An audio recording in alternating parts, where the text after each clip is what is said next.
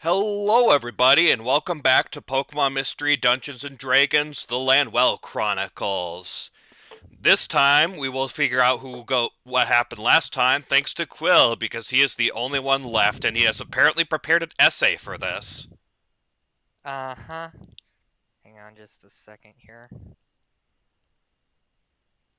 Cleaning out my keyboard. All right. You guys ready for this? Ready. Okay.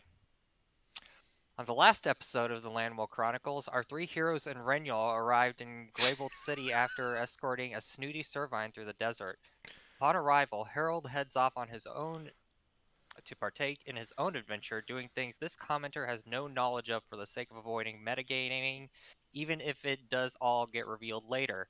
Naturally, the first thing the rest of the party did was go shopping, whereupon they stumbled across a Lunatone trying to sell them a lucky rock. Unable to prove the proclaimed properties of said rock to an unbelieving Eevee, they left empty-handed to the Gwaybold branch of the Freelance Guild, wherein they received compensation for successfully completing the escort mission. It is then that they get their first glimpse into some of the details of the scene of the spectacle involving Elizabeth and learn that Renyel's father is investigating some of the formulas found in the journal on site. Harold then reveals that he is a member of the Delvers, a mysterious fourth faction on Lanwell. He scheduled a meeting with them that will transpire later. For now, the group heads to Gwaybold University to meet up with Renyl's father Gadiel to discuss the journal. A Delphox named Adar is with him. It turns out she is Burst, or Alan's, mother, and Burst and Renyl were friends a long time ago. As for the journal itself, a few pages seem to be missing from it. After this, the four freelancers made their way to the library to try to get a bit more information about distortions, mystery dungeons, and dimensional tears. This plan was all but completely derailed by an antisocial Litten and a Baneri who could definitely use a legitimate lucky rock from that aforementioned Lunatone was selling. The Litten, named Rafa, had claimed the particular book our heroes and Raniel were looking for as her own, as cats often do, preventing them from checking it out. She did, however, tell them of the mythical Worden tree, consumer of souls, which was last seen during the war. Raniel then decided it was a good idea to invade the Baneri Lucius's privacy and dig into his mind. He doesn't get very far, but he does learn that the two are from another world and suggests that they speak with his father, as he may be able to figure out a way for them to get home. The two groups then part ways as Rafa was still not relinquishing the book. Next, the team went to the scene of Elizabeth's death. After a short but at the same time lengthy investigation involving checking everything including the ceiling, Elizabeth's real journal was found and the journal left at the scene of her death was planted. Elizabeth had apparently attempted to create a dimensional tear using her native space warping psionic abilities and seemingly succeeded to her own demise. Something came out of the resulting portal, and no one has absolutely any idea what it possibly could have been. Surmising what that Elizabeth may have been a victim of circumstances similar to Reniel and Alan, Reniel, being Reniel, decides to go check the corpse that was found in Elizabeth's home. It is wearing her clothes, but it is so charred that a positive identification is not possible. Once this is done, they sneak away to meet the Delvers. They are quite amicable and, so far, seem to be the least suspicious of any group that we have encountered. They are forthcoming and honest with their motives. They are not necessarily anti guild so much as they are anti mystery dungeon. They do, however, distrust the guild and suspect them of being responsible for the increase in distortions. Harold, in particular, believes the guild is opportunistic and uses young explorers to make a profit. Eventually, the discussion turns towards the circumstances of Elizabeth's apparent death and Fleppwell's connections to it. Eugene asks if it is possible to somehow track Fluffwell, and Christelle the Frostlass states that they're currently monitoring distortions and Ledrith via a console, but they can't really surveil more than that. The plan is to attempt to use some of the red crystals Renal has been hoarding as signal boosters or beacons of some sort to expand the effective range of the radar, since the crystals are very magic capable, for lack of a better term. After this, they head back to the guild and rest. The next morning, the Metacham who greeted them at the Gwaybold branch and paid them woke them up and told them that two new mystery dungeons had appeared. one at the desert oasis, but that doesn't matter. The other one appeared along the Dwyneth River at the site Reniel's mother was at, salvaging the remains of the experiment that caused Reniel's condition. Now, we are currently en route to said mystery dungeon. Boom. Oh my gosh. I spent an hour writing that this morning. He did say it was an essay. Okay, legit? Get luck points with advantage. Okay, I was going to go like something like D8, but you know what? Actually, yeah, give me a D6 of luck points, but take advantage with it. So take whatever the highest number is. Alright. Okay, 5 luck points for you. Yay. Alright. Okay, so yeah, after so as you recapped, after learning about that, you all begin making your way towards the Dwyneth River. I imagine. Well, I'd say Reniel is probably panicked right now, but he's Reniel. Oh, my mother is trapped in a mystery dungeon. Huh. This is an undesirable situation. We should seek to remedy it. Yep, that's Reniel, alright. But yep, as you are running along, you eventually make your way. You eventually make your way over to where you see, along the river, just across the horizon, you see this strange sort of mist surrounding the river, and you see that there is parts of the land that near around the river that is raised up, suggesting that this is the entrance to a dungeon. Oh, that report was certainly accurate. Should make sure we're ready for this. Harold is going to cast Aid on himself, Sergey, and Eugene. Okay. That's 5, right? Correct. Yeah. All right. Do we have any potions we might want to use, or we don't really know what's in here, though? I'm also holding on to Reniel's chest. That's you're wondering why I might have it later. What? Oh, you mean the... Okay. Fire retardant chest, yeah. Yes. Yeah. All right. Gotcha. That fire retardant chest that's going to be traveling with you the entire game, apparently. It is our hostage. I think that's the best we can do for now. Yeah. Okay. So we will go inside, I guess. All right. But before you go inside, you all see an Excelgor, if I can speak, who appears to be approaching at rapid speeds. Harold, you are fully aware of who this is. Right. Ricky. Harold, good to see you.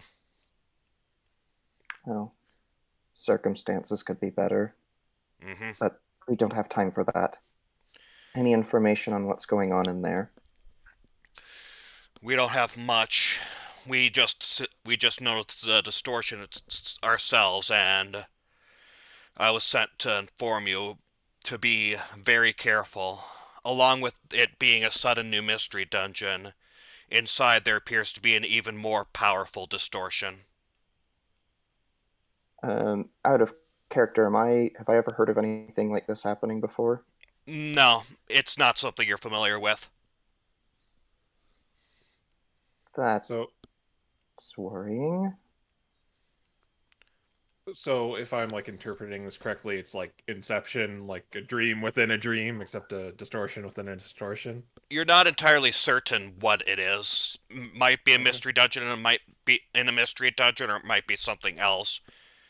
It's just turning up on the radars as a distortion. Okay. Anyways, I can help pull you guys out if you're stuck in there, but we're also heading towards the Oasis ourselves to help out with the situation there and make sure as many innocents are taken out of there as we can get. Harold nods.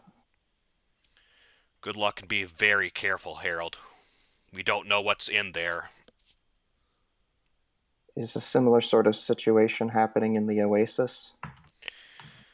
We don't see the distortion within the distortion in there yet, but we suspect it will appear sometime soon.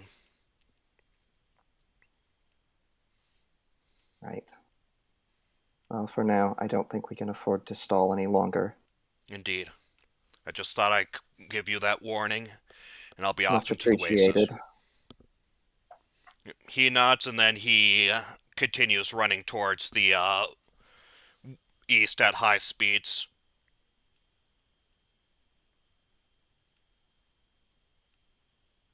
Harold straps his shield on. Let's go. Yeah. Brynjol's already halfway there. Halfway there. Halfway there. Okay. So is everyone going straight into the dungeon? Yeah.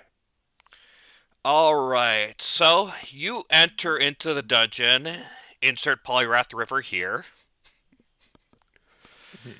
And what you find is, first things first, you all are split across the river. Reniel and Sergey, you are on the left side of the river, while Harold and Eugene, you are on the right side of the river. You hear the sounds of the rapids, suggesting that this river is moving very quickly. There are a number of logs, trees, and stuff like that.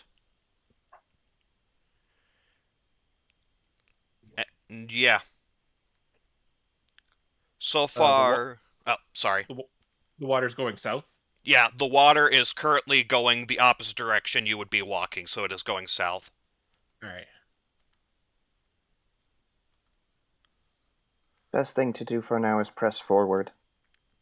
We'll look for a way to get reunited with each other, but let's at least maintain visual contact. And the water's going pretty fast, too. It sounds like it, yeah. Alright. The water types in your party could probably afford it, but you imagine it could potentially push them back. Alright. Are there any footprints on the ground? None that you particularly notice, no. Okay. Alright. We might want to go forward, but keep on the lookout for traps. That's exactly what Reniel's going to do. He's going to be keeping an eye on the ground for traps. Okay, how are you doing? Are you just gonna keep your eyes to the ground, or? Yeah, with what Reniel's got on him, that's pretty much all he can do. Yeah, if the ground is pretty disturbed or anything, just look for that, for any, like, pitfalls or, any Yep. sort of traps. Pitfalls, shapes that indicate some kind of pressure plate, a rope maybe, anything like that. Okay. You do that. You, all walk through, and fording this entire area, you do not appear to see any traps. Once you reach the end here, what you notice is that there are two large metal doors that each have a keyhole in it. Oh. The doors do not cover the water, but the doors do cover your pathway. So we could theoretically go into the water and just get past the doors. If You we were could able certainly try to. to overpower the current. Something tells me with our athletics scores, we probably shouldn't attempt that. Yeah. Okay, it's looking like there might be some keys around here. I should note, by the way, you cannot see what's at the bottom of the water. The water is too hazy to see if there's anything inside it. Hazy, like mud getting stirred up from the bottom or something. No, not like mud getting stirred up, more just... It's moving so fast that, like, it's... any images in it would be disturbed. I see. Okay, I want to pull out the 10-foot pole and poke it down. See how deep this is. Okay, into the water? Yes. Alright, you poke the 10-foot pole down, and you feel that it does hit the bottom, so this water is 10 foot in depth. All right. Where were you poking it, by the way? Right next to the door. I'm assuming we're right next to the door right now. Okay. Probably a fair assumption. Alright, so yeah. Alright, yeah, you poke it down, and you feel that it is 10 feet in depth.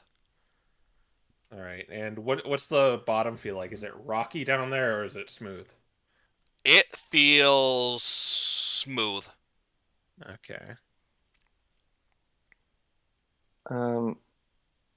Check under rocks, these bundles of wood in the Yeah, bushes. Renio's already at this one, checking this one out.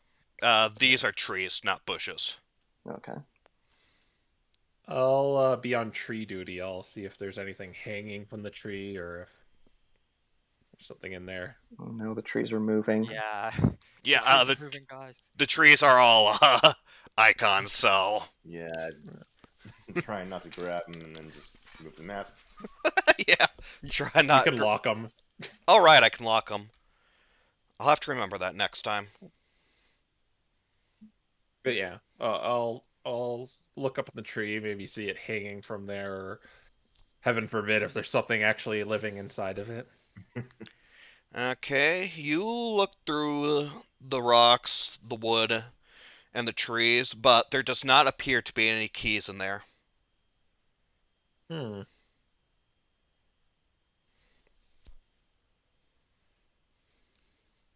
Just the ones that we're currently at, or do I did assume we- I assume after you pass that you'd investigate all of them, so there does not appear to be any in any of them. Hmm. And when we did a thorough check, like we looked under them and all that too. Yeah. All right. How many keyholes are there? One for each door. Let's see. And they're shaped like standard keyholes. Yes. All right.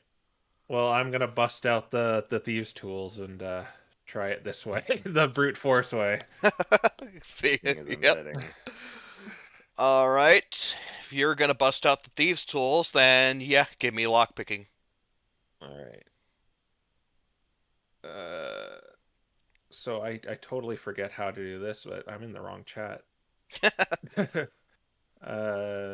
Dex plus if you're proficient or expertise with thieves' tools, then you add your proficiency dash expertise. All right.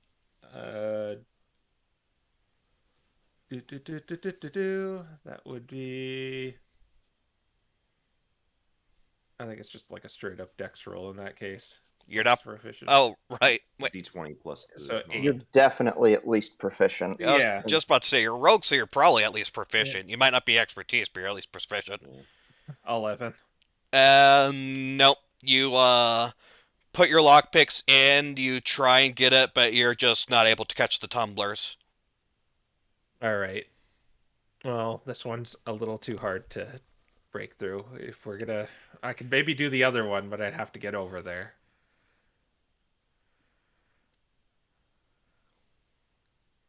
I'm not sure about. I'm not sure how safe that is. Let's see what I got for. Well, I think the next place to check is pretty obvious.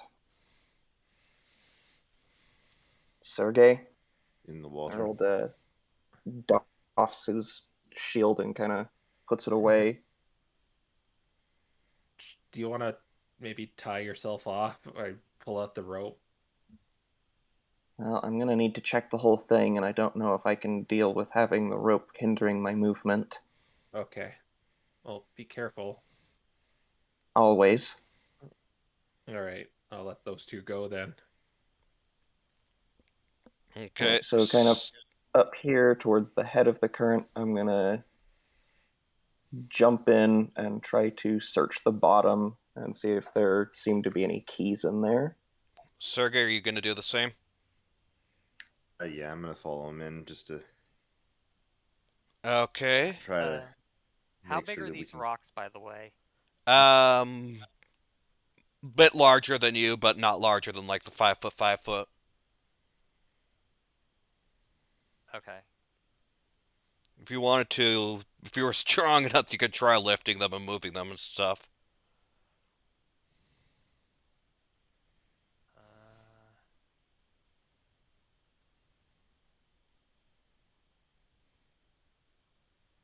Okay. I'm just thinking, I think it's a bit too deep for these rocks. Yeah, there's not enough material to dam it up. If it's 10 feet, then Yeah, there's not enough. Smart thinking I thought I didn't actually think of, but... Okay, so you guys both go into the water. So the approach I'm taking here is I'm going to be upright and like digging my feet into the bottom and trying to sort of push back against the current and let it slowly carry me as I search along the bottom and see if I can notice anything. Okay. So you do that, and you notice this in the river Oh, and this in the river. And Nice. you'd be pushed back right around here. So you've noticed that so far. And roll initiative.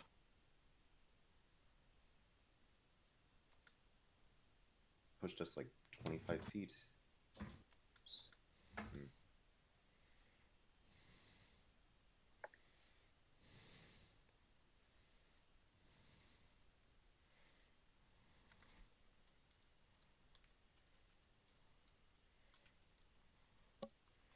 I guess we don't know what's going on yet. Yeah. Yes, you guys should still roll initiative, but yeah, you don't know what's going on yet.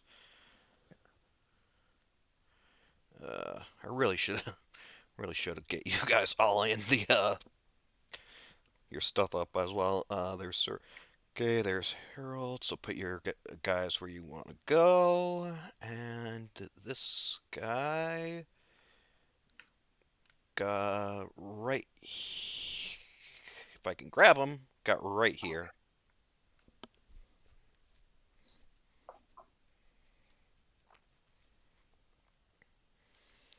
Okay. Alright, Reniel, you don't know what's going on yet. Harold, what do you want to do? So far you've seen that there's one key underwater, and then there's that Floatzel who's noticed you and is now aggroing on you. All right. Presumably, I can move faster if I go with the direction of the current, right? Yes, you can. If you are going with the current, then add 20 feet to your movement. If you're going against it, then consider it difficult terrain. Okay. I'm going to dart forward. Hold on, I gotta calculate how this is going to affect my movement speed. That's kind of weird. Okay, so basically, so like every foot of movement with the current, I can move. Oh, yeah, that's kind of 50 hard times. because I'm going to be doing movement both with and perpendicular to the current, so I'm not sure how to calculate how this affects my speed. If you're going left to the right, then it's not difficult. If you're going with the current, then it is. And Could we do something like it's anti-difficult terrain? It only yeah, costs me half movement to move with the current, yeah, sure, we'll because I go. can calculate that a lot easier. Yeah, sure, that's probably better. Go with it being anti-difficult terrain. So you can go double movement, passing, or you know what. Okay, so I think I was right here. So basically, I am going to take off, swim towards the key. So I assume it's just an object interaction to pick up the key. Yeah, it's a free action. Okay, so I'm going to swim to the key. When I do that, do I notice anything else while I'm down here? You notice this, but let me see if this notices you.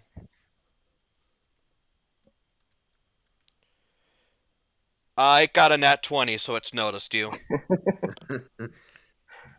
All right, I'm going to use my object interaction to pick up the key, Okay. and I will use the rest of my movement to pop out of the water with the key. Okay. Add the key to your inventory. I'm just gonna throw it. All right.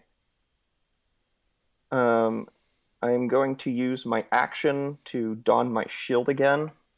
Okay. And I'm going to warn everybody, we've got guests in the river. And that is going to be my turn. All right. Nice turn. Okay, Eugene, you are now aware that there are floatzel in the river. I cannot see them. As of right now, you cannot see them now. All right. Harold probably Well, gave you a good idea of where it is, but Yeah, he like got his shield on and just kind of pointed roughly to where they were. all right. I'll use my action and movement, or I'm just gonna hide behind the rock and use all my other actions to move there. all right. If you are hiding, then roll me stealth. All right.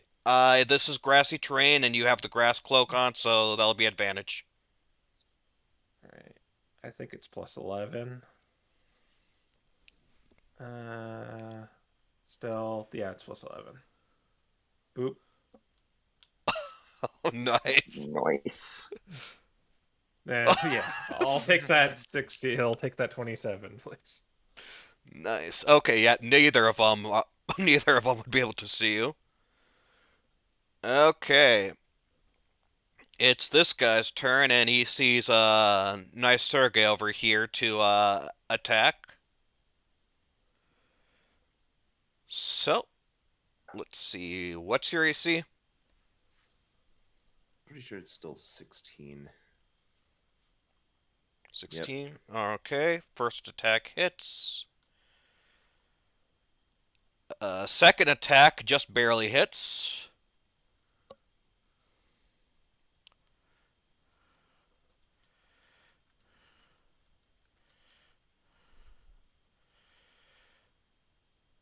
Oops. You take 14 bludgeoning damage. Oh, wonderful.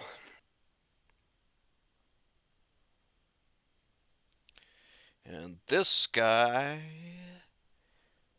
will not be able to attack thanks to the river rapids, but he will plop out and end his turn right there.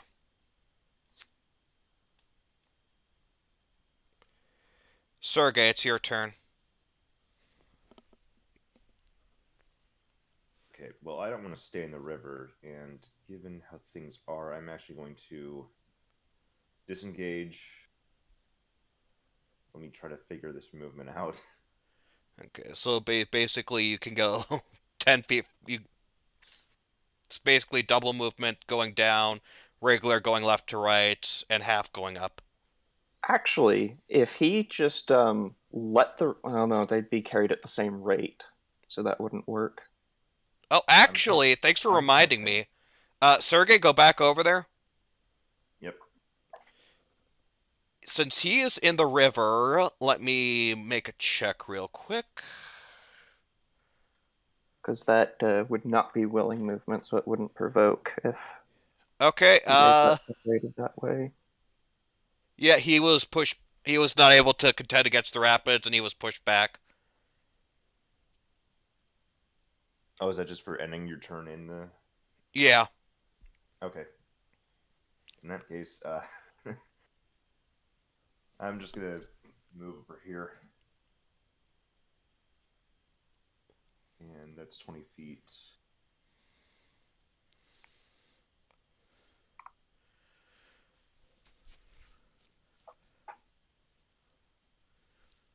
All right, and is that it for you?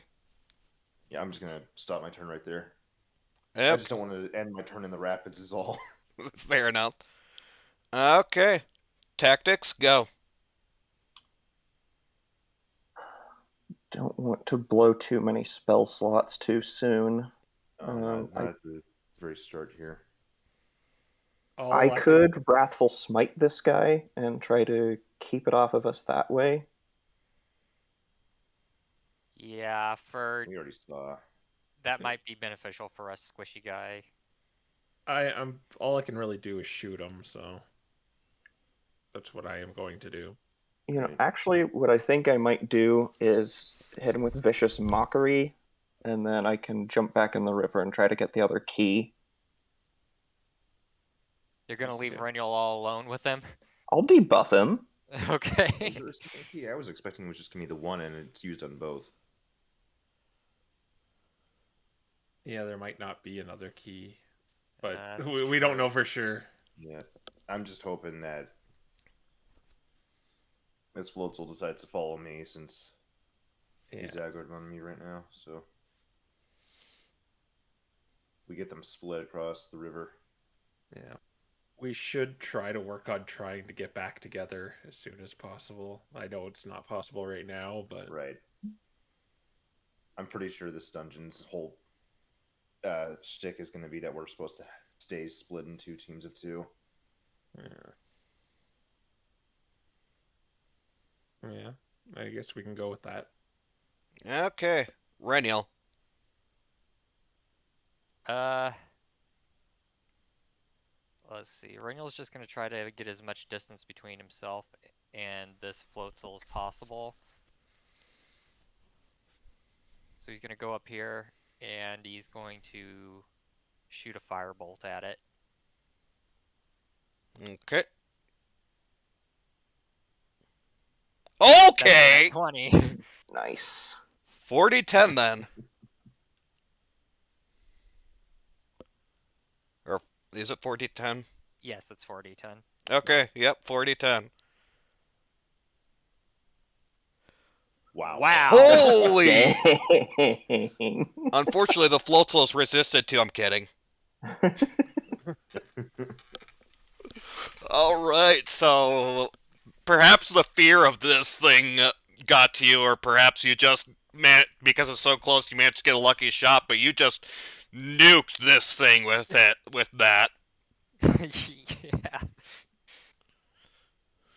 Alright, well, that's Renial's turn. Okay. Not a bad turn. Alright, Harold. I'm gonna cast Vicious Mockery. There's more of that in the store unless you leave us alone. Alright. Whiz save, I believe. Wisdom save. Alright. DC is 15. It failed. Okay.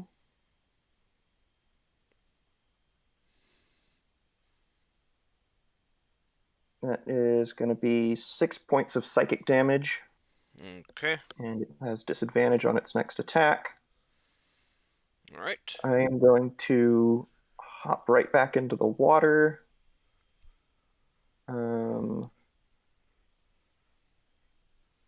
I assume I don't provoke opportunity attacks if I move past it while it's on land and I'm in the water. You will not. Okay. I'm going to start by moving to here and see if I can see any signs of the other key. Okay.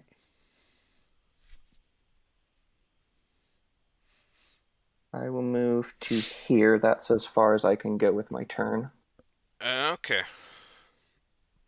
All right. You do that. And yeah, I don't really have a good bonus action I can do from here, so that's going to be my turn.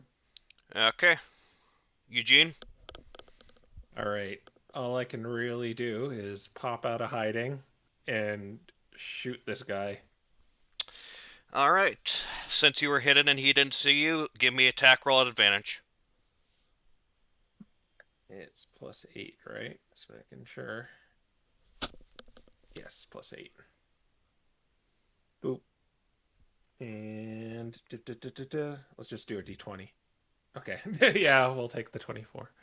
Yep. All right. Roll damage and roll sneak attack. D8 plus 5. 3d6. For some reason, your sneak attack seems to always be less than your damage. Yeah. All But right. nonetheless, 17. Yep. Let me do my calcs. Yeah, on average, his sneak attack is actually going to do about the same damage as his regular damage at this point. Fair enough, yeah. All right. You did that. Okay. The weasel's looking a little. The floatzel's starting to look a little tired.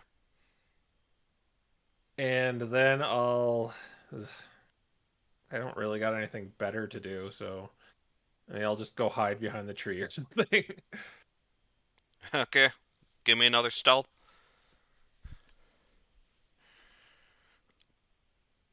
Also, no, you're probably not. You still have advantage. Right. I think that's good, anyways. But yeah, 23 is All right. good. All right. And you are not getting that pallet back, by the way. All right. It is these guys' turn.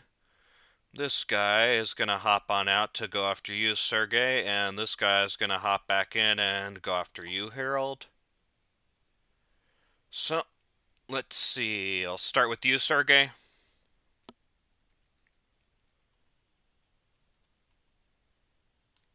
That'll hit.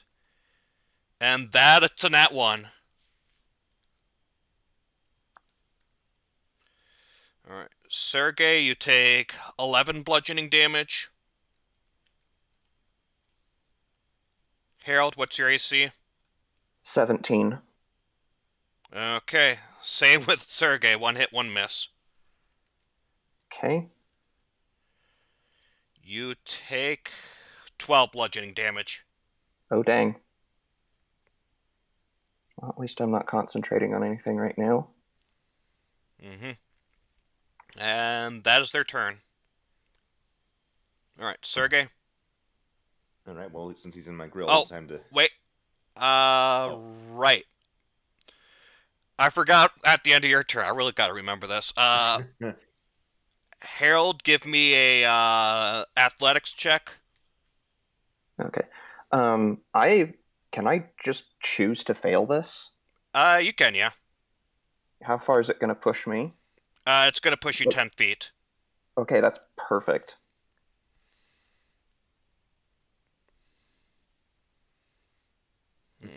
Okay. And I remembered it, but I assumed it didn't apply because I was swimming along with the current the whole time on my turn. No, it still technically it does still technically apply. I just forgot about it. All right. Oh, he had disadvantage on his first attack against me. Oh, right, and it was his first attack that hit. Shoot. Oh. Okay, he would miss both of his attacks then. Cool. I forgot about that. Thanks for the reminder. Okay, so restore yourself back 12 HP. Okay. Anyways, Sergey. All right. Well, like I said, I'm just gonna start swinging at him. All right. Where is it?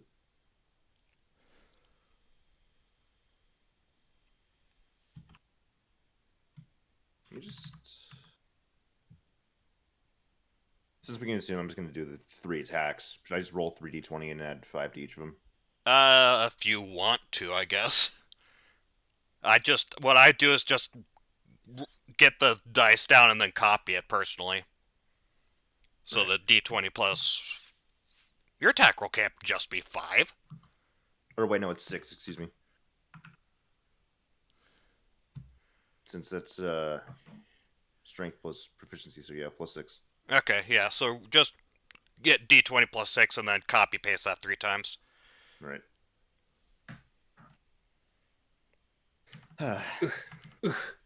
Okay! Five. Oh! Well, you hit once, but that was a really good hit, a nat 20. What do you say? Do we just smite him outright? I would. I mean, a 20 is a good thing to Yeah. smite on, but it's up to you. A 20 is a good reason to smite something. It's 2d10 plus 3. Yeah.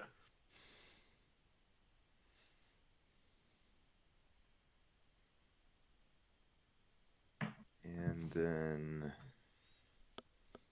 Where is it? I never have the thing on hand for smites. It's 2d8. Oh, well, Or in this okay, case, so if it's 4. at first level, since it's a crit, it's going to be 48. Right. And these things are not fiends or undead, unfortunately for you. If only. Oh, Dang. Wham! that is a very good smite. 38 damage. Nice. You know, just miss 2 of them, but get the 1 crit. Yeah. Overall, Yeah. I'd say you did pretty nice damage, despite your luck. Anyways, tactics, go. I assume that guy's next to me still. No, he's right there. Okay, so was he not able to attack me? Oh, right. Yeah, right. Thanks for reminding me. Okay. Yeah, okay, so he is right there. I'm probably just gonna vicious mockery this guy, grab the key, hop out. I'm gonna support Sergey. I'm probably gonna get in close too, just to mitigate some of the damage if it decides to attack again. Yeah, I've been... Reniel, I would suggest you attack the guy next to Sergey. Yep, that's the plan. Are Harold and the other floatzel bobbing out of the water, or are they completely submerged and cannot see them? Harold, how far up were you in the water? Down at the bottom looking for keys. Yeah, Okay. so they're down at the bottom. I Alright. thought so, but I just wanted to make sure. All right. Yeah, all right. I'm just gonna shoot the one next to Sergey if it's still alive after Reniel. Alright, is that everything? I think so. I Okay. should point out, crossbows you can shoot normally underwater. Just want to point that out. Mm, Okay. Then Reniel. Firebolt. Okay. Are you going to firebolt from there? Because technically, you can't firebolt it from there. Is the logs really that high? Yes. That's a lot of logs. Hey, that means you can use them as cover. Yeah. That's Okay. cover for you and cover for him. Nah. Nope. Oof. He spent it all on that first one. Alright, that's that it Daniel's for you? turn. Yep. Okay, Harold? Alright. Object interaction. I'm going to pick up the key. Okay. You have both keys now. And he's going to kind of hold it up in front of the floatzel. Looking for this. Cast Vicious Mockery. That's an interesting, just mockery. He failed.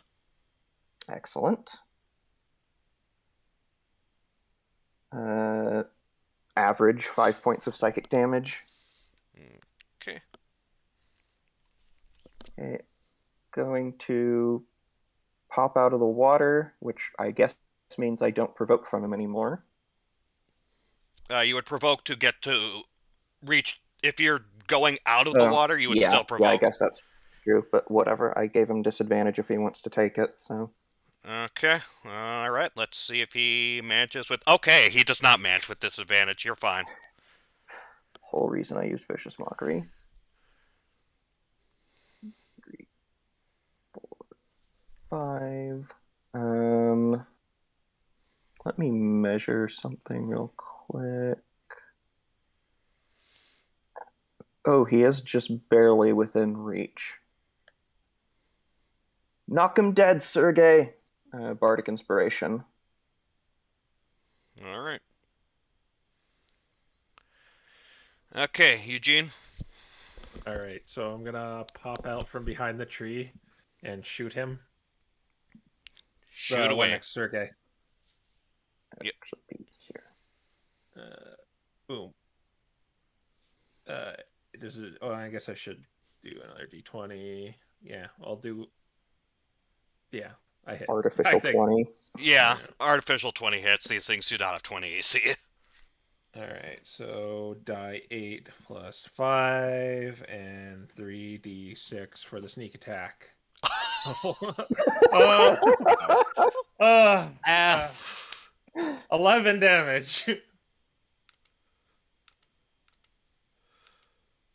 Was that 11? I thought. That's 16 damage. Oh, Yeah. 16, yeah. Yeah. I was just about to say, that's not. Okay. Yeah. This guy is also looking a little tired.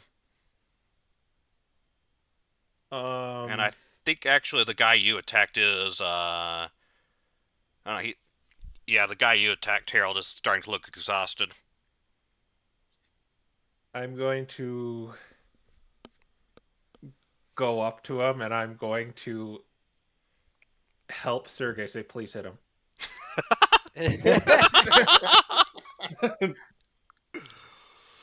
Okay.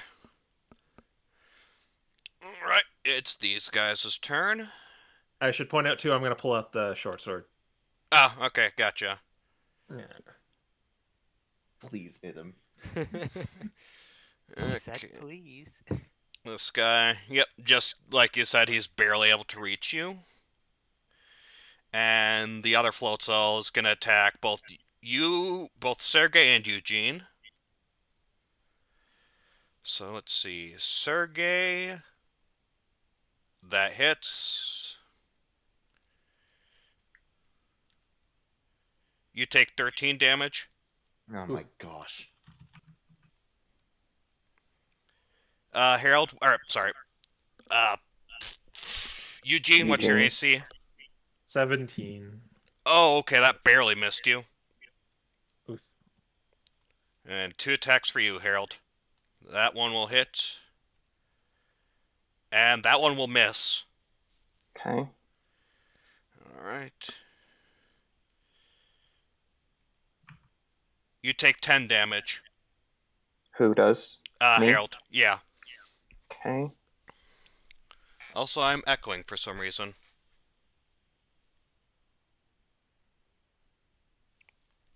I have no clue why, though.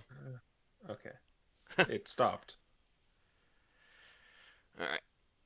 Anyways, that is their turn. Oh my gosh. I think it's coming from you, Doc. Yeah, I think it's coming from you. Yeah, it's coming from Doc. Weird. Maybe try turning my voice down a little.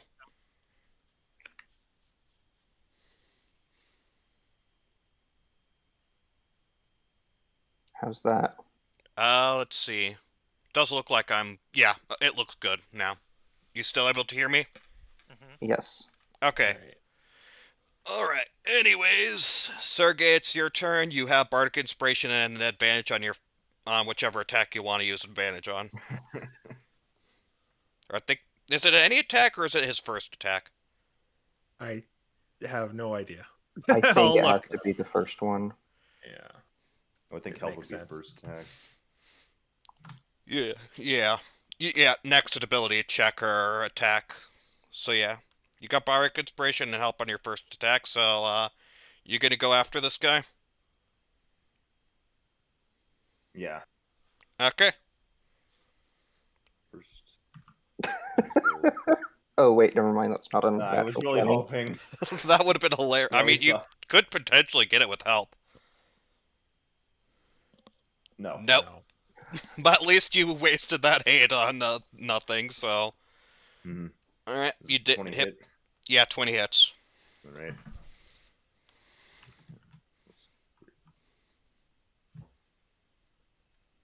Alright, nice 11. And let's keep going until he's down. Oh, Oh my my god! There it is. How is this full soul looking right now? He's pretty exhausted. All right, I'm not going to bother with another smite. So 2d10. This is where the 1/1 happens. I would... I can re-roll those. I mean, yeah, you Yeah, can sure. reroll those. Well, that's Like to do. Ah! It happened. The one time.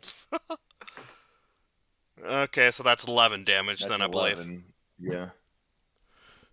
I still got one more. Yeah, it ain't down, Please.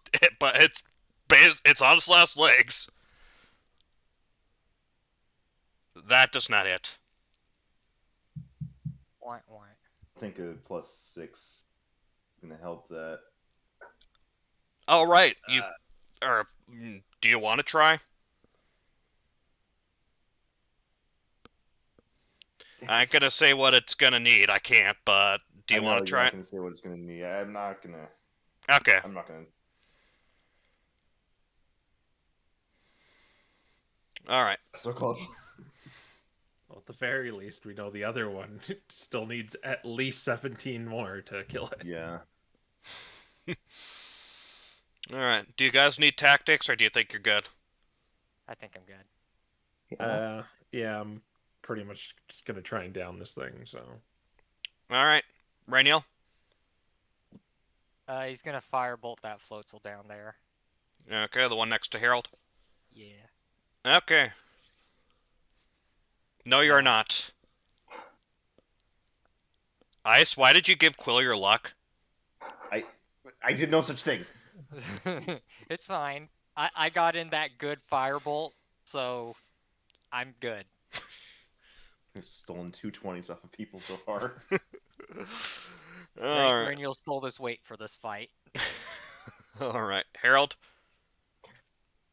All right. This thing is about to get sworded. Sword. Have to remember.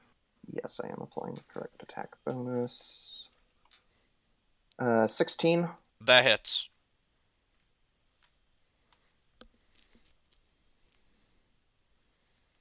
That is going to be 7 points of slashing damage. Okay. And yeah, I think that's all I am going to risk doing for now. Okay. All right, Eugene. all right, so I'm gonna pull out the short sword, and let's go for an attack. So close. So close. So close. Yes, because you seriously needed that 20 to kill that float soul. 9. Yeah, it's down. Okay. I'm pretty sure you could not possibly have not KO'd it.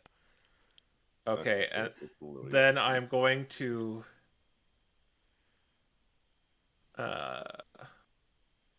see my movement here. It changes every. Okay, and then I'm with my offhand and my other hand with the crossbow. I'm gonna shoot the floatzel with my offhand attack.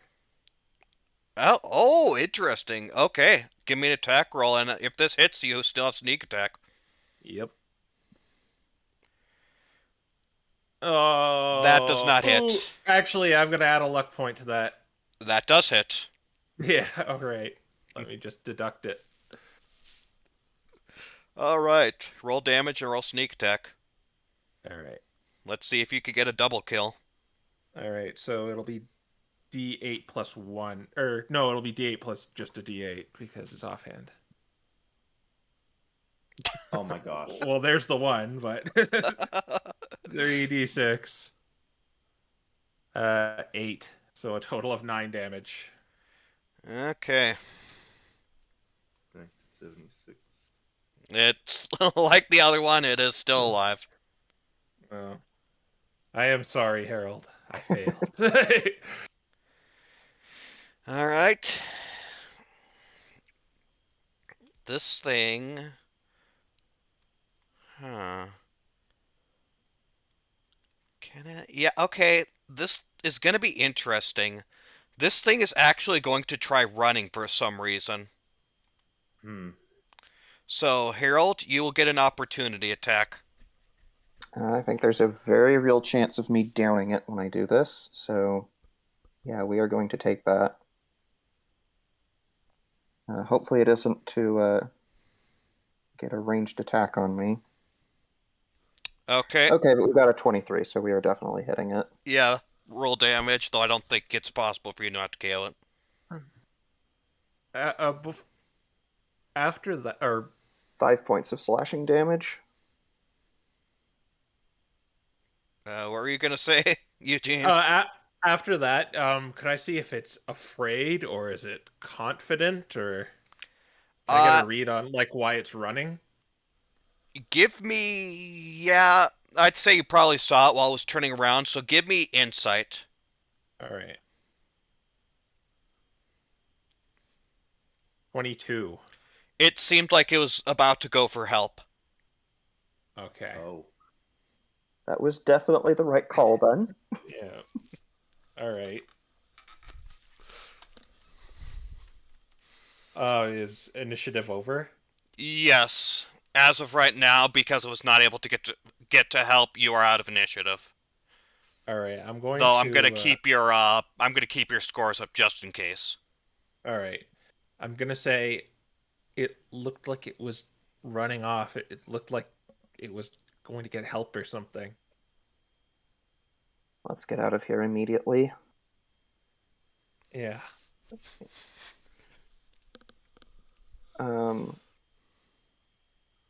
Harold is going to pull out one of the keys. Renuel, could you send this over to them? Renewal's gonna mage hand it over to the other side. All right. Okay, yeah. You guys have a key yourselves then.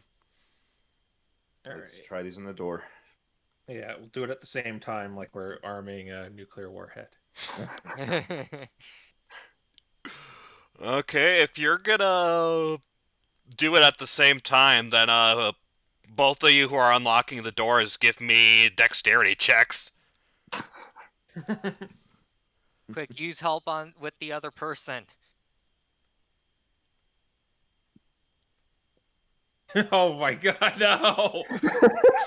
Opposite ends of the spectrum. A 1 and a 20.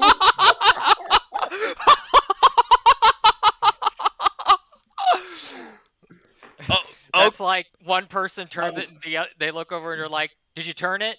No." Or I think it's like that. Like, okay, on I'm gonna go 1, 2, 3, go, and then we turn it, and then it's all like confused if you don't do it on like go or 3. I did it on 3. You were supposed to do it on go. All right, so Harold, I thought we were doing it on 1. you open your door real quick, whereas Eugene, it takes you a moment, and as you put the keys in the lock and open the doors, the keys break. Oh, okay, I'll take that out of my inventory now then. We gotta figure out who's making these. Right to repair laws are a thing. Anyways, the doors are open. All right. So they're just unlocked, right? Right, Not yeah, open? they're unlocked technically. Renewal opens the door. Okay, you open the door and you see it continues onward. Yeah, I Goes guess through the we'll door. open the door too. Alright. Okay, so you go through and you see something interesting.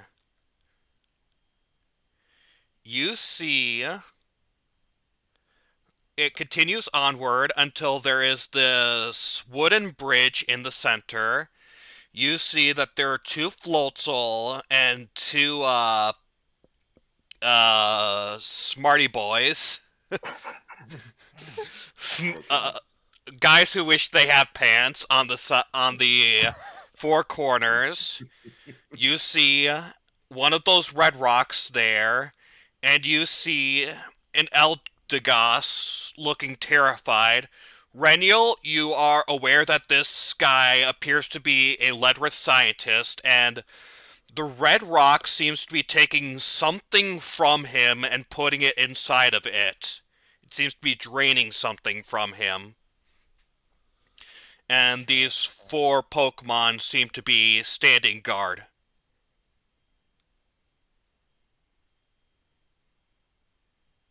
I assume they've noticed us open the door. They have, but they look at you and they don't seem to be doing anything. Well, we should go save them. Hold on a second. I need to look something up real quickly. Well, I already know what Reniel's gonna do. Oh. So let me know. Yeah, I think I know what you're gonna do too. Sonic also probably does, and he probably has an idea of what he's gonna do to prevent it. But we'll see.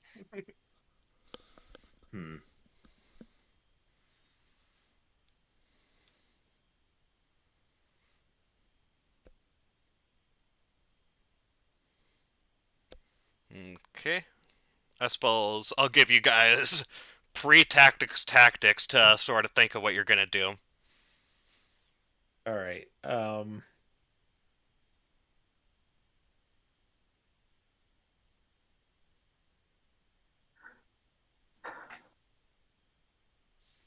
If we can Well. fight these guys off, I'd like to get a chance to use that scroll I got to learn more about those crystals.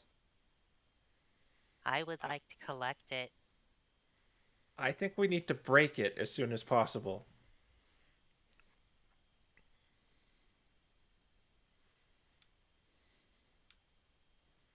We may have to. I just need a minute with it. Look at. Does that guy appear to be? He said he looks terrified, right? Yes, he looks terrified and it looks like something is being drained from him and being put in the crystal. If we can't get him away from there and stop that effect, then we will absolutely destroy the crystal, and that takes priority. I'm not denying that. But if we have a chance to learn more about what we're dealing with here, I would like to take it. All four of them.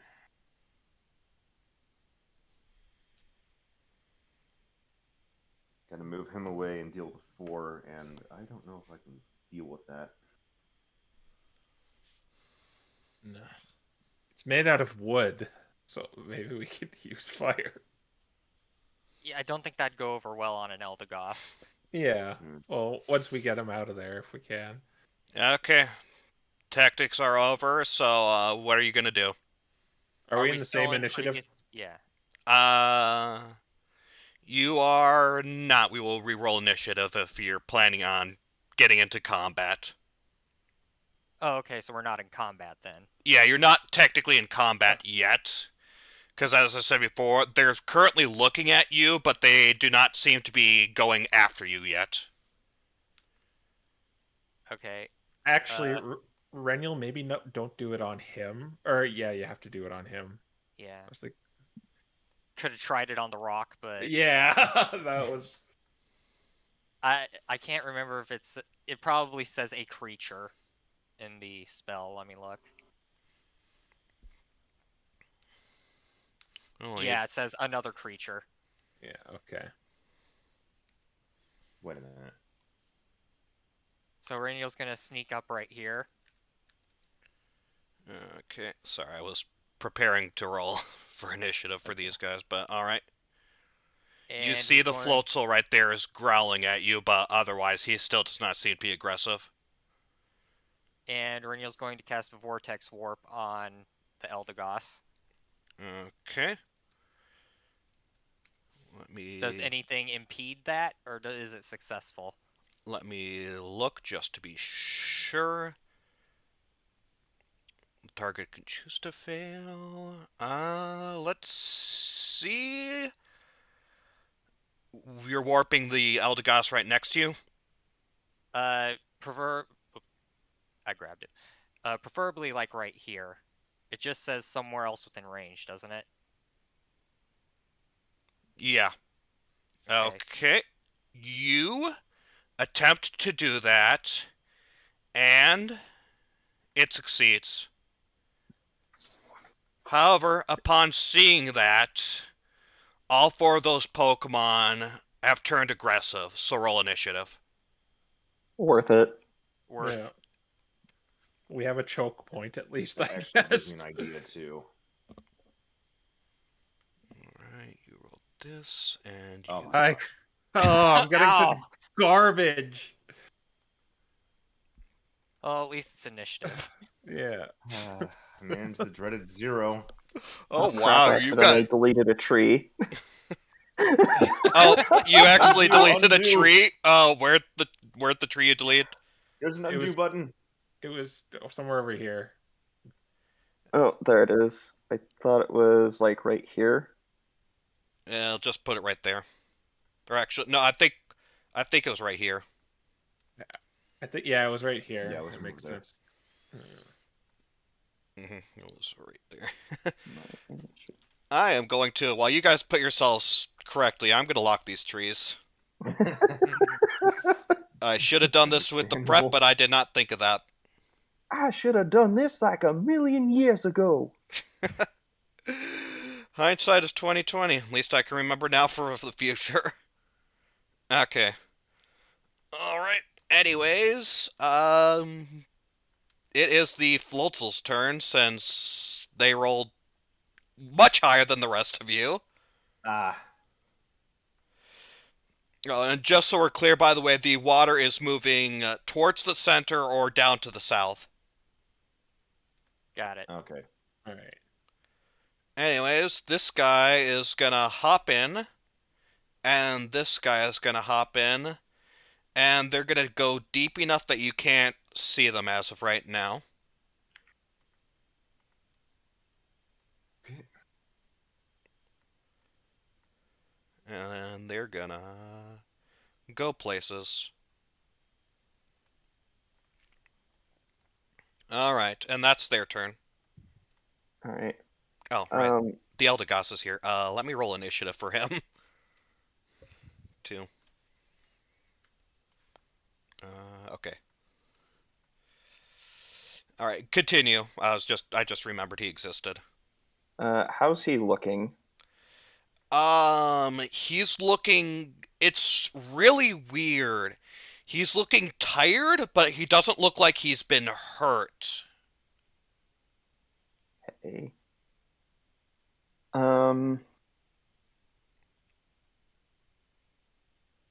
This is a bit expensive, but this could potentially be a big fight. Sergey, I could try to buff you for this fight Well, that depends. I'm already with pretty hurt. enlarge. I'm already pretty hurt, so I don't know if that'd be worth it. Okay. Didn't realize you were that badly hurt, or I've tried to heal you before. Yeah, I should have said something. Okay. In that case,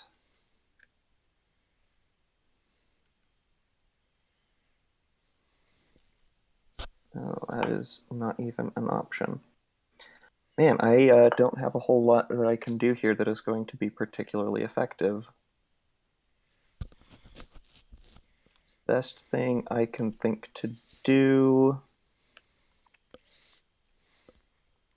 I know I said I wasn't going to do this, but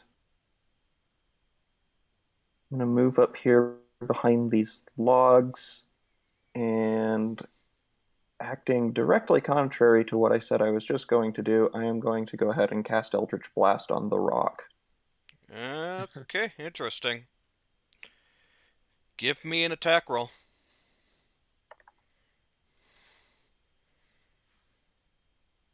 Oh, whoops. Wrong syntax. Nearly did that earlier myself, actually. All right. Okay, 24. That's definitely gonna hit. Yeah, that hits. Roll damage. Almost did the R again. Okay, 10 points of force damage.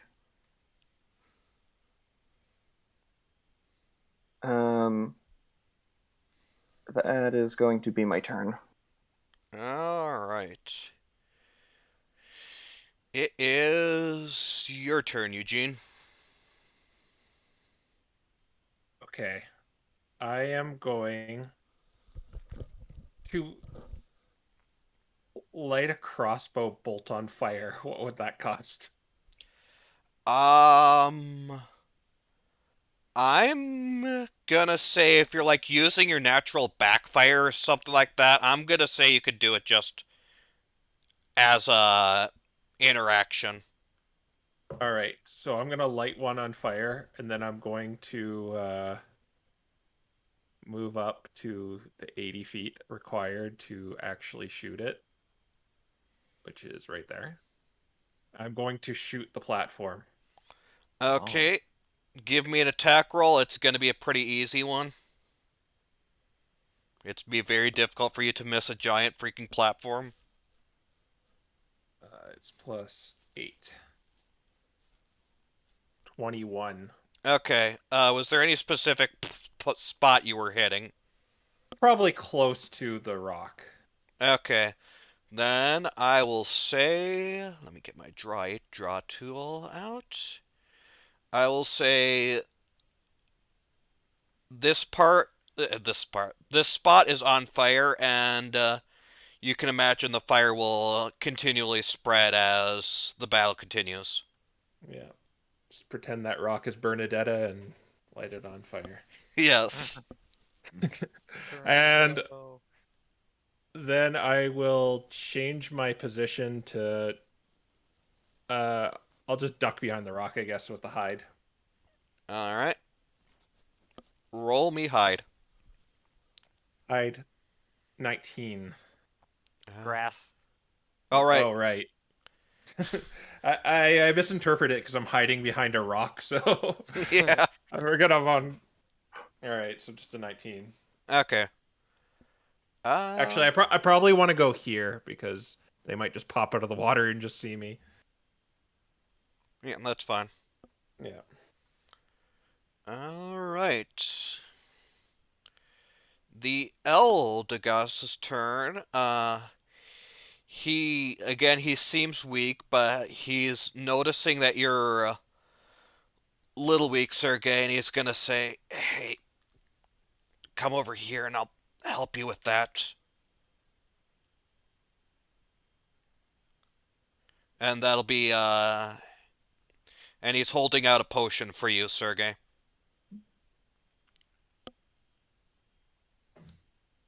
And that'll be his turn. All right.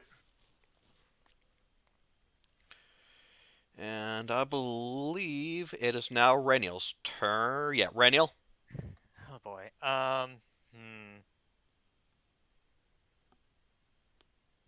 Yeah, I think it might be a good time to pull this out. So Renniel's gonna go right here, and Crow gave you that thing for Hunger of Hadar, right? Yep. Could you pop that down, please? Yep. Oh. He did, but I forgot to size it. Yeah, just God. grow it up so it matches the tiles, and it'll be all good. Where'd it go? I deleted it. Frick. I was resizing it. Yeah, sorry. Here, you resize it, and I'm gonna resize it myself in the thing.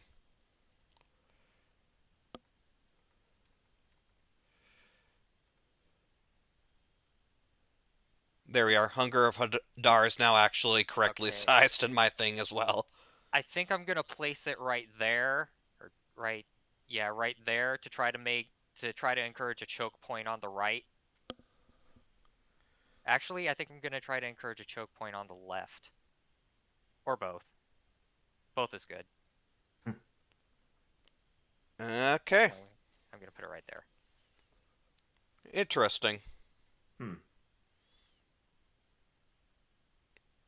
Cool. And that's your turn? Yep. All right. It is the Slow King's turn. I actually remember their name. Yay. First things No longer first. guys that want pants. Yes, the guys who want pants. First things first. Yeah, they're both able to reach basically the same spot. They're gonna go over here. If I can grab you, you're gonna go over here. And let's see if they can do anything right now.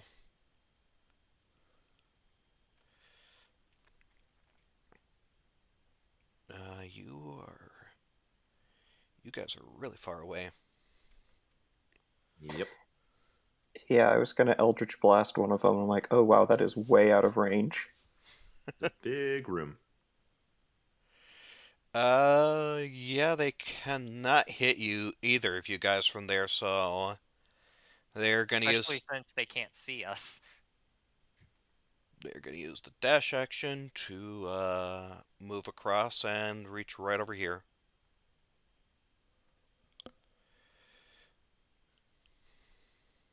And that'll be their turn. Okay. And finally, Sergey. All right. So, assuming I should just be able to reach this spot, right? Yeah. All right. He's got that potion, so I'll take that. It needs a bonus action to use that. Yep. Taking it as an interaction, by the way. Okay. All right. And interactions are just a free thing, so. Yeah. Okay. This is a D. If you're gonna take it, roll 44 plus 4. Okay. D4 plus 4. Oh wow. Oh, near max. That's That's some good potion. That's the good stuff right there. much appreciated. He nods, but he seems like he's having difficulty really talking or doing much. But anyways, yeah, I believe you still have your action if you could do anything with it, but you've got this giant inky blackness. Right. I wish I could understand what's wrong with him. Is this something like I could try to attempt to figure out? Or is it just that like he just looks tired to me? I'm gonna say for you, he's just gonna look tired. I don't think you'd have any way of knowing what this is. All right. In that case,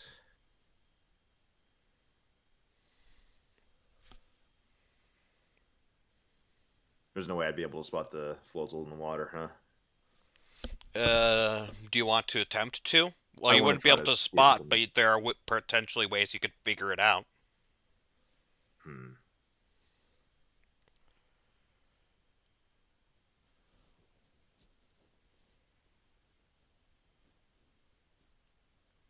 I just don't want to waste my turn is the thing, but it's like I don't have much I can do right now.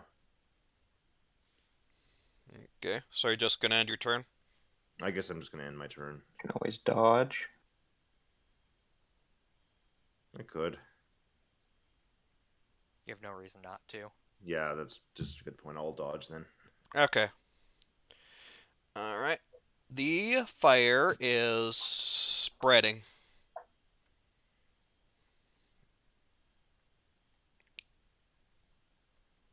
Let me, I should have been smarter and just did that.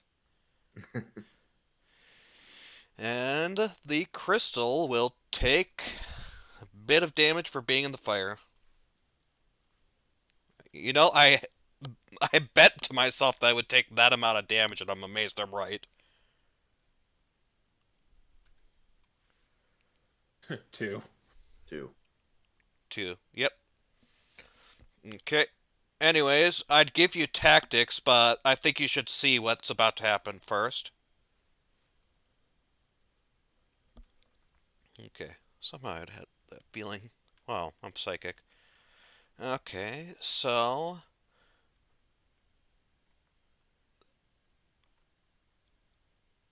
this Floatzel right here is gonna pop out, and he seems to be making a mad dash towards the fire as he reaches.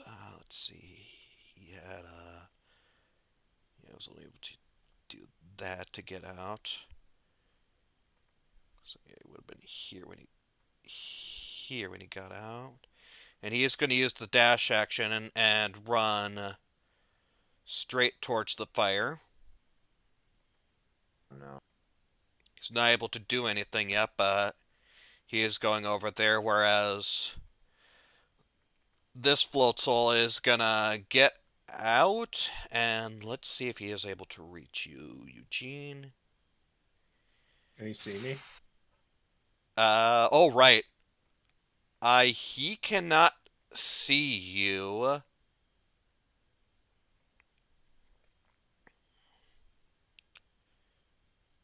So he just trips over Eugene on his way there. Bunk.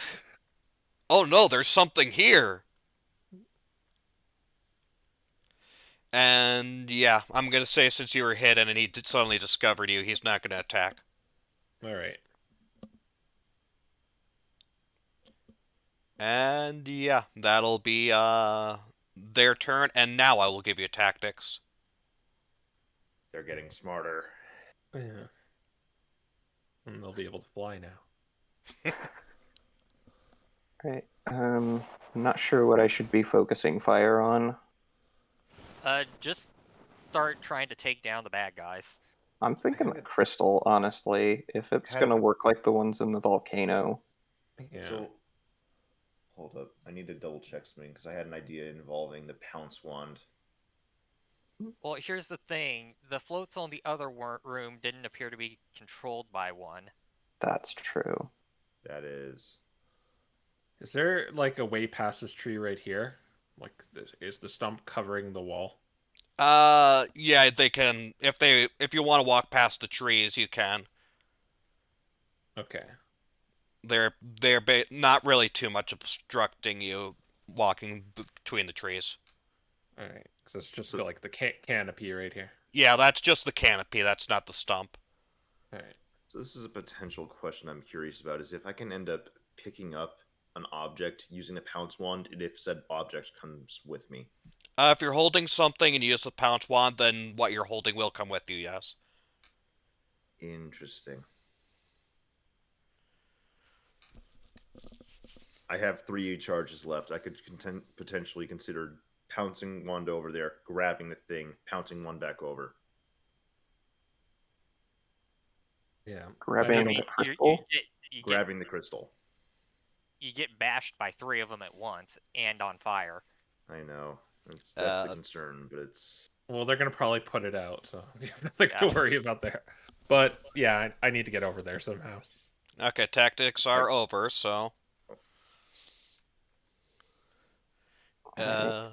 Yeah, the My float. turn then, I believe. Yeah. Okay. I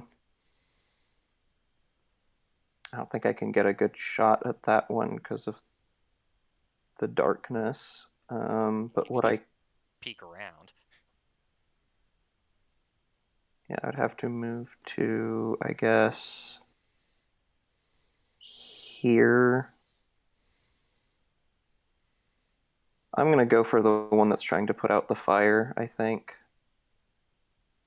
Alright. So I'm going to move to here, and I realized I used the spell incorrectly on my last turn. I'm going to fire 2 shots at that guy. Alright, yeah, you fired 2 shots. Okay, you're firing it at the Floatzel? Correct. Okay, give me 2 attack rolls then. So that's going to be both are probably going to hit, I assume. Yes, That's both do indeed hit. 25 and 26.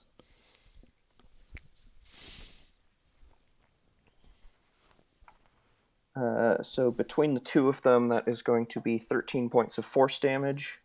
Okay.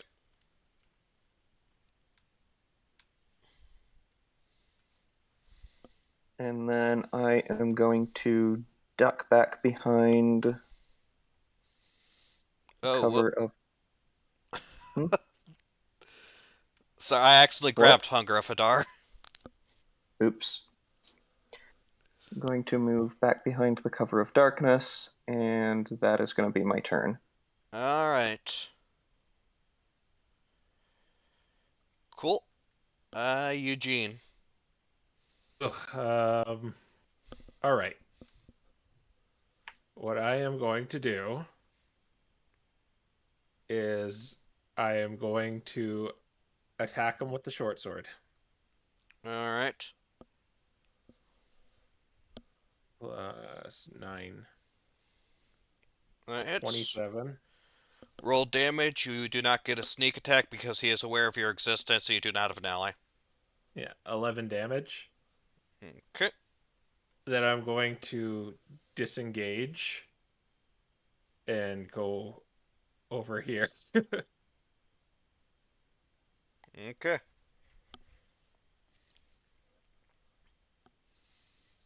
And that's all I have. Alright.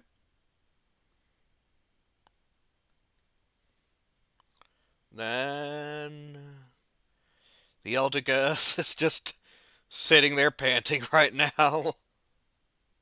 And yeah, he's just gonna remain there. So, Reniel. Firebolt the float soul. Okay, use fire in the water. Gotcha. It'll be fine. Ugh. Reniel, your luck has just decided to suck. It's fine.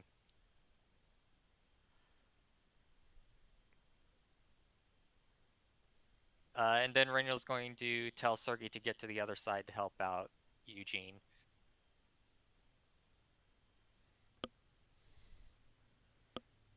Okay. Then it is these guys' turn. Let's see. You guys are all behind the cover of darkness for them right now, so... Let's see... Wait, what's the distance in that again? The difficult thing with this is distance. Oh, that's much further than I thought. Oh, yeah, they could do that from there. Okay, so, what level spells is Hunger of Hadar again? 3rd. Okay. No. Oh. Yeah, you probably could figure out what I'm about to do. Or what they're about to do. Let me just make sure it can. I believe it can. Uh-oh. If they're going to do something to try to dispel it with light, They are not. okay. One of them used Dispel Magic on Hunger of Hadar.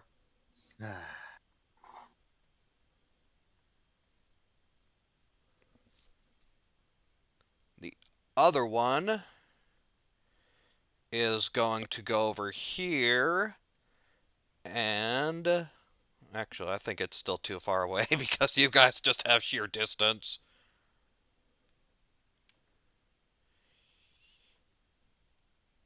Oh yeah, you guys have a lot of distance on these guys. It is going to use the dash action to reach over here. And that'll be its turn. Alright, Sergey. I'm gonna cross back over to the other side of the river. Okay. So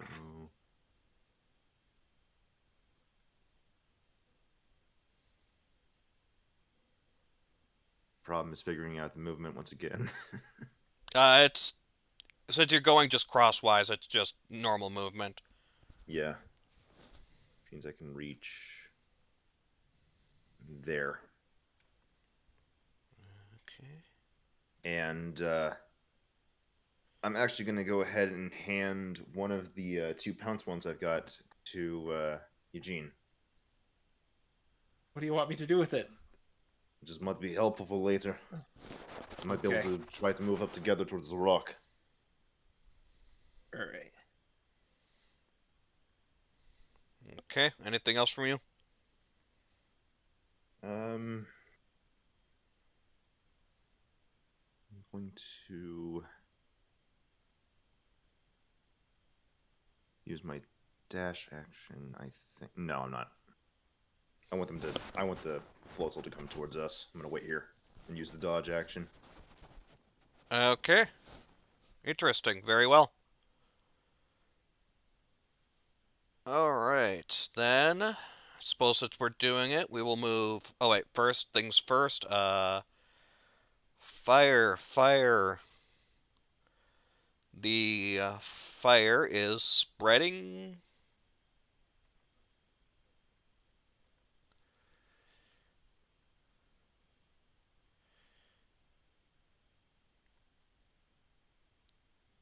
Yep, the fire is spreading there.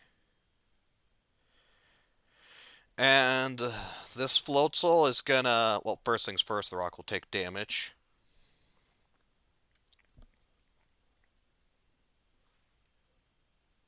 Ooh, nice chunk of damage.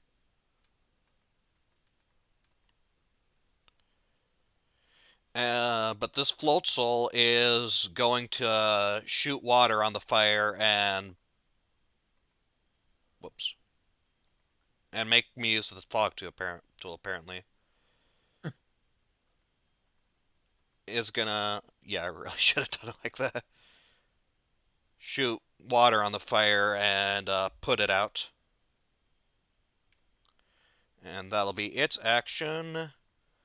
Whereas this floatzel is gonna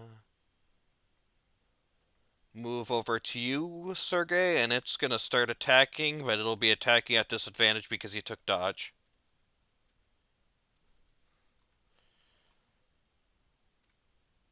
That misses. And it missed twice. So yeah, you successfully managed to dodge. And tactics. Focus fire the floatzel. That's kind of what I'm thinking, yeah. Yeah, I'm gonna deal with this floatzel first. I'm gonna try to draw the other ones away, and then the idea was hopefully to pounce wand up towards the rock and maybe deal with the Slow King. I have a feeling he's going to do something evil to us, so Yeah. I might Spread beware out. of it. Actually, I could try to use command and just try to shut him down for a turn. That might actually help. Yeah. Are you sure it wouldn't have high whiz? It looks like something that have high whiz. That's fair, but Well, maybe it has high int because it's smart. He did. I call don't them know. Party boys.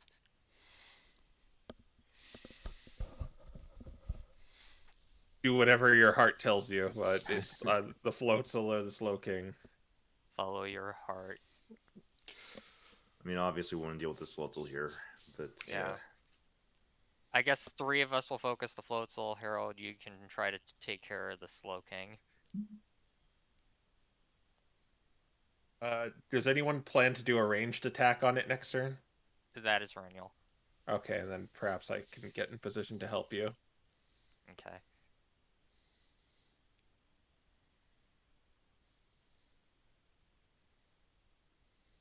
I think that's all we got. Okay. Alrighty then. So, Harold, what does your heart tell you? Harold is going to stare the Slow King right in the eyes and order it halt. This That is going looking. to be a wisdom saving throw. Yes, that one. Okay, wisdom saving throw. All right. And what's your save DC again? 15.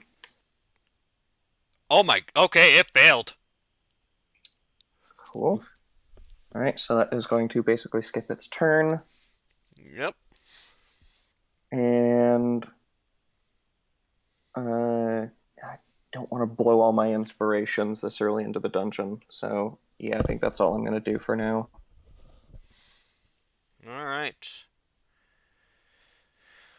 Cool. Then, yeah, we move on to Eugene.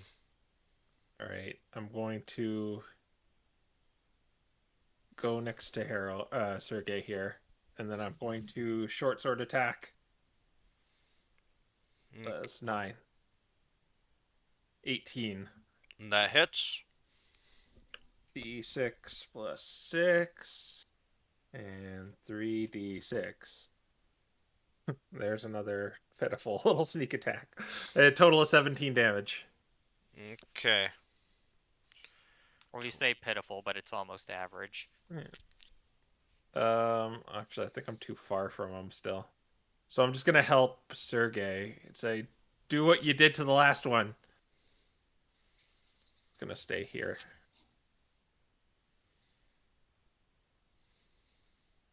And that's my turn. Okay. Gussie boy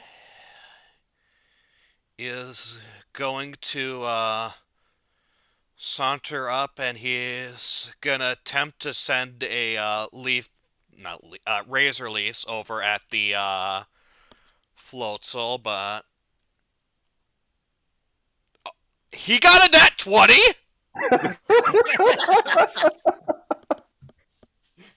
The sheer surprise. Okay. I'm calling statistical anomalies. That's like 5 20s we've rolled this session already. Okay, he surprisingly did a lot better than I was expecting. Yeah.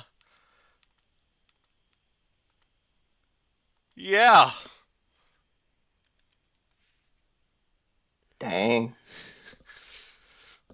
This should not have possibly happened, but, yeah. He managed to do some nice damage against that Floatzel, though. He's looking really tired right now, so you imagine he's probably not going to do anything next turn or anything like that. But what he did this turn was quite a bit. Okay. Alright. Wow. Radio, it's your turn. Alright, let's see that nat 1. Oh my Wait god. a minute! What That's not a the nat one. actual fudge? I What? Okay, I'll take it. this no. Roll damage. Not as good as the first one, but that's like average-ish, so I'll take it. 65.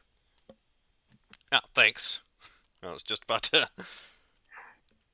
Okay, yeah, that Floatzel's not having a fun day.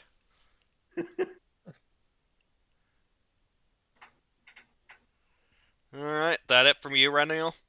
Yep. Okay. Alright, this guy is forced to halt as command takes hold. And I believe this guy is still out of range to do anything to you guys.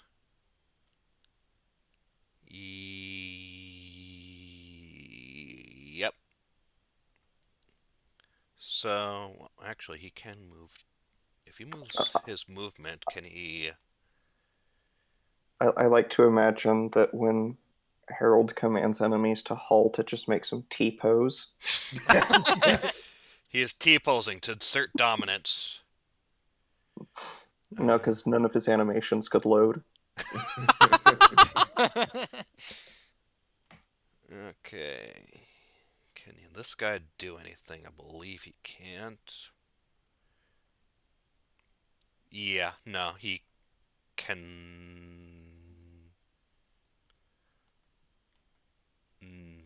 Can he? Oh wait, what was this? The range? I really should write out the ranges of these.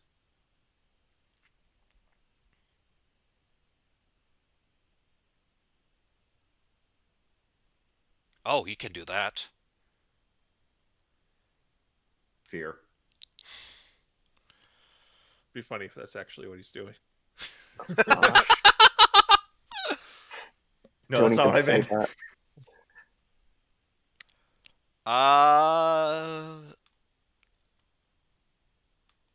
Sergey, give me a wisdom saving throw. Boy. Wait a minute. That's actually not too bad. I say with the +3, which is still. Oh. Oh, you pass easily. Okay, he failed. You feel like he was trying to mess with your mind. Oh boy. But it is your turn and he failed. Alright, in that case, we're just gonna wail on the Floatzel. Alright, you Yeah. have advantage for the first attack. Oh. Oh my gosh!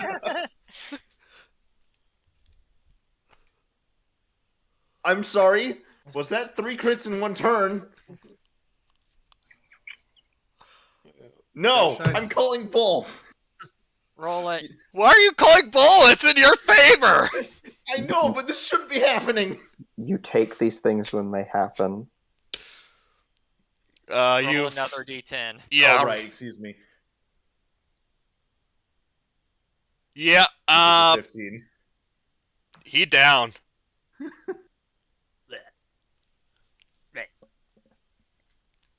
Well,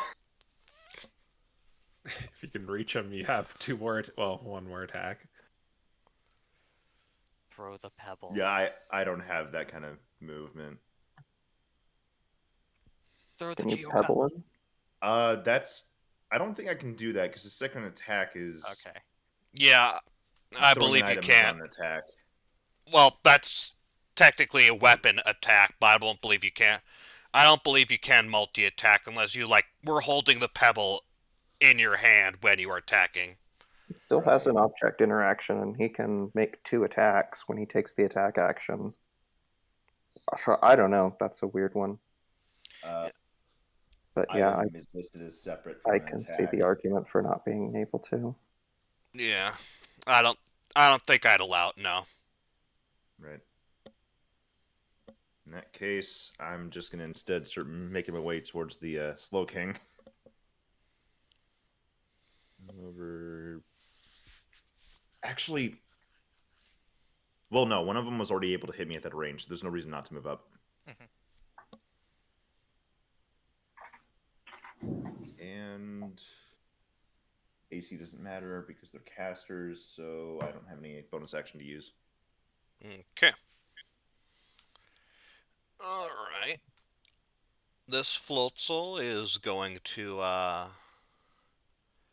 hop into the river, go down, and do what he did last time. You don't currently know where he is, but he is there, so let's tactics. I think I'm going to start focus firing on one of the Slow King. Yeah. That I has may go become... after the one Sergey's going after. Yeah, Maybe take cover too, because if they can't see you, they usually that's true. can't. That's true.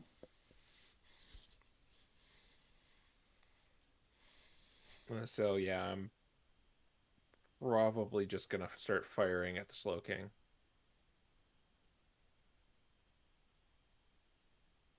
And dipping Can make back him for cover. to the Slow King on my next turn, assuming it doesn't move backwards. Though Maybe- there's still the Floatzel to worry about. Maybe just stay behind the rock and or the logs and throw rocks at it, and Yeah. then just take cover behind there, so it has to come to us. The left one might still have a sight on me is the issue. But keep in mind, they still can like drop like fireball or something, and it'll still hit us. But Right. just those, whatever it tried to do to you, it won't work.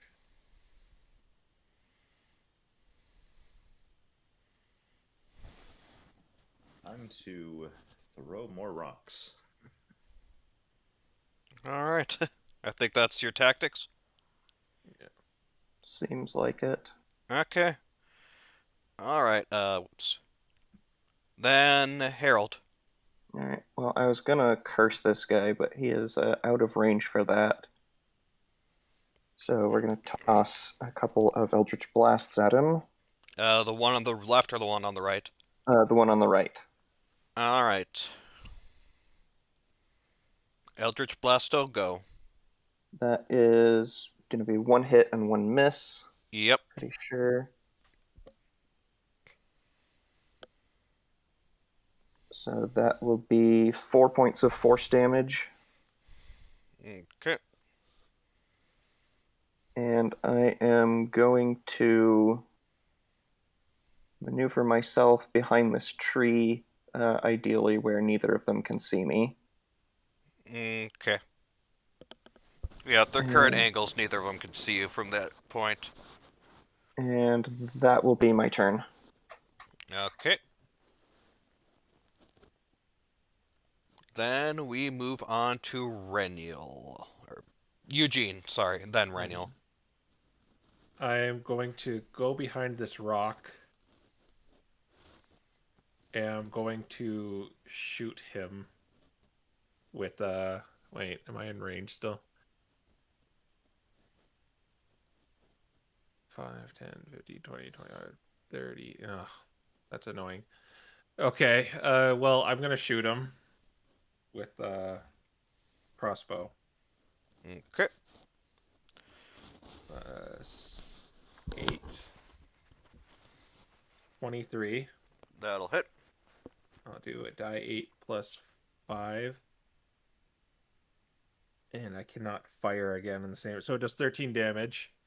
Okay. So I guess I'm just going to do a little dodge roll over. Nah, I'm just going to help Sergey. No, I can't. He's too far. Gonna stand here, hiding behind a rock. Okay, roll stealth. All right.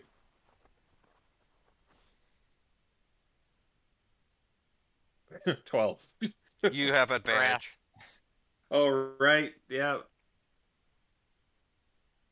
Thank you, advantage. 15. A little I mean, bit at least better. it's not in that one. The Slow Kings are aware you're there. Okay. For the Float Soul, well, it's underwater, but you imagine it probably is not. Yeah. Yeah, that's okay. He's not within 30 feet of me, so I couldn't help. Okay. Now, the Eldegoss is panting on the ground right now. That attack did a lot out of him, so Reniel. Is Reniel able to occupy the same space as the Eldegoss, or are they too big to do that? Let me check Eldegoss's size. Let's see. Eldegoss is... Okay, yeah, I thought so. Eldegoss is tiny, so yeah, since you're both pretty tiny, you can occupy the same space. Okay, and Reniel's going to dupe these logs on top of himself and the Eldegoss with minor illusion. Ah, okay, so basically you're making it look like you've got logs on top of you. Okay.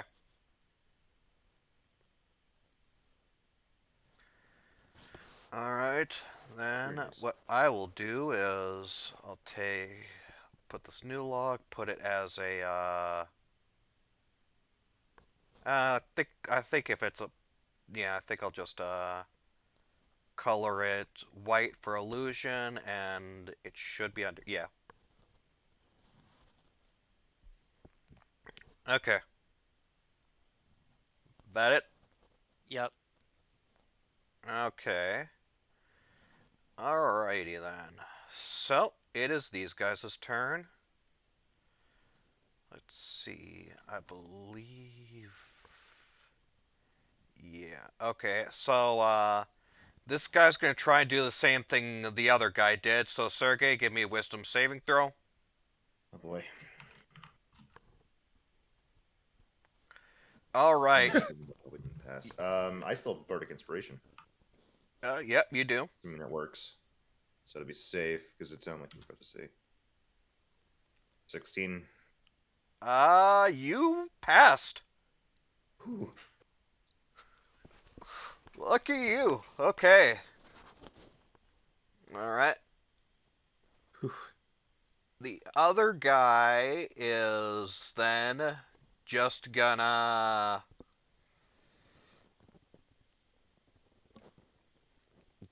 do his other thing. Actually, it would have been smarter for them to do this reversely, but well. Okay, Sergey, give me an intelligence saving throw. Gosh.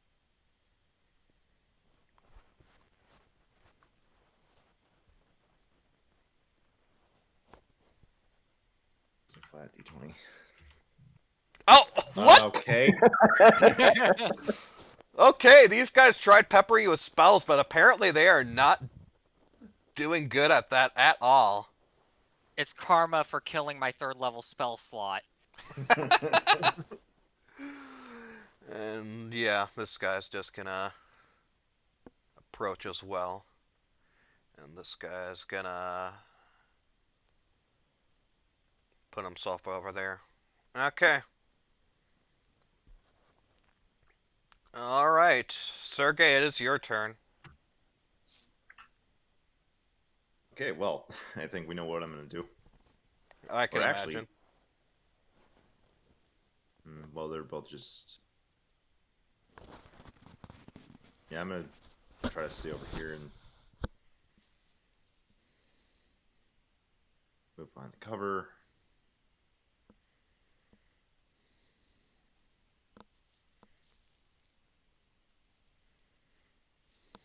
Sorry, I'm just debating, and I'm thinking, no, it'll be better just the rest of it.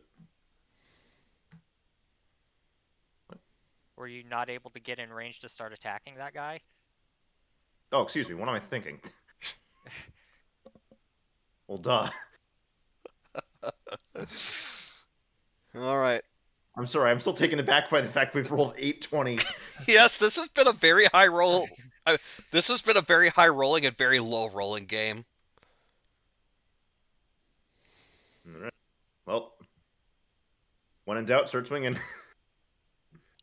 Let me. That doesn't hit. That hits. Oh.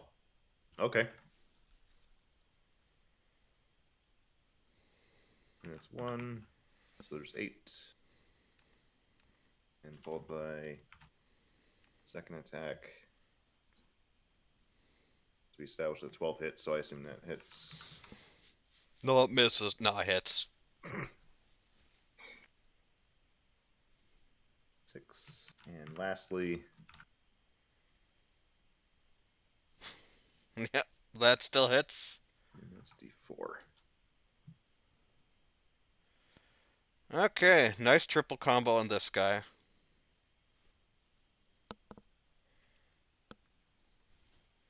I lost track of the damage he did, so I can't math.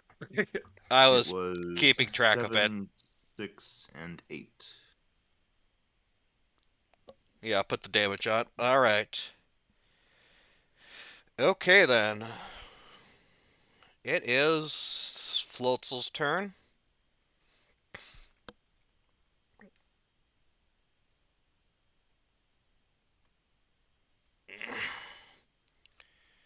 It is gonna go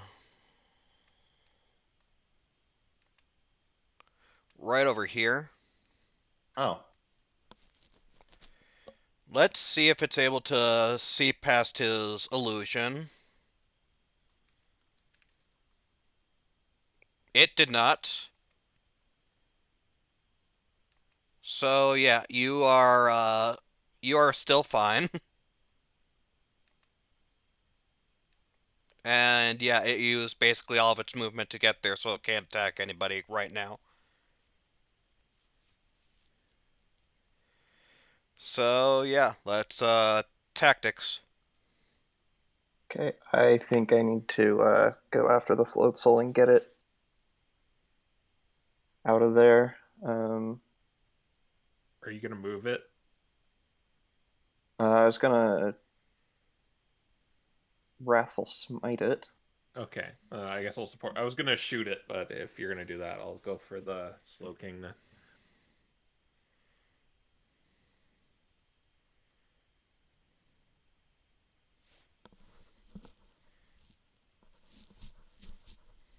What do you plan to do, Redial?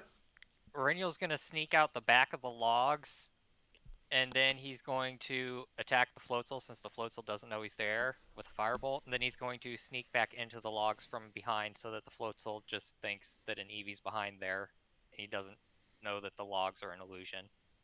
Okay.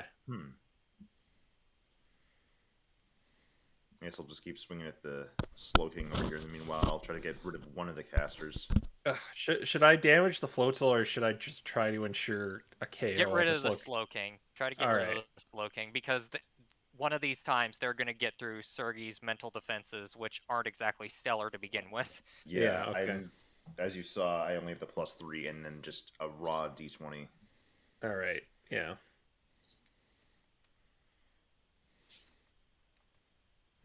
In fact, Renial might actually go after the Slow King if Eugene can't take it down. Okay. Alright, then. Harold. Alright. Harold draws his sword and fills it with an otherworldly power, casting Wrathful Smite. Alright. And he's gonna run up and swing at the Floatzel. Okay.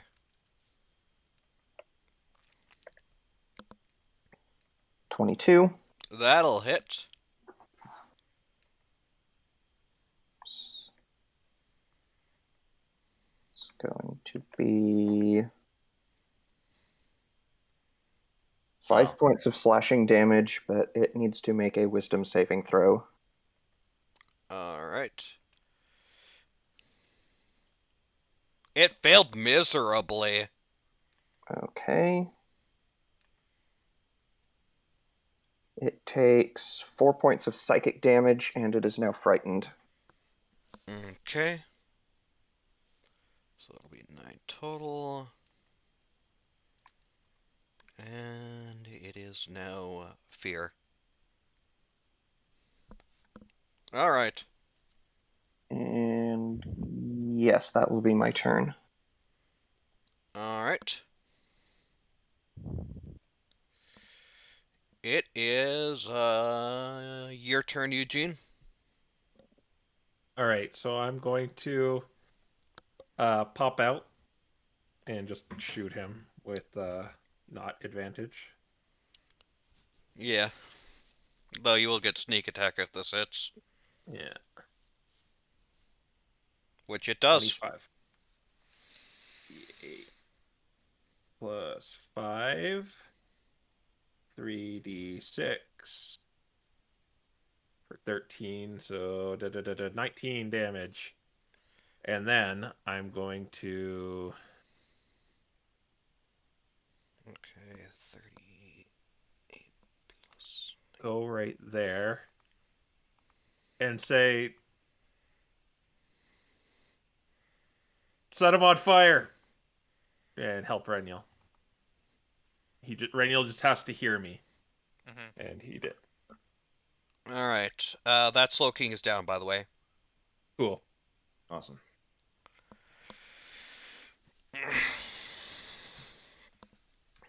Alright. The Eldegoss is going to ask you if it is going to attempt to plant some seeds onto this Floatzel. Renial's gonna nod. Okay. He failed. Oops. Oh, And yeah, that's all he's gonna do. He's gonna remain under that cover. I'm just gonna move there too. Oh, okay. Yeah. Okay, so it's Renniel's turn. Mm-hmm. Renniel's gonna walk out the back. He's gonna pop over here. And does he get advantage since the Floatzel didn't know he was there? Yes.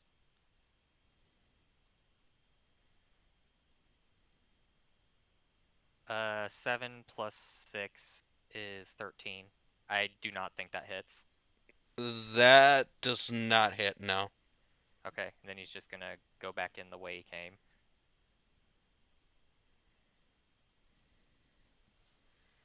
Alright.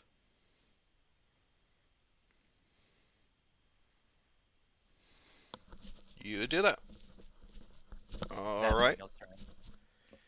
Then it is the Slowking's turn.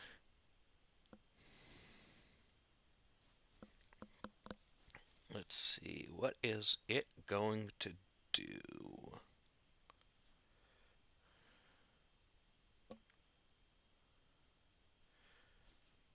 It is going to...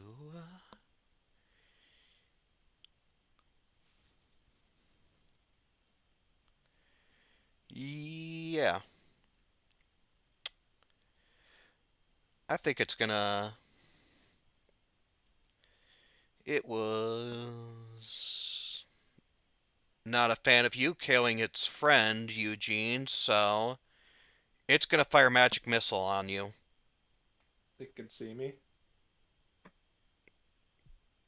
through the cover. Yeah. From that vantage point, it can, yeah. Okay. Yeah. I believe you do not have anything in particular that can stop magic missile, and I will be using its actual ruling, so you know what damage it's dealing.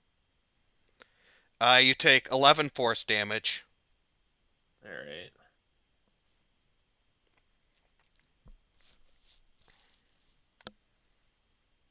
Okay, and Sergey, it's your turn.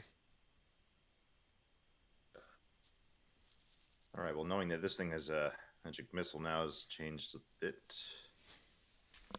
So I think you guys have that. You've got like 3 people there that can handle the Floatzel. I really want to deal with this Slow King.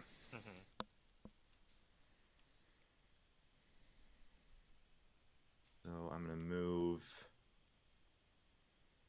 here, and I'm gonna throw a Corsola Twig at it. Alright. Maketh the attack roll.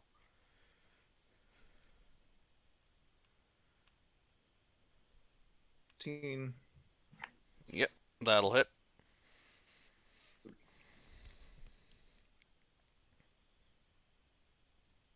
Eight damage. Oh, oops. 8, not 7. Yeah, it takes 1 less damage because... No, it doesn't. Alright. I believe you can toss multiple javelins with multi-attack, but let me check.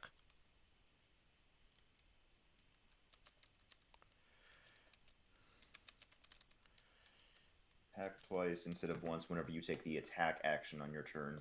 So that all depends on if throwing an item is counted as an attack. I mean, monks can throw multiple darts. Yeah, I believe you can throw it. Right. So yeah, throw another one. That definitely hits. Mm-hmm. Another 8. Alright, consistent.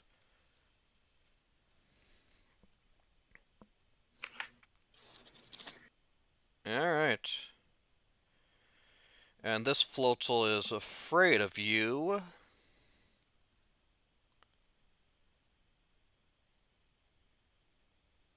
So it is going to move away and cross the river. Is it disengaging? Yes. Okay. Or wait. No, it's not, because it needs to use its action to try and escape it, so no. It's just gonna run away, so make it oppie if you wish. I do wish. Okay. Renial will not. Oh, right. Raniel's right there. I did not think of you, but I suppose if you want to make an oppie. Which I do not. The That does 12 not hit. probably going to miss. Yeah, that misses. Alright. Let's see if it manages to... Oh. Okay. Alright, so yeah, it's still frightened there. My rolls amaze me sometimes. Do you need tactics? I don't think so. If someone could get into position of that Slow King, that would be. Oh, I guess only Harold could. So And I'm at the end of turn order, so yeah, unfortunate. yeah. Alright. I'll take it as it comes. Alright, then Harold. Okay. Float Soul shouldn't be too big of a concern right now. Given the fright. Let's measure rather than drag. Yeah, I will manipulate space and time and bring the Slow King to me. Wouldn't that be nice? I mean, Renial could. Not wasting a second level spell Potentially. slot on that, though. Okay. Yeah, I think I'm just gonna fire a couple of Eldritch Blasts at the Slow King. Alright, do so. Let's see. That is probably one hit. I believe so, yeah. Yeah, so that's Unless going you've to got a be- plus 10. Yeah. Oh, so that's their AC.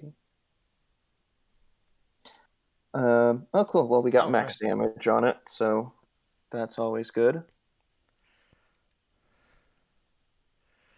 And I am going to duck behind these logs and pass the turn. Okay. Alright, Eugene. All right, I'm going to take cover behind the tree, and I'll kind of like shoot him and like roll behind the tree as I'm going behind it. Alright, be epic anime. Yeah. That hits. Well, good thing their AC is terrible. And that'll do 11 damage. And I'm going to... I don't think he needs advantage, so I'm just going to hide. Okay. Stealth. You have advantage because grass. Stealth mode activate. 19. Alright. Unless he starts actively looking for you, you are hidden. And I'll pass. Okay. Renial. Renial's gonna come out this side, and he's going to firebolt the Slow King. Alright. Can you finally hit something? No. Yes. Roll damage. You know, the funny thing is, before this point, you basically always crit when you, hit, so... Alright, 13. Alright. He is looking very weak right now. Going back in here. Alright. Well, this guy is gonna try one more time on you, Sergey, so give me a wisdom saving throw. Alright. Of course. Alright, you fail, and I don't think you can fancy your way out of that one. Yeah, there's nothing that I could do to get out of that one. Okay, so this boy. is what's going to happen. You see a twisted crown of jagged iron appear on your head, and Called it. madness is glowing in your eyes. You are now considered charm, and this creature is going to basically command you to attack Eugene. Rules is written that actually doesn't happen because it. So I mean, obviously you can reinterpret this if you want to. Just as the spell is written, you can command the creature to attack something that is within its range, but you can't command it to move. Oh, But yeah, obviously, if you want to reinterpret it, you can. let me look. As the spell is written. Another thing I'd probably want to point out is, does he even see me? Yeah, he As did I hide. hit- Yeah, I'm aware. I was about to say he's commanding you to attack Eugene, but you probably don't know where Eugene is. What's your passive perception? Um, Not 19.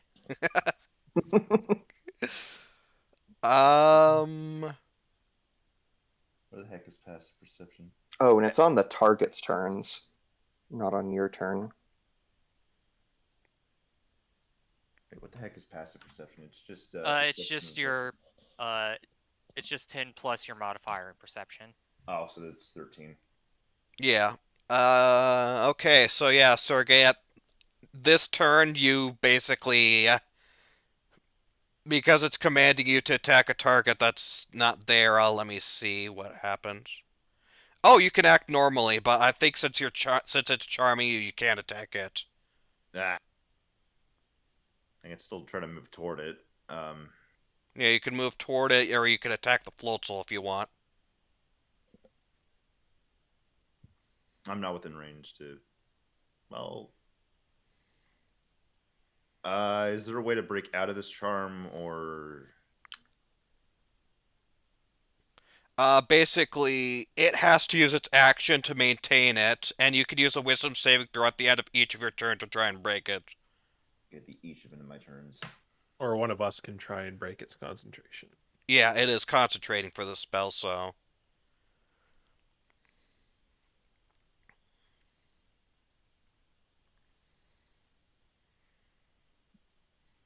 I was like, what if I lay on hands? Nope. It's only disease. Yeah, to be safe, I'm still gonna move toward it. Just You look friendly. I'm gonna give you a hug. Okay.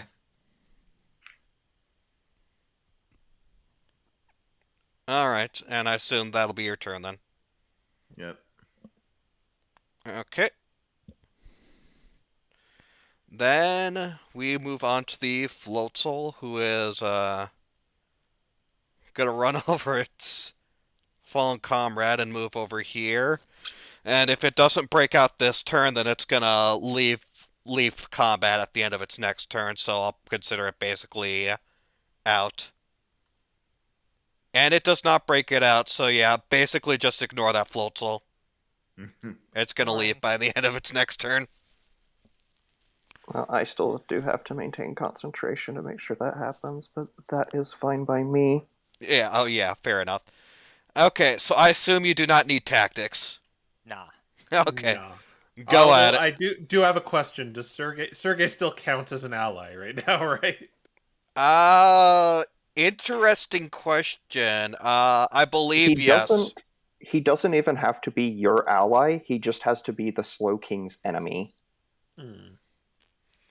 Yeah, I'm gonna say sneak attack still applies, assuming this thing survives by your No, turn. I wasn't even thinking about that. Okay. All right, Harold. Okay, Harold is going to pop out from behind the log. Unhand him! And 2 Eldritch Blasts coming its way. All right. And they are both going to miss. I guess being too cautious to try not to hit Sergey. Shoot wide. All right. Oh, that's unfortunate. Okay, Eugene. I'm going to All right, where are you gonna try move? and make one of them hit. Let's see. Oh wait, hold on. No, one of those does hit. Because my rolls were 8 and 12. Oh! Oh, 12 okay. does hit. Yeah, 12 does hit. Alright, roll damage. That is 1 point of force damage, but you know what? A point of force damage is a concentration check. Yeah, that is fair enough. Alright, let's see if it is still concentrating.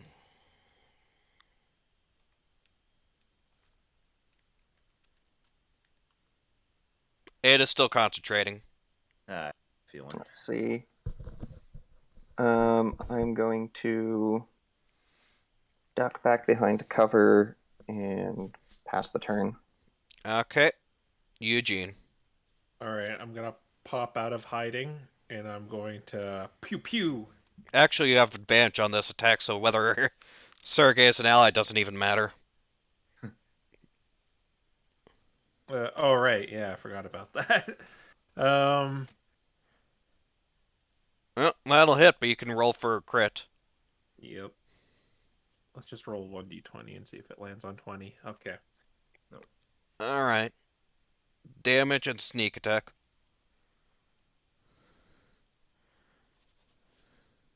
So, oh, that was a good one. Nice. Ooh, Feels yeah. like overkill to me. Yeah.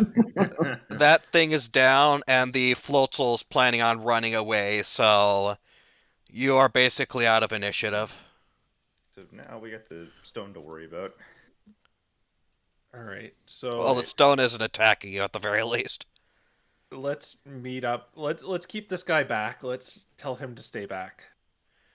Yeah.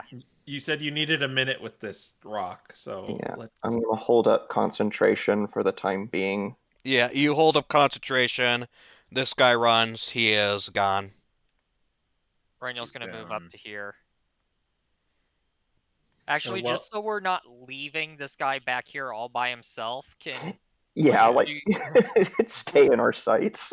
yeah, Renyl's going to move up the minor illusion as well to like right here, so he can hide behind both it and the rock. So like right there, actually. Okay. Oh, and I decided that yes, your badges will allow you to teleport them out.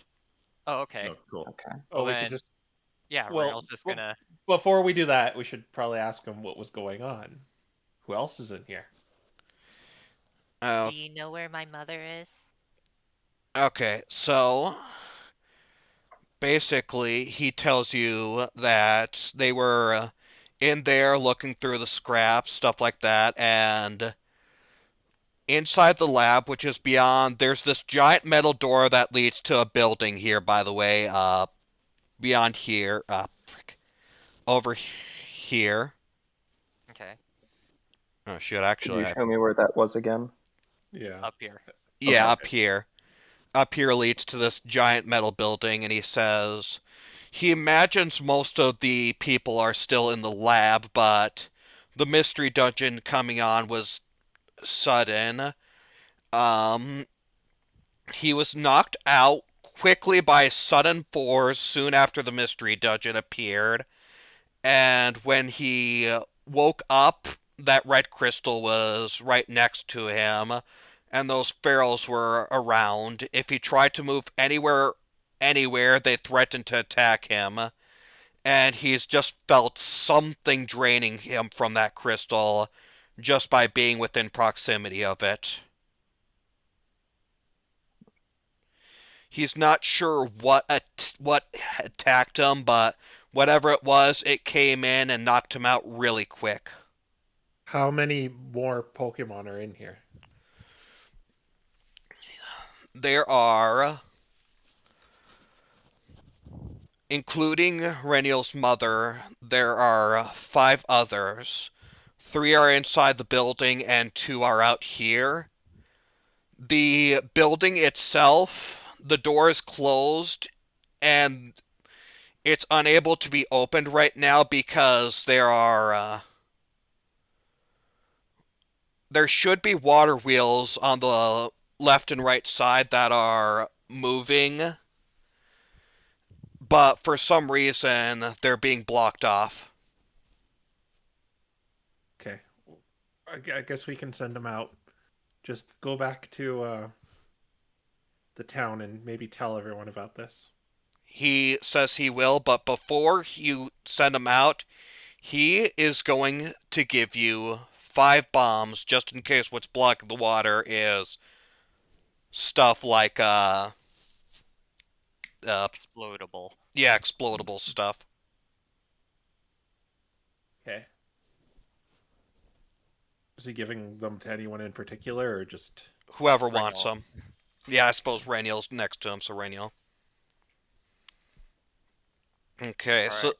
these bombs are they have a 10-foot radius. They can be thrown 30 feet away, and they deal 2d8 thunder damage, extra damage on objects and constructs. Double they- on those? Yeah, Do they work underwater? they do not. Okay, well, hopefully whatever's blocking the water wheel isn't submerged. What's your name, by the way? His name is something that I forgot to write down. Okay, something I forgot to write down. We'll see you later.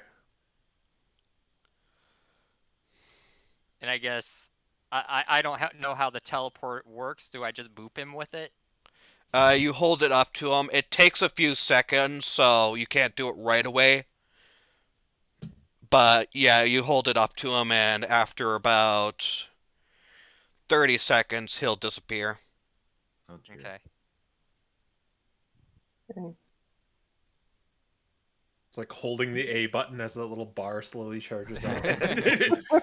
5 turns worth. All right. Harold is going to cautiously make his way over to this red crystal. Okay, as you're walking over to it, you feel it's as you get close to it, you feel it starting to sort of drain something from you. And I've been close to these crystals in their active state before, and I've never noticed anything like that, correct? Correct, this is new. What's wrong? I see what something I forgot to write down was talking about. Oh my god.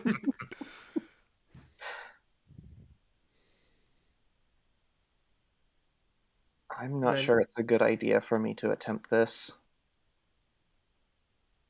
Should we just destroy it then?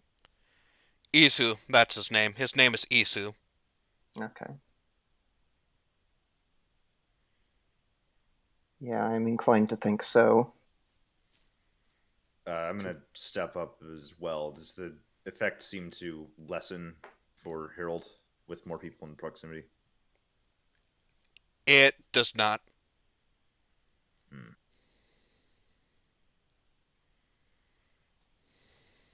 So it's just this. Yeah, I Horde guess of we people. could just assume that we take several seconds and Harold basically stands here and just kind of bombards this thing with Eldritch Blast. Yeah, I'm Yeah. gonna assume you're just gonna destroy it. I'm not gonna bother. It destroys, and since I know you are going to ask Reniel, it leaves behind 2 shards. Yay. And the shards don't have this property of draining me. No, once it's destroyed, the shards become inert. Do I mention this? I want to try to reclaim some of those corselet twigs I threw. Okay, if they weren't thrown into the river, you can reclaim half of them. Same with your crossbow bolts. All right. I forget to ask about that. Are there any that they can find but that are like broken or otherwise seemingly unusable for that kind of reason? Basically everyone that wasn't thrown in the water would be broken, which I don't think you guys shot into the water, so... Well, one of them would be burnt to a crisp.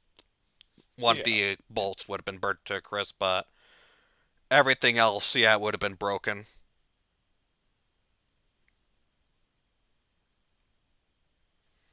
We should How are you probably. doing on ammunition? Do you Oh, need I'm those fine. fixed now?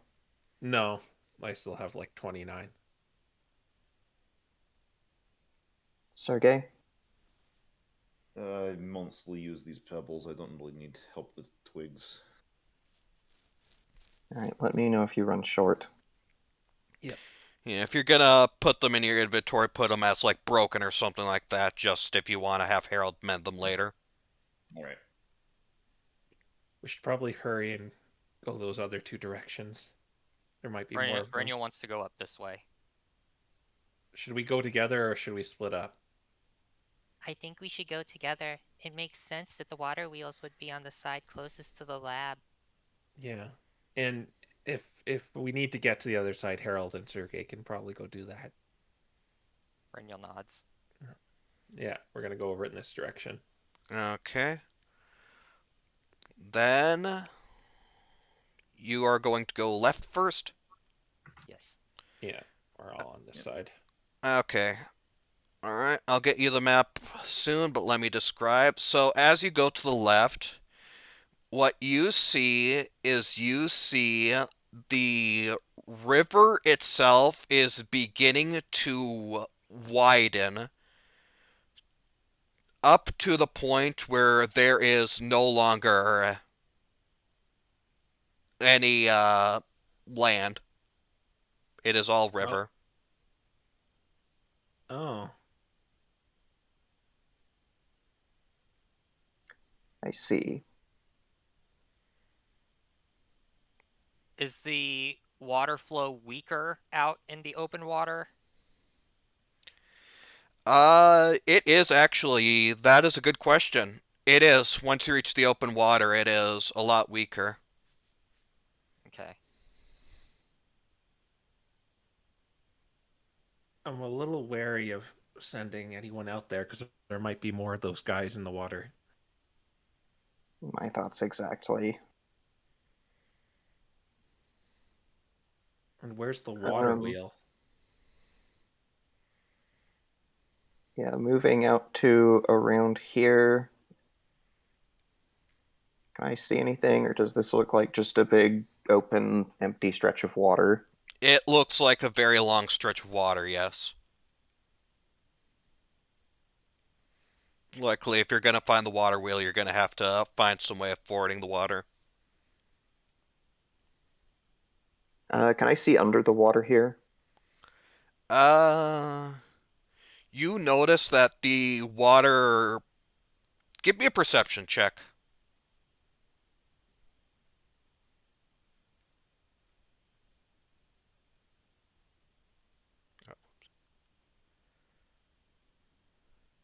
Yeah. 19? You can see that, for the time being, the water does appear to be clear. Okay, and there don't seem to be any raft weasels waiting for us. Nope. Though that's from as far as you can see. Whether there are any further on or not is... Right, right. Okay, so here's what we're gonna do. We're gonna go back to that weasel we knocked out, and we're gonna use it as a raft.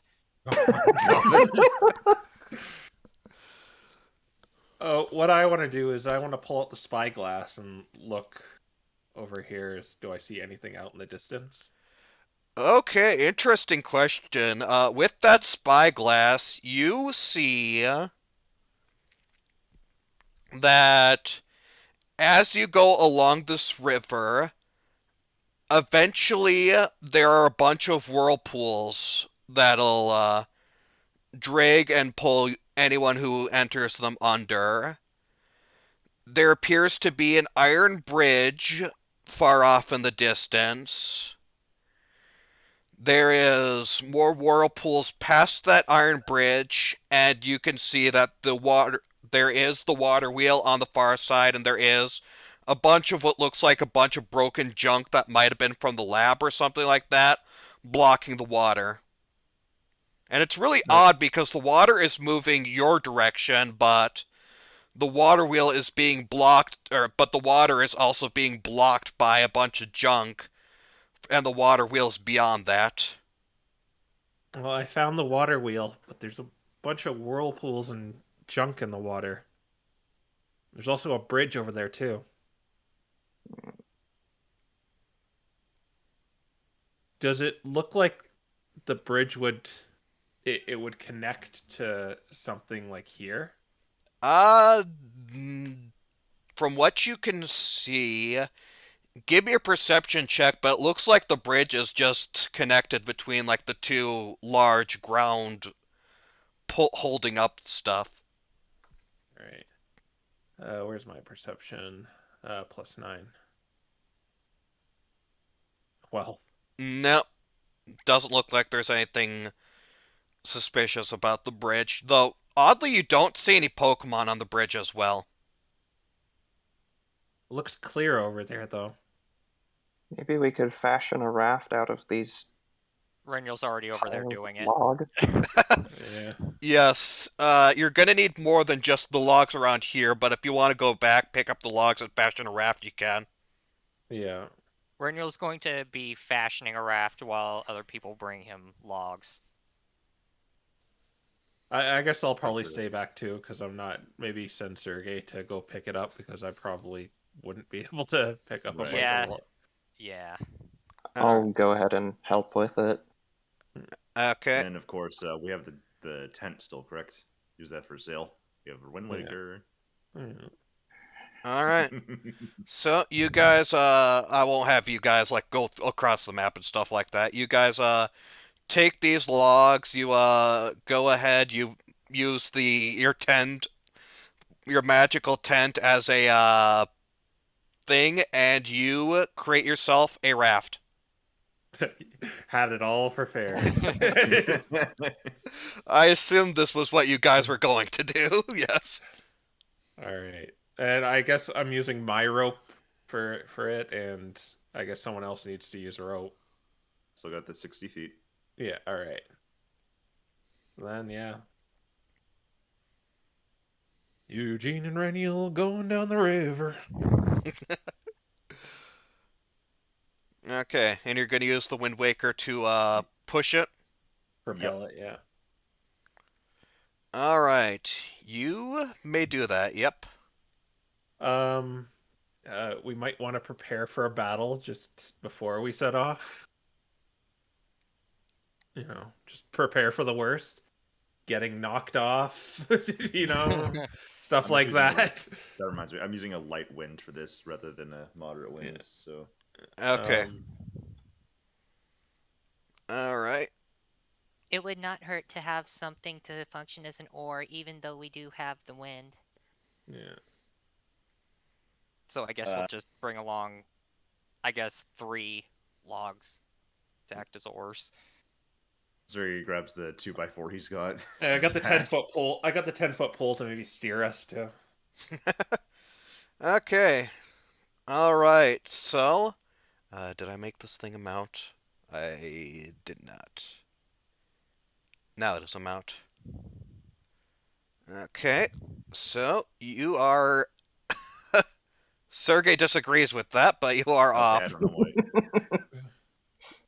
Why is it not attaching? I think you're moving at the same time, and that's what's happening. Oh. Yeah, I think it's because when you grab Sergey, it causes him to move. But anyways, like you that. are off. Insert Wind Waker theme here, and I won't drag you across this entire place. So eventually, you end up here. As you can see, that there are a bunch of whirlpools here.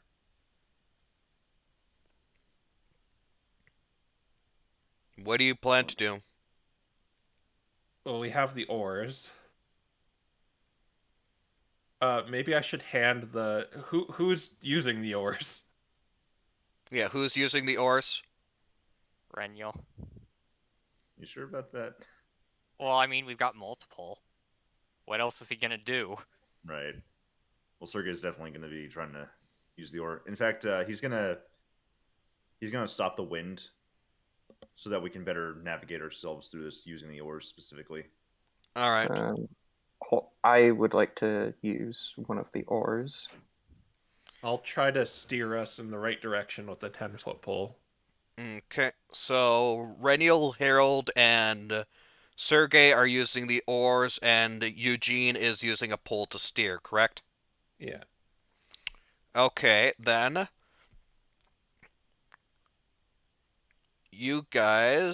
as you guys are going through, I want. Okay, good. I didn't make this one.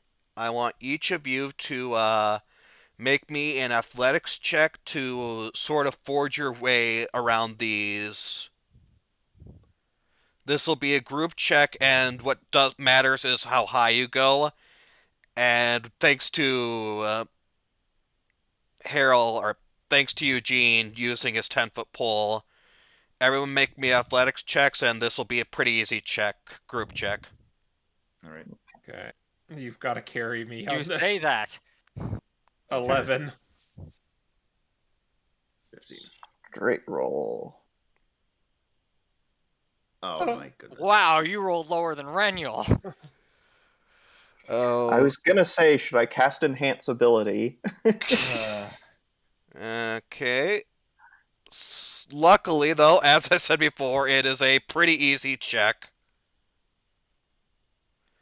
So, Maybe, are we getting past all of them? Or yes, you are getting Alright. past all of them, and you eventually make your way to the Iron Bridge, where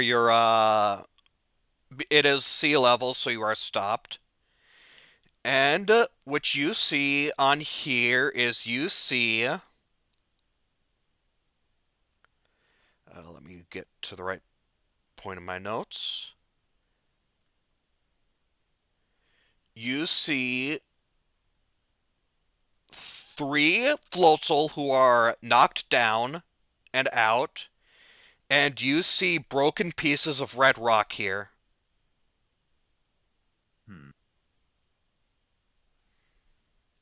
Oh, looks like either somebody else is already here to rescue these people, or one of the Reniel- potential rescuees has a pretty good handle on this. Reniel is going to investigate the bodies to try to figure out what knocked them out.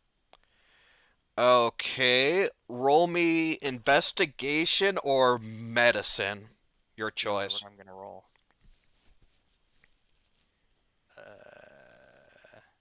what's the terrain look like? It's metallic, so yeah, it's very metallic, and you don't know what knocked them out. Okay.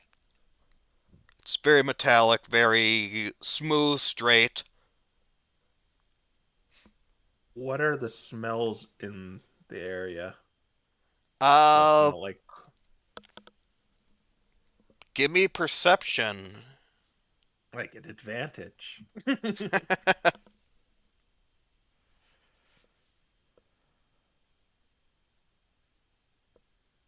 Oh my gosh. Yeah, 26. You smell. Well, you smell the water, obviously, but you smell like fire magic was used, because there is burning smells. And you smell something that smells sort of like rot and decay. Do you smell something burning? Oh my gosh. Is the smell coming from the bodies? Yes, though the bodies themselves are not dead, just knocked out. All right. Well, it seems whatever was here used fire to knock them out, but it didn't kill them. And something smells. Do I know where the decay is coming from, or just the area smells of it? It's coming from the bodies as well, but again, they're not dead. Huh.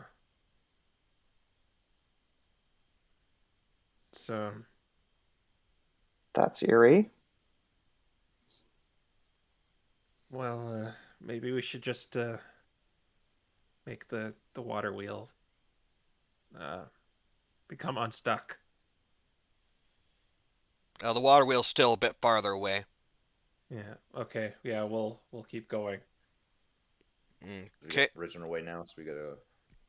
Renniel's gonna collect the shattered crystal. Of course. I mean, I figured he would, but... Oh, you get 6 shards. Yeah. Okay, proceed. Okay. So, as you are going down further, give me a perception check. Everyone? Everyone. Is this in the distance, or what kind of check is this? Because Sight. Now I roll high. 13. 15. 8.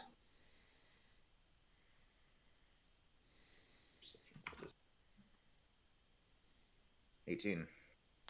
Okay, Sergey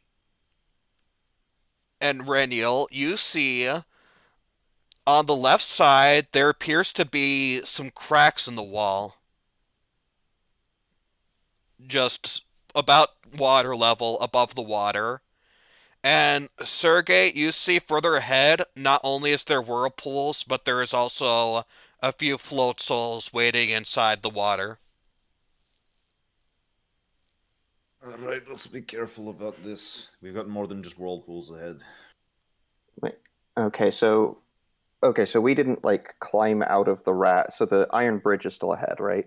Oh, sorry, I thought you guys were crossing past the Iron Bridge. Yeah.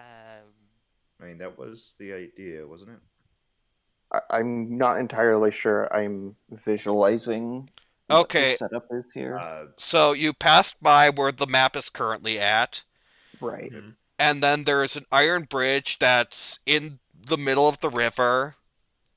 Parallel or perpendicular to it. It would be going, I'll use the map just to give you visualization. It would be going like this. Okay. Okay. So it crosses over the river above us. It would be sea level, actually. So we Okay. have to. And the rock was on it? And yeah, that's where the rock and the bodies were, and stuff like that were. So we have to basically leave the raft behind. I figured you guys would just, Carry it. And... yeah. Okay. Assuming we can. And then you Sure, cross that, and after crossing that, that's where Reniel and Sergey saw the cracks in the wall be sort of like this side over here-ish. And then further on, you'd see the weasels and the whirlpools in the water.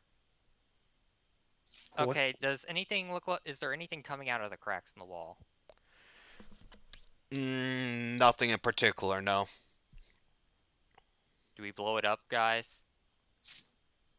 It's a crack in the wall. It's suspicious. It's meant to be bombed. Yeah. Okay, how are you planning on bombing it? It is over water. How far away is it? It is from the Iron Bridge. It is about It is about 40 feet away. Yeah. It works on a fuse, right? It does. Yeah. Okay, what we can do is just light it and Reniel can mage hand it off. Oh, Yay! Yeah, that would work. Oh, Mage Hand is that? Okay. Yeah. that's better than I was thinking.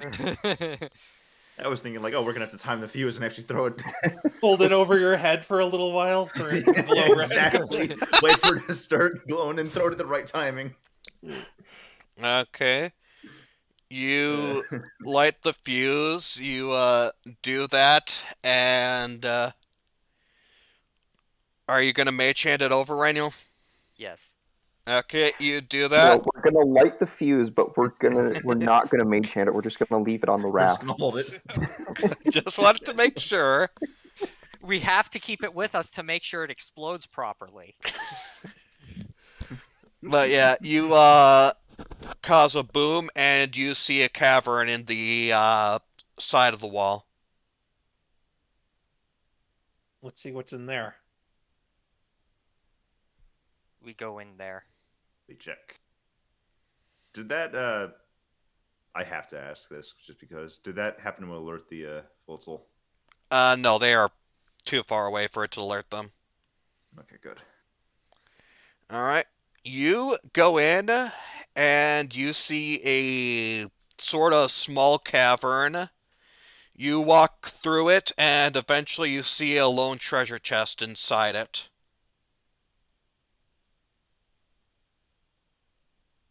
Well, who's gonna open it?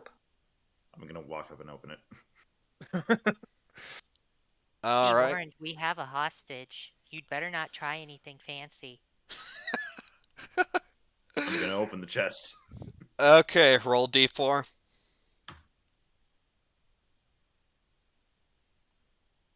3. Okay, 3. You get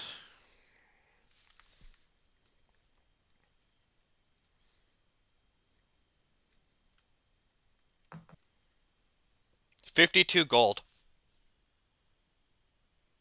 And there is also a note.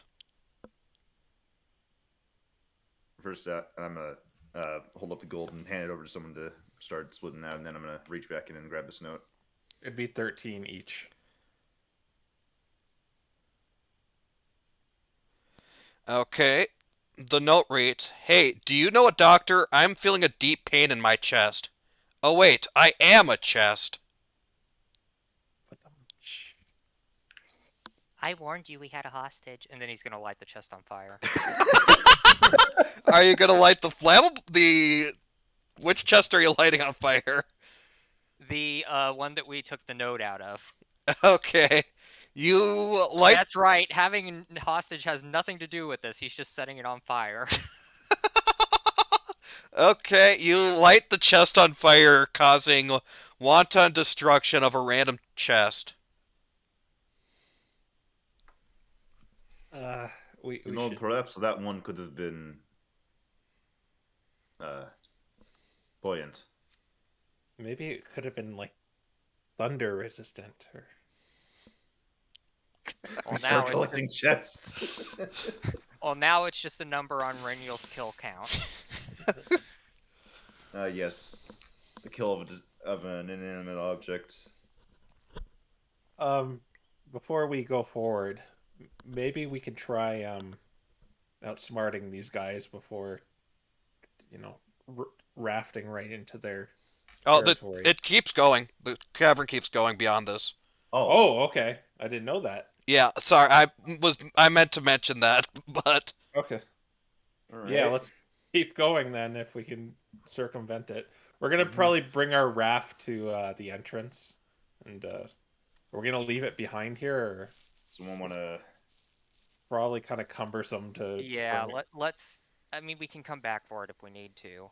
We got any pisons or anything we want to hammer in to try to keep it, Probably. Yeah. docked properly? Don't forget, it's also our tent, so we need to come back for Yeah. it eventually. Yeah. okay. Maybe we should just take the tent with us just in case. Yeah. We don't come I'll back. shove the so tent yeah. back into the bag of holding. Yeah. Okay. All right. And then you continue onward, and you see the exit leads you to about 10 feet away from another small path. So you actually have pathways on the right and left side again, and you see the obstruction right next to the water wheel. Oh, that's convenient. Okay. And the obstruction is just like a pile of metal then? Yeah, pile of metal, rocks, junk. I'm gonna first look around, see if anything might be trying to ambush us in this. Give me a perception check.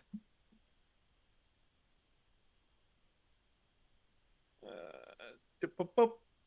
12. Your perception is not amazing today. You do Yeah. not see anything. Yeah. I don't see anything, but I don't know. It just felt a little too easy. Do we want to bomb it? Yes, we want to bomb it. Okay. Why don't you just mage hand it over and then you can light the fuse with a firebolt? Do Right, be no. careful not to blow up the water wheel. Yeah. We let one of these things off before. Could we see like the general proximity of it? Like I said, it's 10 feet. 10 feet. 10 feet. All right, 10 yeah. foot radius. Yeah, and it's not the blockage is not close enough to the water wheel for 10 feet to catch both in the blast. All right. All right. Bomb. Okay, you bomb it, and the oddest looking thing happens. Despite the fact that it is going from left to right, the rapids, you see the water just whoosh over through the pathway leading to the water wheel, and you see the water wheel start to turn. And it is now supplying power to the main doors. And as it is doing that, you also see a teleportation circle on the other side next to the water wheel. Well, if we're gonna jump in that, we better take our raft too. Might be walk a good back and- idea. Time to walk back and tear down the raft. Or just carry it. Okay, so we get the raft, we bring it back. And are you gonna go in the teleportation circle? Yeah. Yeah. Okay, you do that. And you are brought right back over here.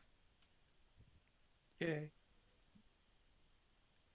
Is there anything new happening over here? You can see that electricity is being brought into this door, but otherwise nothing. Oh, Alright. there's your raft. Actually, does that mean that that door can be opened now? According to him, it cannot, but you can certainly try.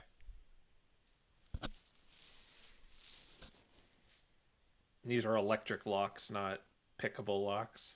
Mm-hmm. I'll check and see if the door is openable. You check, and it does not appear to be. What a weird system. Does remember or does Reniel remember it being set up like this? You do not. It was not set up like this when I was here. Well, it wasn't a mystery dungeon before, was it?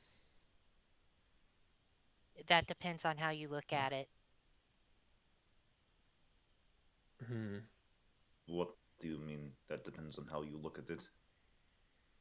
Reniel's tentacles come out. Ah.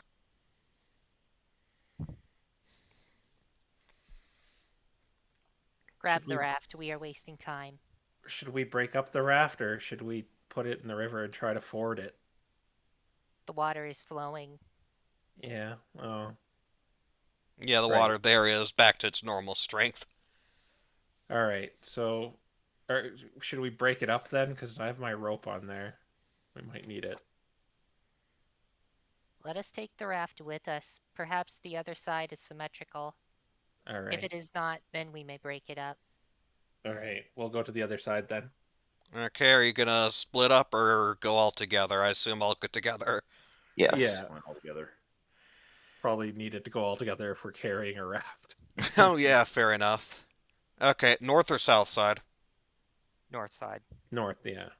Okay. Alright. You go there and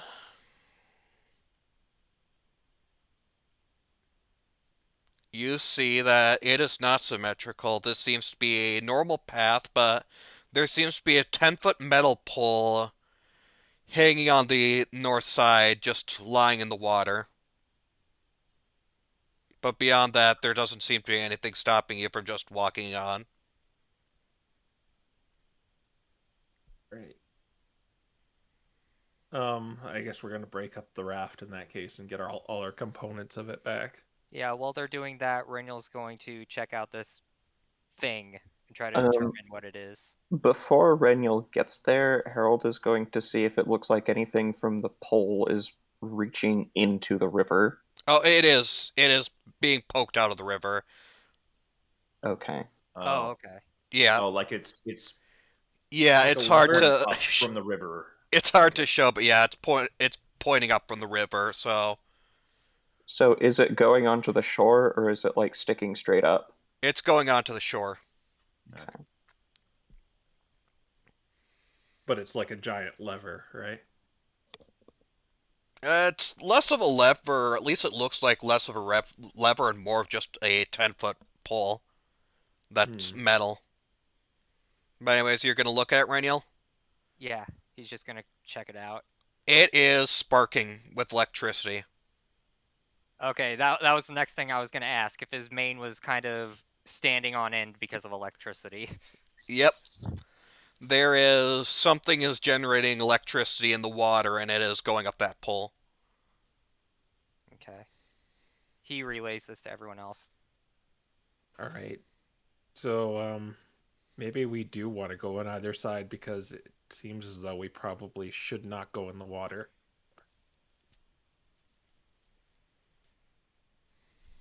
Who will go on the other side? Can I whip out the spyglass again and kind of see what's on ahead? Yes. I mean, there's nothing stopping you, is there? No. Okay. So, this is interesting. You see that this side has 2 blockades. But otherwise, the river seems to stop really close by to where you guys are, actually. And it continues to be dry until there is a second blockade further down near the water wheel. And there's consistently land on both sides. Okay. So, I relay this and ask, do you think we should split up? I mean, doesn't... I mean, Reniel could just, do what he did with the other ones and put it over if he needs to break something on either side. I agree. I think we should stick together. Yeah. Renyl Okay. agrees. Maybe I should go on a little ahead just in case something's lying in wait for us. Might be a good idea. Yeah. And I'll kind of, I'll stay a good 30 feet ahead of everyone and scout. Okay. And that's what you're all gonna do. You're all just gonna keep going on and just walk Yeah. past this. I can't think of Yes. anything we can really do with it. Yeah, if we touch it, we're kinda... We get zappled. Well, I might have something in my bag of tricks. Let's see. So it means we can't really touch the water either. So I mean, I have a hammer that you can...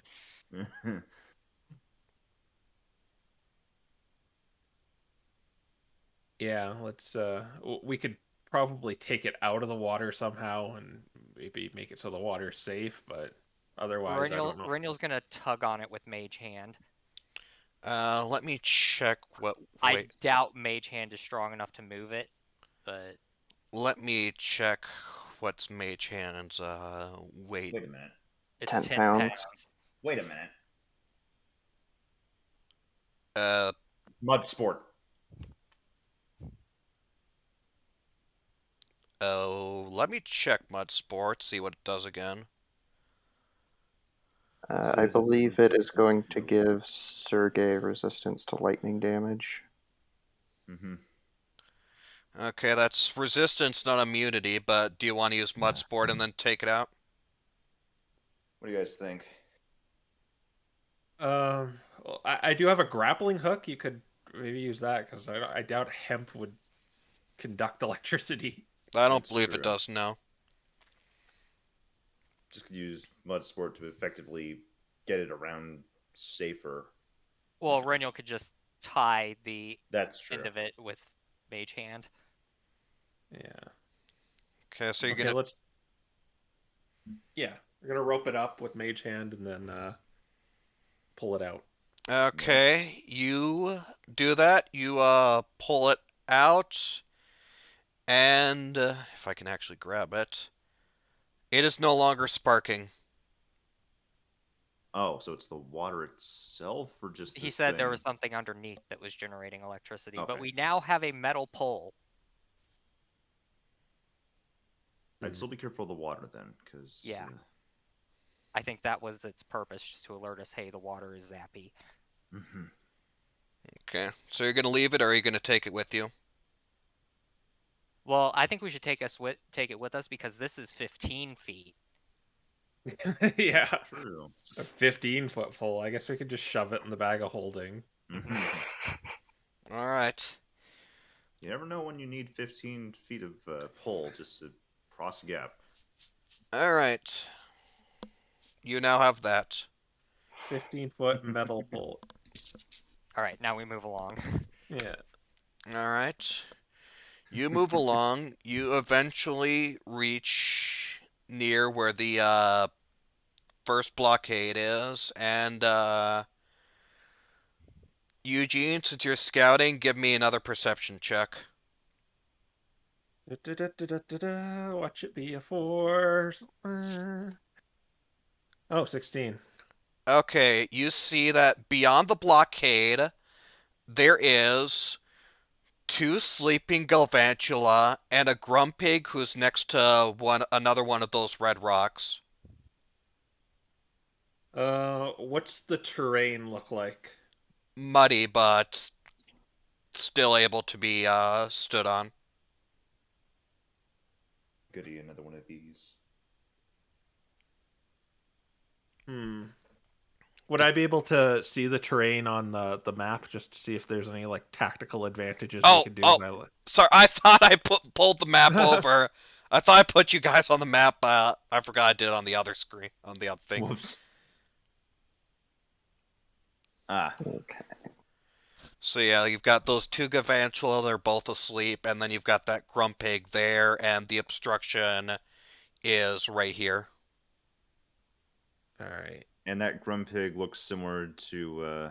Yeah, Raniel would recognize him as another scientist.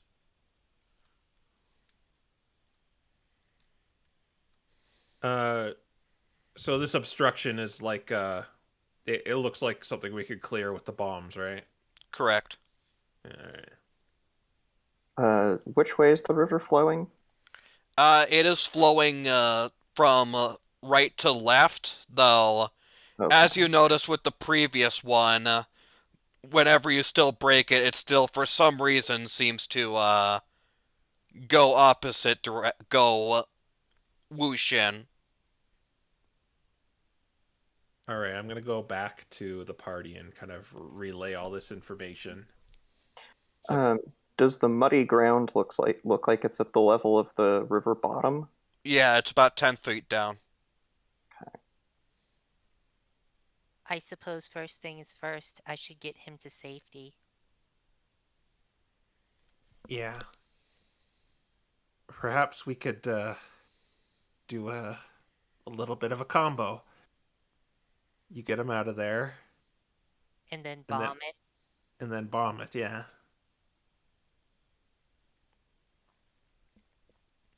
I could set the bomb, and I could light it too. From a distance. Reniel nods. And gives Eugene one of the bombs. Alright. Do you guys have any suggestions too? Let's see here. bombing the obstruction or bombing the crystal or both? It would. That is true. It's thunder damage that would do double damage to the crystal. Yeah. We could throw one at the crystal and at this obstruction. Did you say there was another obstruction up ahead? There is one further on, yes. Okay. We'd still have enough bombs, but we'd be totally out of bombs at that point.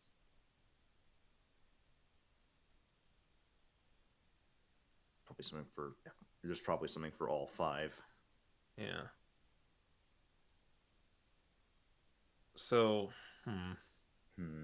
we have the element of surprise, so if we're gonna do something, we should make it effective. I still have Thunderous Smite. I mean, if we can blow up that obstruction while the Galvantula are still down there, that should basically take him out. Yeah. Right. Hopefully.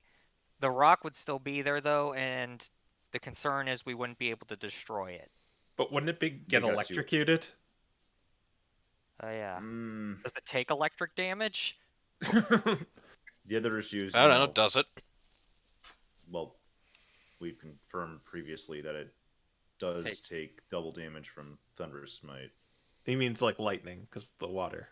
Right. Thunder is like sound. Lightning is. Right.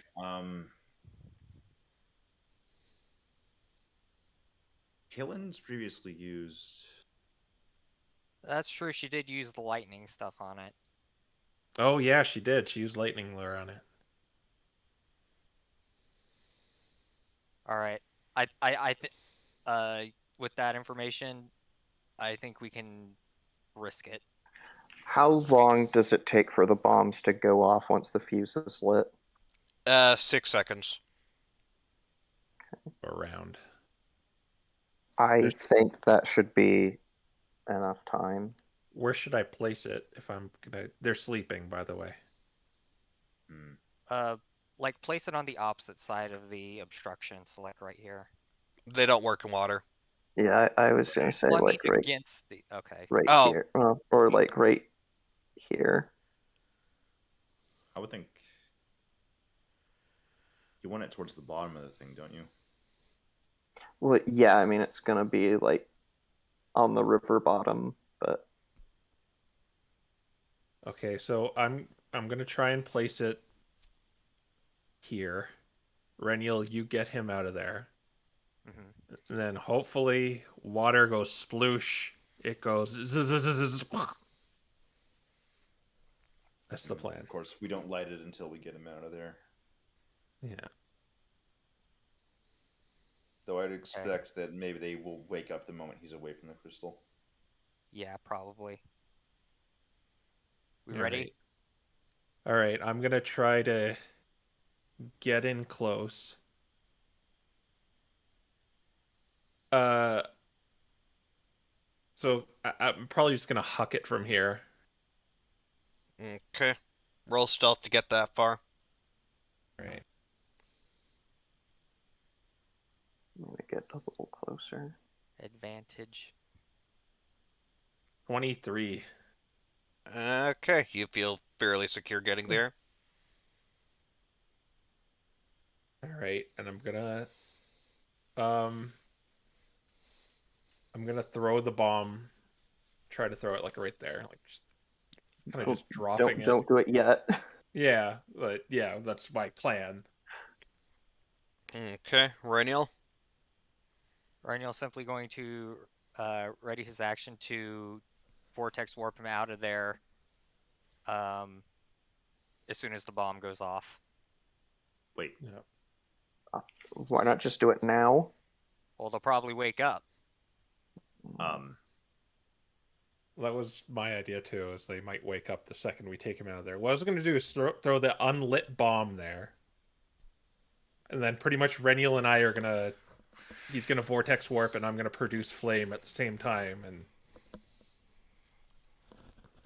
Yeah. My entire concern with this was whether or not we safely get him out. Because remember... Oh, he'll get out fine.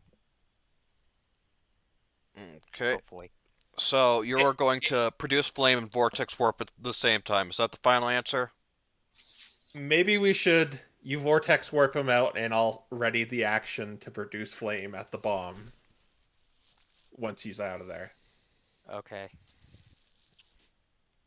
Okay, is that your plan? Final answer. Yeah. Yeah. Okay, where are you vortexing warping him to? Right behind Sergey. Okay. Whoosh. You light the bomb on fire, and the Galvantula still seem to be asleep. Oh. Hit the dirt. Hit the. Okay. You, are you gonna stand right there as you explode it? I'm 10 feet. I'm more than 10 feet away from it, right? Because it's 10 feet down, and Yes, I just yeah. want to fake you out. All right. Yeah. All right. Yeah. I'll stand right there. Okay, you, do that. And boom. This does wake up the Galvantula, but as soon as they wake up, the tide starts rushing in, and you don't know exactly what happened to them, but nothing from there seems to resurface at all, so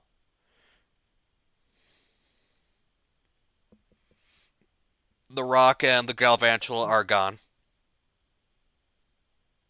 And the scientist there is saved. Hooray. Are you okay? Let's do our.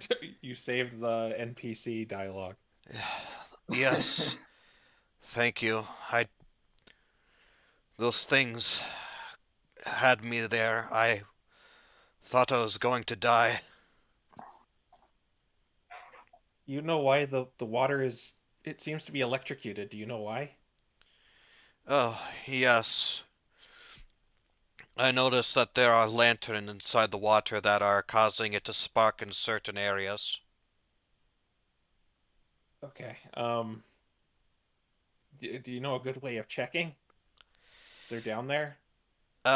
If you can successfully put something metal in there without touching it yourself, you can check that way. It'll spark with the electricity. All right. We also find ISO, I think it was name is. But we're gonna send you back to go back to town. Okay, here, he hands you 5 more bombs, and he hands you a potion of healing. Oh, thank you. Yes, that's for saving me. My name is Otto, by the way. I'll head back to town immediately. All right. Okay, and you're gonna send him back? Yeah, Reniel. I think Reniel has the badge. Don't we all have one? Yes, Yeah, you all have all one. All of them work. Okay, yeah. I guess I'll hold A and watch the green bar charge up. Okay, you send him back. All right. We should probably check that water first to see if that rock is actually destroyed.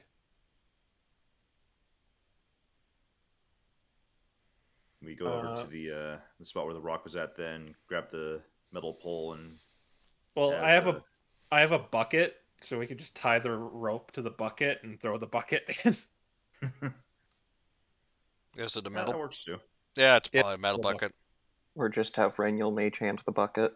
Oh yeah, you can do that. Yeah. Renial mage hands the bucket. Okay, so you're gonna scoop in to see if you can get any rock. Oh yeah. Right. You throw it in, you do not get any electricity, and you do not get any parts of rock. That means it's still down there. Most likely. It Since we seems know we that. have only pushed the problem downstream.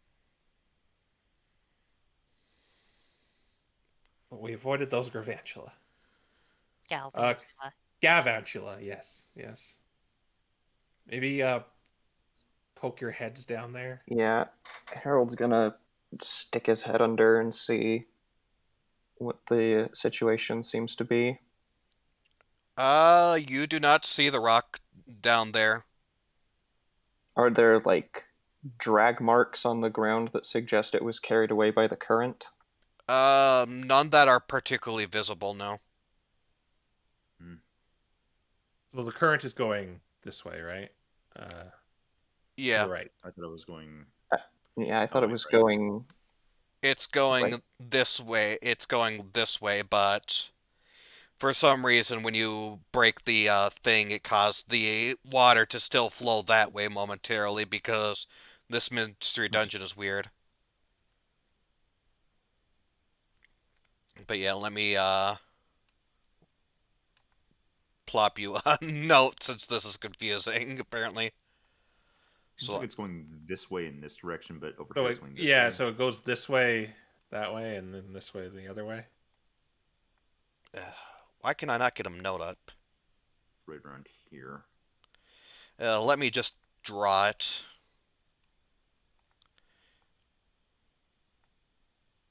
That is how the water is going.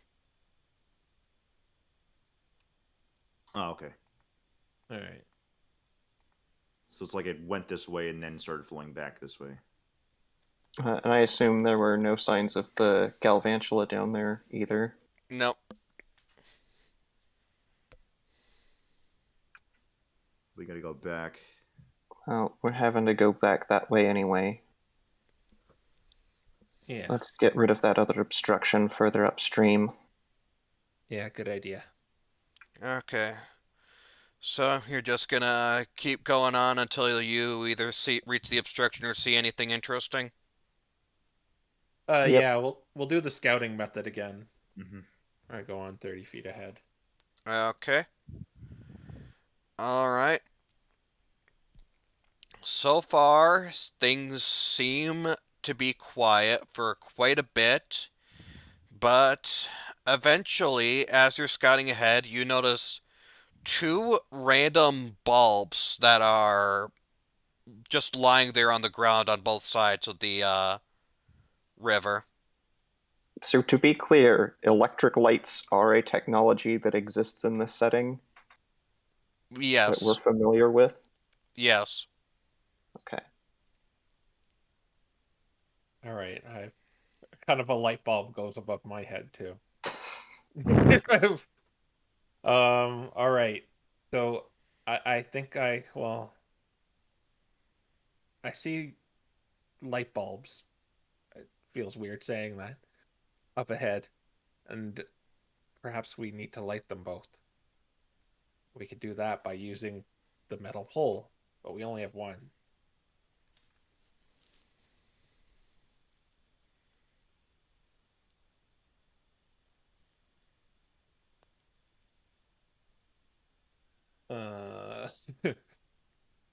Yeah, I don't have really. The only other metal thing I have manacles. I don't know if those will reach 15 feet.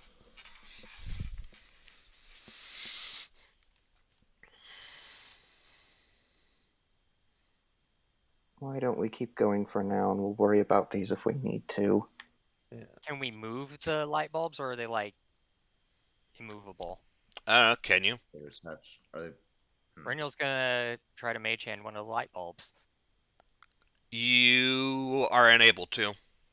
Oh, okay, it's stuck. It is stuck.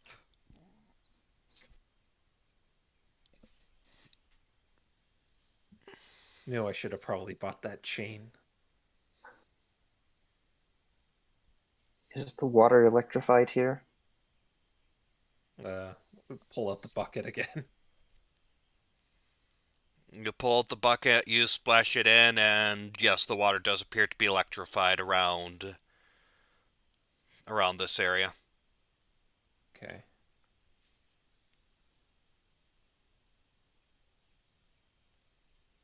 I'm just going through my stuff, just double checking.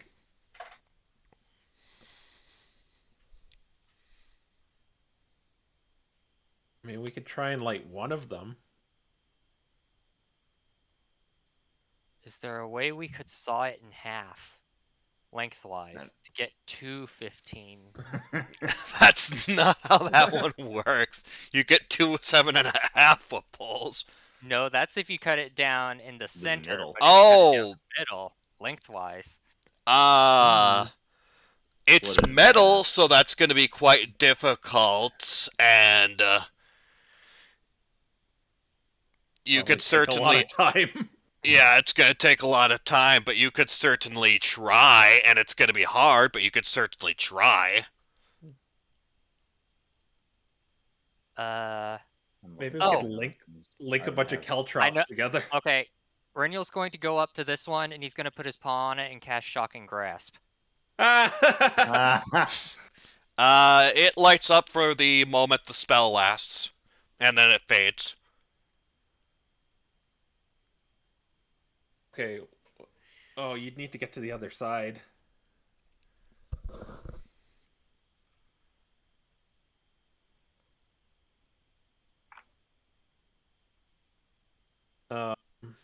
Let's Wow. keep going for now. There might be a way across further ahead.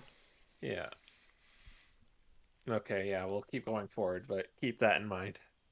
These are all my options. I don't got anything. I had an idea, but none of the material. Maybe we could link a bunch of caltrops together. Wait. No. It's because you use a casting foci that you don't get that. Darn it. You would have had copper wire because you have message. Yeah, I have like a tiny little fragment of copper that's just enough to actually serve as a focus. I don't have like a spool of it. Dang it. Yeah. Because that was what I was thinking. I was like, oh, do you have a spool of copper? Maybe we should just go on and see if we can find. We could probably do the shocking grasp thing when we go back. And Okay. Yeah, we'll come back to this. Alright. You do so, and you continue on until you reach the second obstruction right next to the water wheel.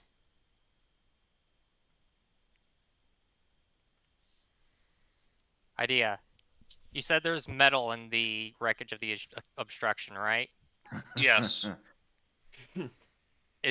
Are there any more metal poles in the wreckage? Give me investigation if you're rummaging through it. Wrong chat.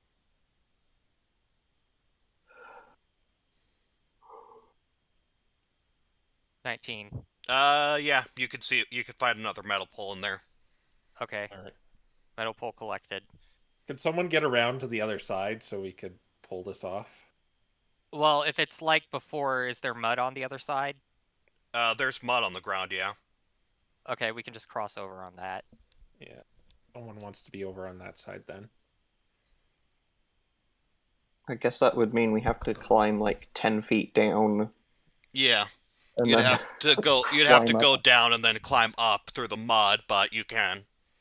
All What right. might be easier would be to just destroy the wreckage and then have somebody swim across. Oh yeah, you could do that. Remember the area where it's electrocuted is also a limited range because there are Pokemon in the water. Right. So Okay. Alright, we collect the that thing and then we just blow it gave up. me that just Yeah. gave me another idea. Okay, you collect the thing, you blow it up. There is water, and is Sergey gonna cross to the other side? Harold, both, neither? Probably easiest for Sergey to cross. Okay. You probably need to hand them off the. Yeah. Oh, Yeah, yeah. yeah. I'll assume Rainiel hands it off and then put Sergey there. All right. Wait, we didn't think this through. Yeah, we did. Can you mage hand 2 different objects? Well, I'm gonna put it like here and then drop it in the water.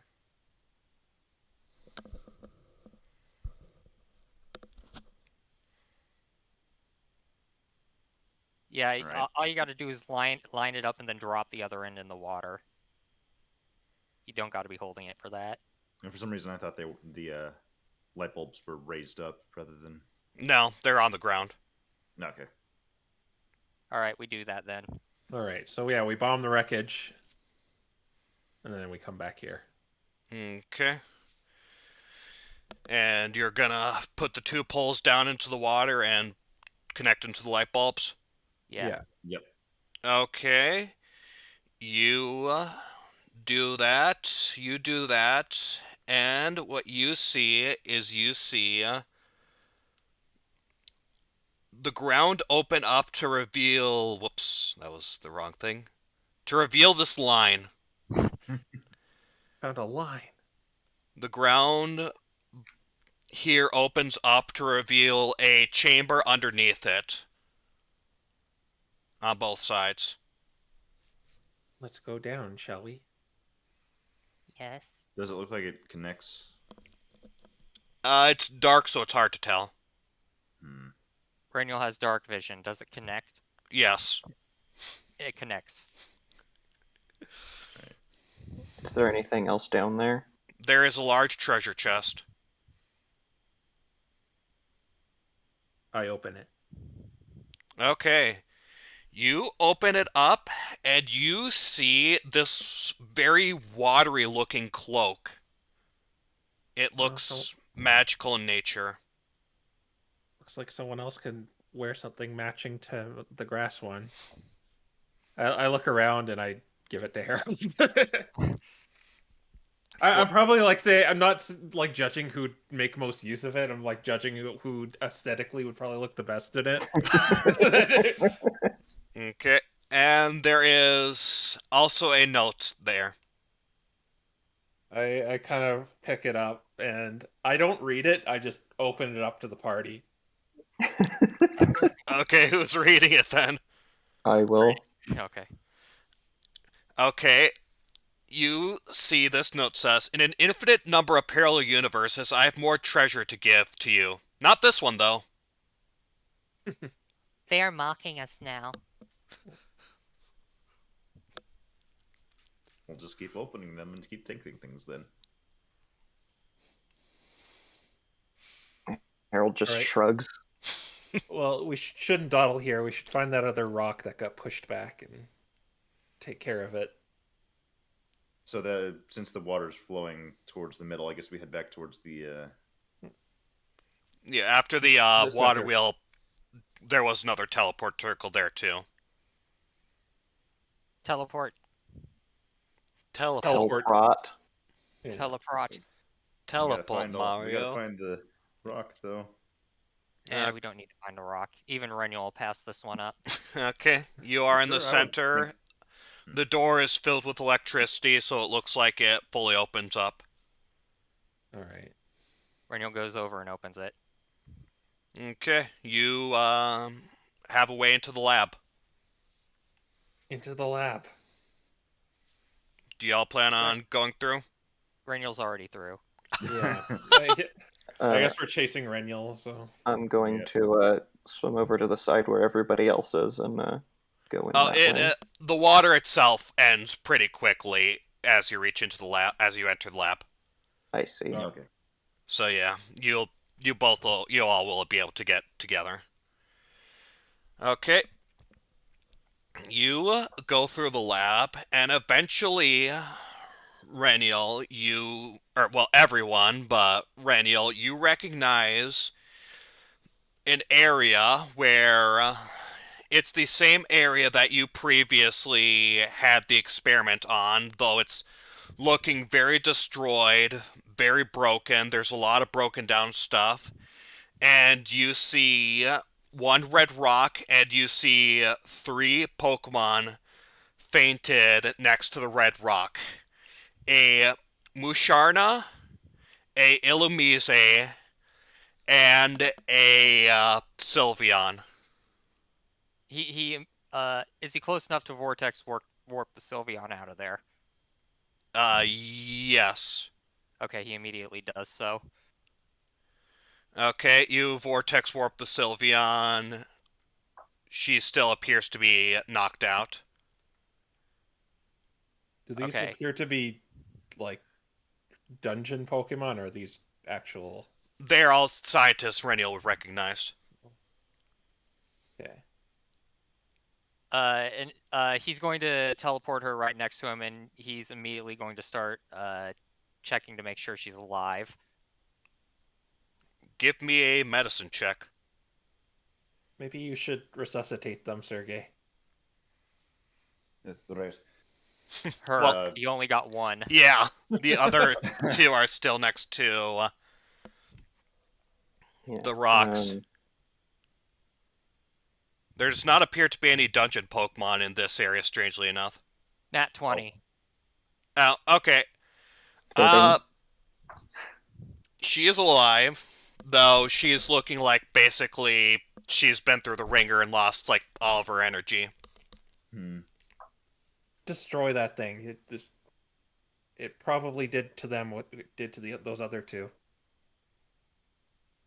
Yeah, Harold will try to find a good vantage point where he can get clear shots at the crystal without hurting the other two Pokemon, and he'll destroy it. Okay. Since there's no dungeon Pokemon, yep, you are easily able to Bam Boom destroy. Okay. Once that crystal's done, if we can get all three of the Pokemon and Warp out. well, first we want to resuscitate them. So Well, we can do that after we warp out. Does this place continue? Yes, there is more onward. There might be more in here. Something was over there that destroyed the crystal before us.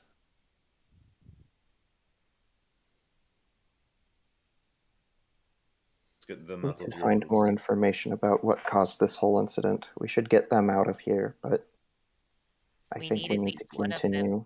We need at least one of them to be conscious so that they can find someone else. We cannot just send 3 unconscious Pokemon back. I thought Sergey was laying on hands. I was going to use Okay. yes, my lay on hands on each of them. And I can afford to spend like 5 for each one. Oh, you're getting a 5 for each one? Okay.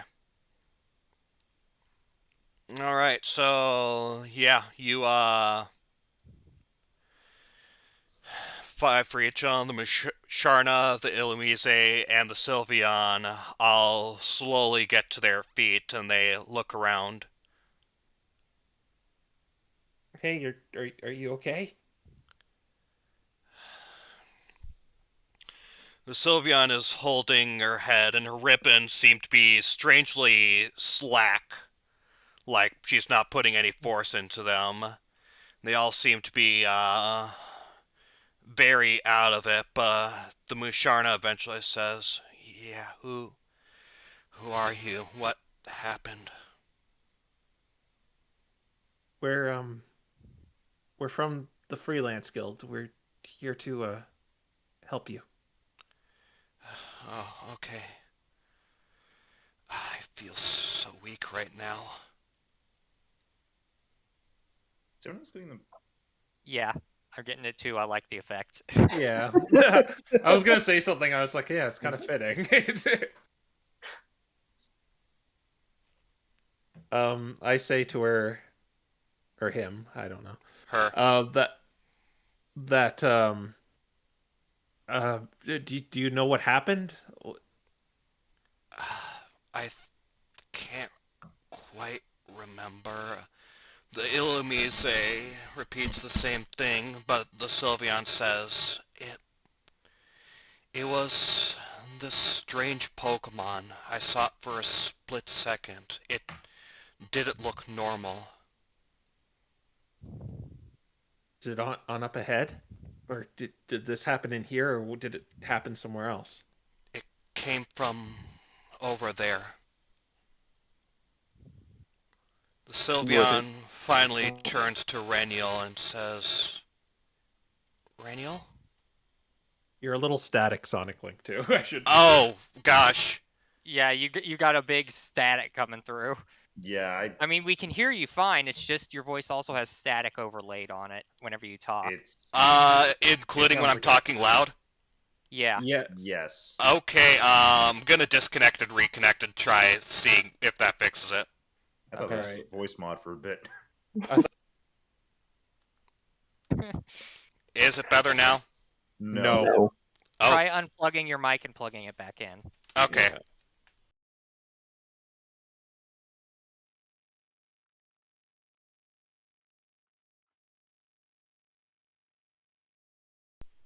Stupid mic interrupting the reunion.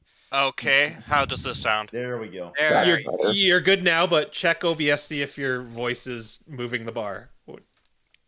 Alright. OBS, I think it's fine. All right. The bar is moving. Yeah, When you talk. yeah. Okay. OBS is picking up my voice. Okay. All right. Okay, so yeah. The Sylvian says, Raniel, is that you? Hi, Mom.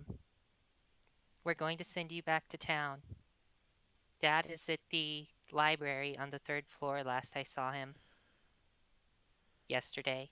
He's probably not there now. You probably shouldn't look there. Try going there anyways. I will find you after we have finished what we need to do here. Okay. She walks up to you, and it's clear she's trying to get her feelers to sort of pull you into a hug, but for some reason she can't get them to move at all. Okay. I'm sorry. I'd like to make this a happy reunion, but just feeling so weak right now. Get your rest first. Okay, be careful, Reniel. Very well. And he's going to press the A button and start sending her back. Okay. During this whole like reunion, Eugene's kind of like looking away, kind of not in disdain, but contemplation. You gonna send everyone out? Yeah, I guess we'll help get the other two out. Okay. Yeah. All right. You do that, and you are left alone. Yeah, you're left alone. There's a room beyond you, and that's pretty much it. All right.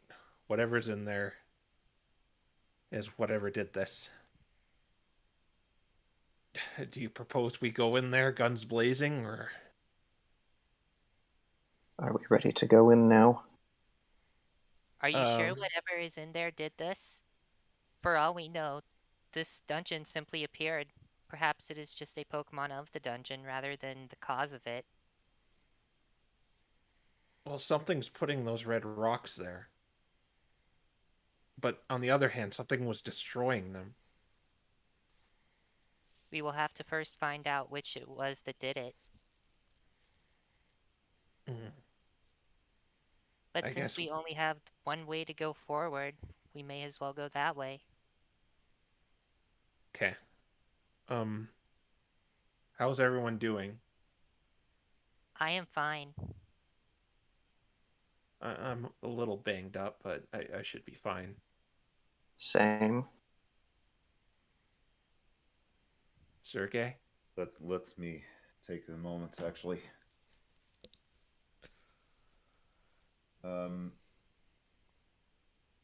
It's five. I still have the 10 uses for myself. I might as well expend all those now.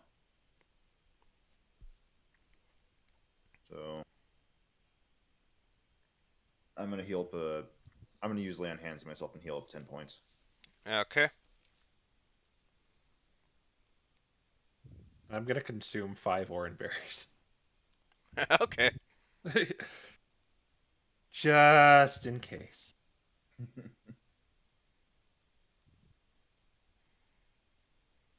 That brings me up to 26. Okay. We're just going to walk in? Yeah. Alright. Okay. You walk on in. As you walk in, first things first, Raniel, you do not recognize this room at all. It seems completely unfamiliar to you. Okay. Second, you see a familiar wormhole on the other side, the same one that Fluffle and his and Burst went through. And finally, you see on a chair, you see Fluffle himself.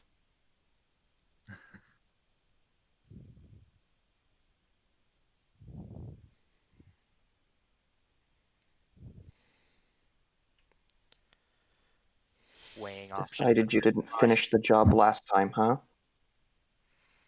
Hmm. I was hoping you guys would take my offer, but it appears you've decided to continue meddling. Quite unfortunate, but I suppose I'm not surprised. You have the gall to tell us that we're the ones meddling? Yes. You went to Snowsea. What did you do there?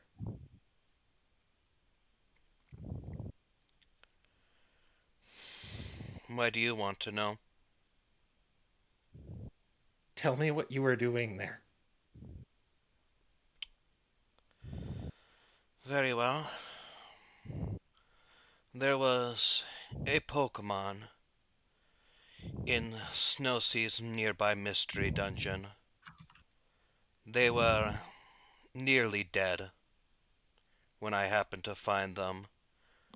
So, in order to make sure they didn't die, I brought them with me, and they are now one of my cohorts.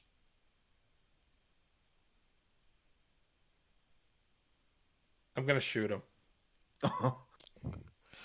Make an attack roll.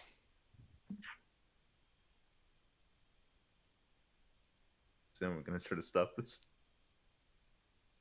I'm gonna pump it up 4 luck points. Okay. Yeah, that'll hit. Roll damage. Uh,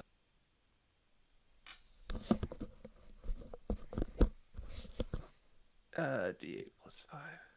13 damage. Full damage. Okay. You do that, but you notice that doesn't seem to be nearly as effective as you'd imagine such a thing to be. It seems like it sort of plinks off his armor and doesn't hurt him as much. And as you do that, he looks to you and he goes, I'd pretend that hurt, but I really can't. I'm going to kill you. No, child, you are not. I am far beyond something that you can do.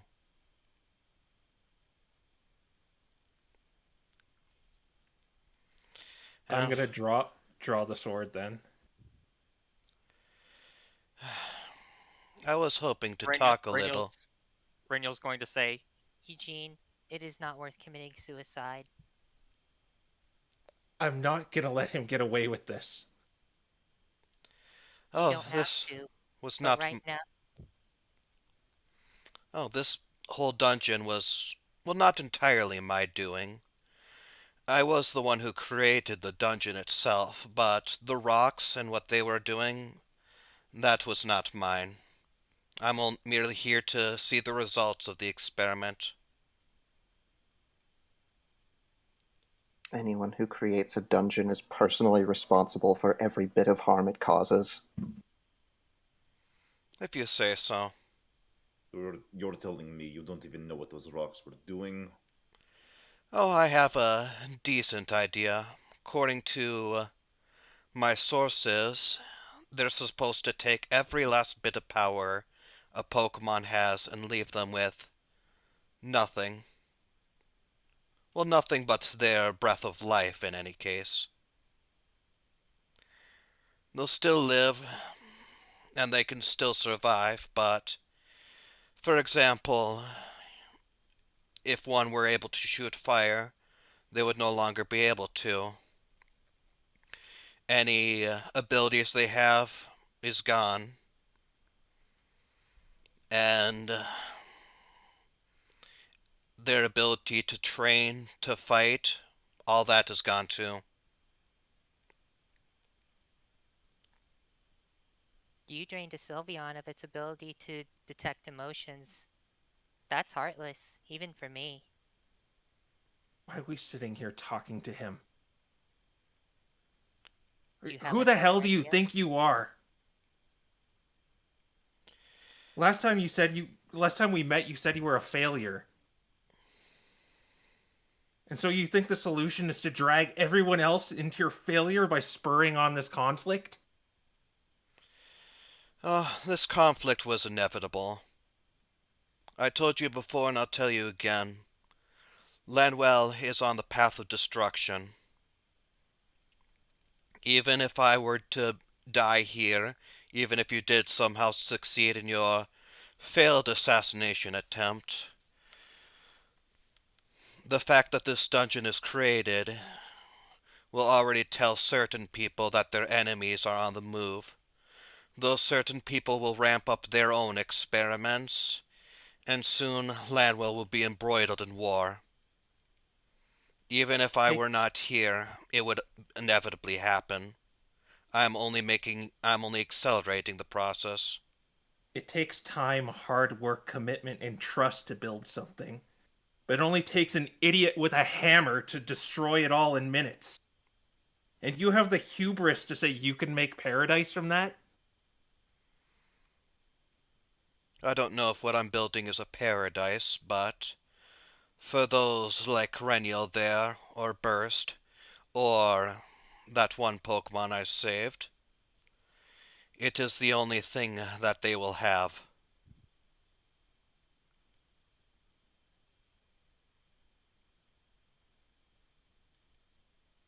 Can't just sit here, guys. We have to do something about him.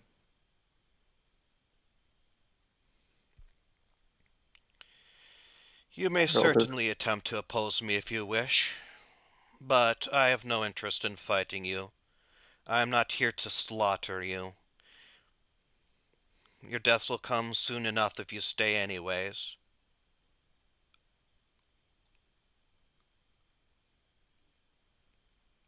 I'd ask what motivates you for this, why you're bothering, but you know what? I don't think I want to know what twisted bullshit is going through your head. Very well, then I suppose it's time we cut the chatter. He snaps his fingers, and from out of the wormhole, you see this and this, and these four rods here spark, and the door behind you closes and seems to be electromagnetically closed. And he says, if you really think you are anything close to a match, then these two right here should be no problem to you. I wish to watch and enjoy this experiment with bated breath. Good luck, and roll initiative.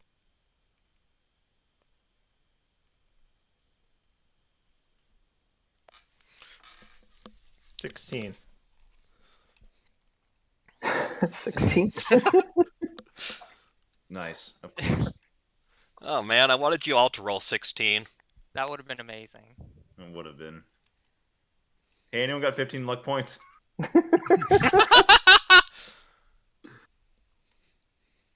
Oh, wow. Okay.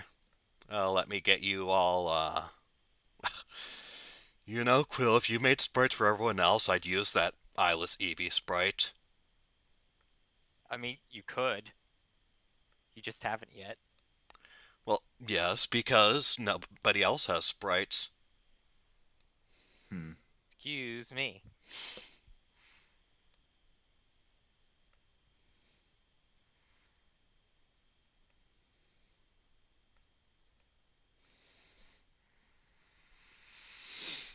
Okay. Fluffwool is basically going to be sitting there for most of this fight. I just put him in initiative just in case you piss him off enough for him to actually do something. So, Eugene, you got these two strange creatures that just came from this portal.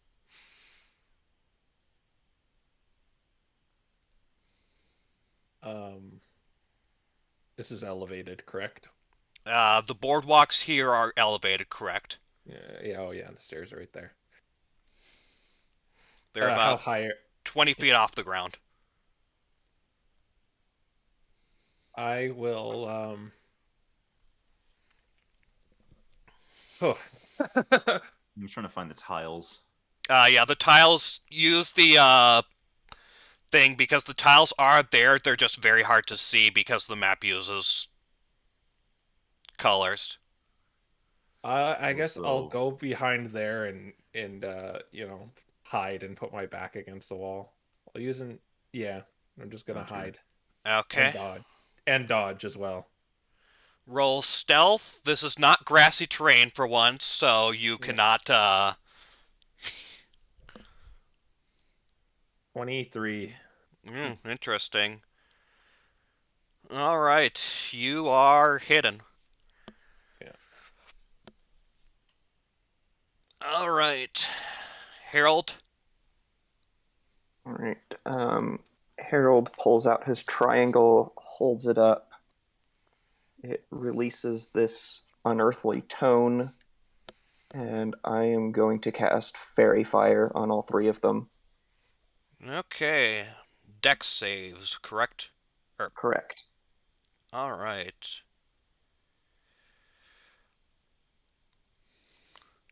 Let's see.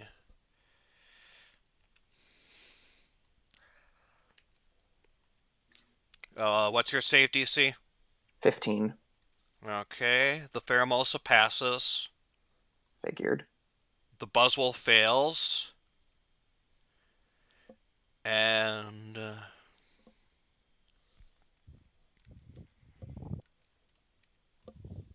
Fluffle passes.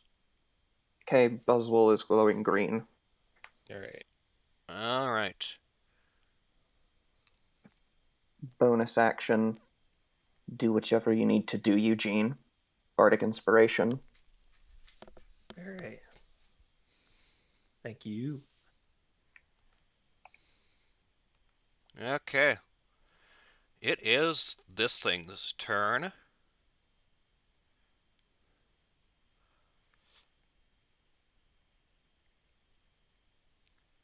It is...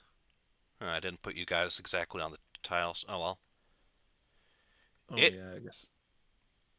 Is gonna cross over immediately here to you, Sergey, and it is going to attack you.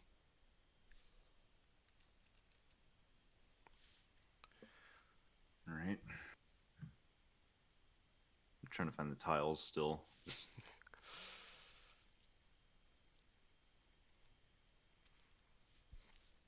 I'm gonna copy paste this because it is going to make 3 kicks on you. Oh boy.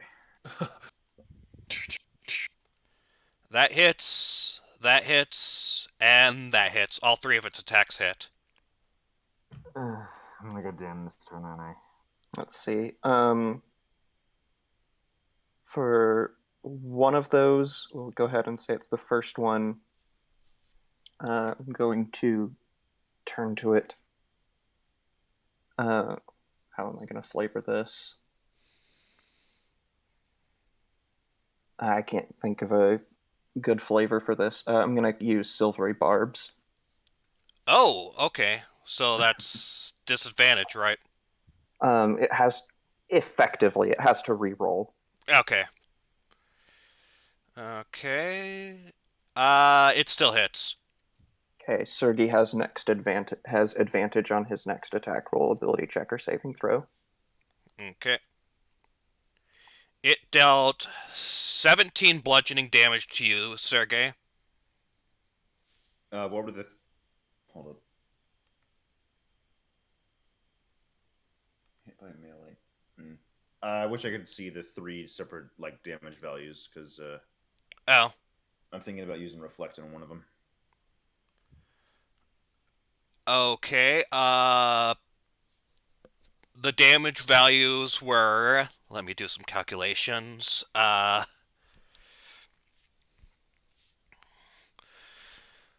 first one was. Yeah, the first one was math. Yeah, I'm sorry about this. I just want to half one of the attacks. Is the thing. Okay. Would you like to go with the highest one because reflect? Basically. Okay. Yeah, I can get you the highest one. The highest one was 8 bludgeoning damage. All right, so that goes into 4. 13 instead of 17. Okay. And after that, it is going to disengage and still move back a fair bit with its Oh, no. bonus action. It has cunning action. And that is its turn. Reniel. Oh gosh, it's my turn already. Heck. Reniel's gonna go right here. He's not really gonna hide, but he's going to mind spike the Buzzswole. Okay, is it aim range for Mind Spike? If I distance spell, yes. Okay. What does it need to give me? What do I need to give you? A wisdom saving throw. Okay.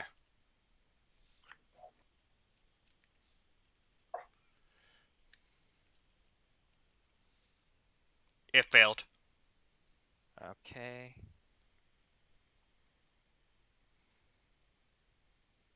Let me check something real quick.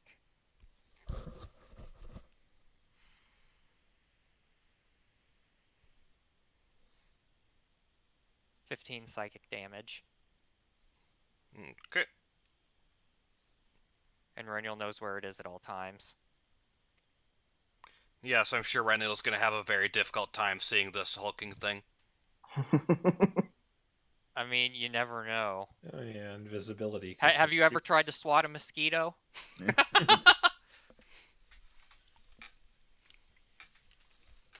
Fair enough. Is that your turn? Yeah. Okay. Actually, can Reniel go underneath here, or is... Yeah, underneath there is viable. Okay. He's just gonna be underneath here, behind the electrode. But not that kind. Yes, but not that kind. Okay. This thing is going to approach. It is going to basically break off part of the floor with its muscles, and it is going to who do I want it to? Well, Reniel's the one who hit it, so it's going to toss at you. Reniel, you will have half cover for this. Only half. Okay. Does a dirty 20 hit? Gee, you think?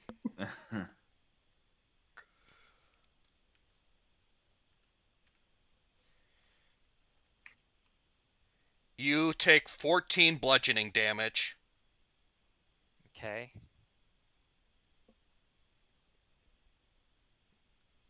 And Sergey. No longer concentrating on Mind Sliver, or Mind Spike. Ow. I didn't even realize it was concentration. Okay. Sergey? Well, first off, I'm using my bonus action to immediately cast Shield of Faith on myself. So All that's right. plus 2 to AC, up to 18 now. All right.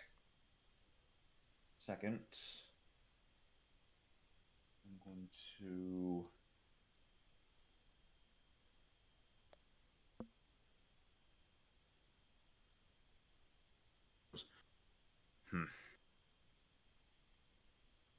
I gotta figure out where the boxes are to move on this thing because the grid's... Yeah, it's and Yeah. I can even like see grid outlines, and they seem to be inaccurate.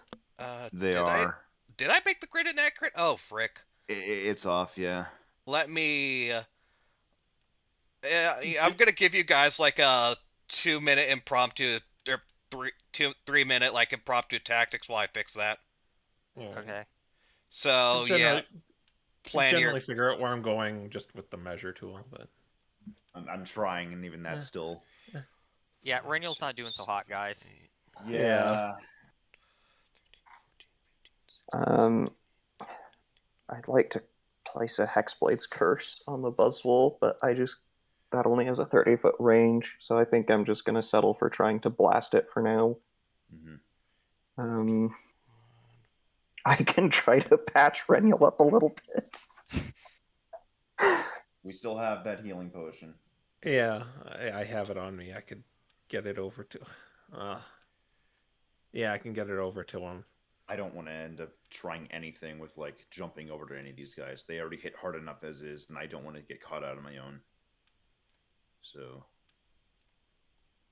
We may not really have any other option but for you to do so. I know I need to you- approach one of them for the sake of sneak attack and whatnot. And just smiting it to oblivion. Basically, Maybe we should just try to go all in. Like, I'll go next to you, so you're not taking the. right. It's that alongside if we want to end up any attempts of a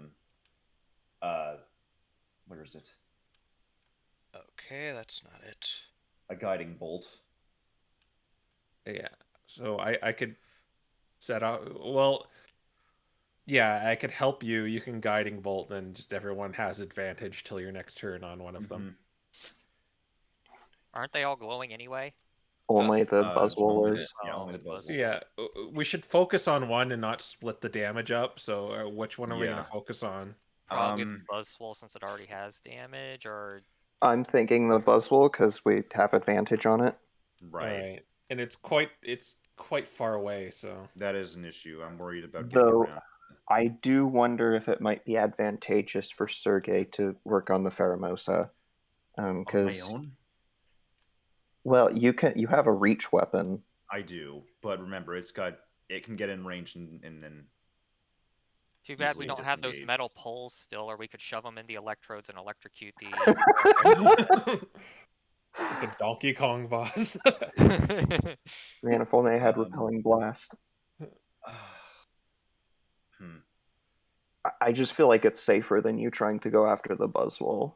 Yeah, no, I don't want to go and approach the Buzzwole like unless other people are going to get near it. Do you want Yeah. Rennial to even try to provide cover with Hunger of Hadar? That's going to make a already smallish room even smaller. That actually could be extremely... I mean, if we can lock just one of them in here with us, and we can deal with that The other alone... one has range. Yeah, but it can't hit us because we'd be behind a sphere of darkness. That is true. would have I disadvantage still against also us. have But my inspiring, I still have my inspiring smite for the sake of healing. So, Who Yep. should I? Who do you want to hit with guiding bolt if you're going to do that? would it be better to hit the Pheromosa just because of the fact that we have Fury Fire on the Buzzwole? Yeah. yeah, don't bother. Don't waste guiding bolt on Buzzwole. All right. Are we set, or are you still fooling around with the map? I'm still fooling around with it. If someone wants me to help me count the dimensions, that'd be great. But because I thought I counted it right, and I apparently didn't. I thought it was 21 by 35, but or maybe 21 horizontal. It's 20. Anyway. It looks like it's 22. Wait, no. It's 21 because the center one, Right. it has a center. Yeah, it is 21, but it's... Hold up. okay, no, that's not it. The thing about the Pheromosa, though, is that it can easily just run through.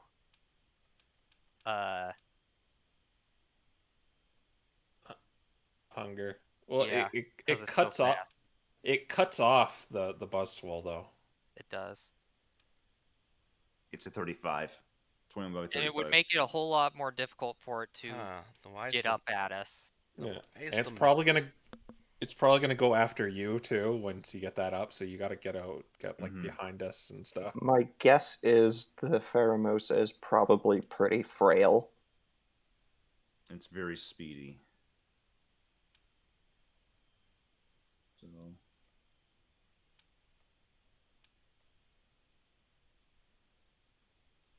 Huh. It might be easier for us to just use the. Yeah, I mean, I can't always tell exactly where everything is because when I use the measuring tool, it doesn't align to the center of spaces. Yeah, but and it I can get isn't a. exactly what the measurement is either, despite the fact that the grids look like it's fine. But at this point in time, I basically mess with it all I can. I can't figure out why it's not working.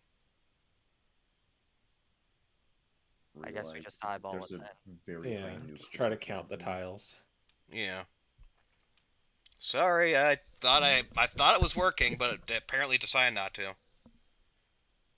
Oh, it's like it's slightly off. Yeah, it's slightly off and slightly not working, which tells me apparently I'm like 1 or 2 off, but You've got the horizontal correct. I went and counted it. It looks like it's a 35 lengthwise. yeah, I've got 21 by 35.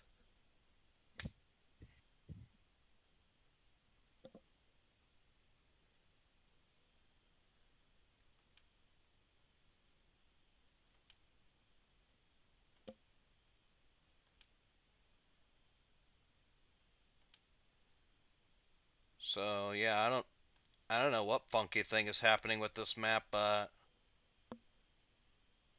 oh well. Anyways, Sergey, your turn.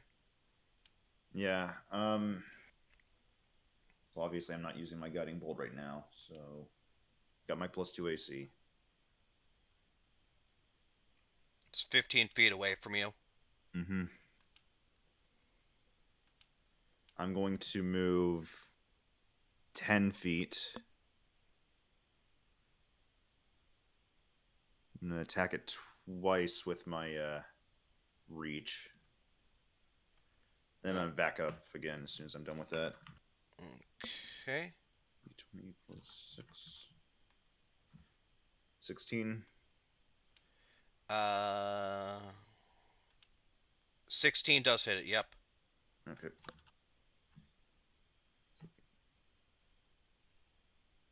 $13. Nice. Damage. Oh, there we are. That's what's wrong. Ah. It's off-centered.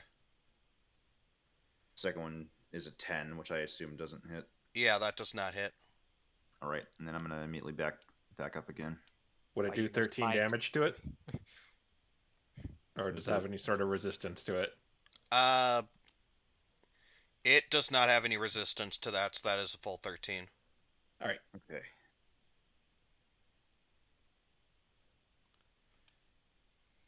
Why you no smite? I'm waiting for the advantage. I get a 20. Okay, did that fix the map? No, it did not. Wait. 26. What? Yeah, you did 13 damage. I put the 13 on it already. Oh, sorry. Yeah. This is what happens when I'm not paying attention. Okay, there you are.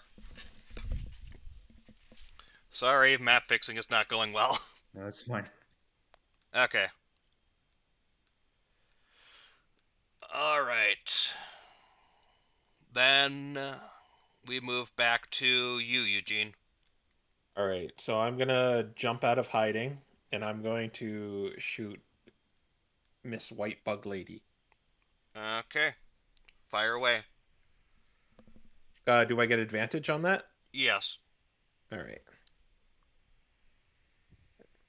D20 plus 8.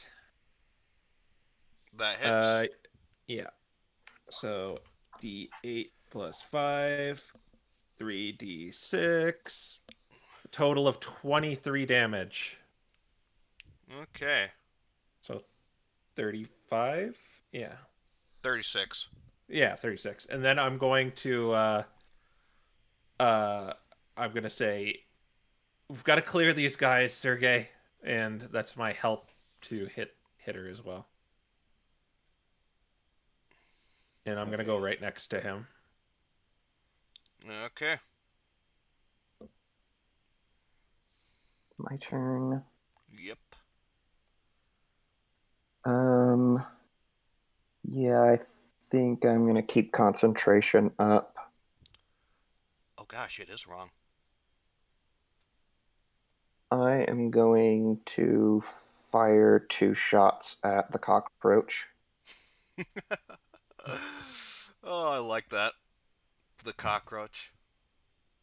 And that is going to be a 10 and a 23.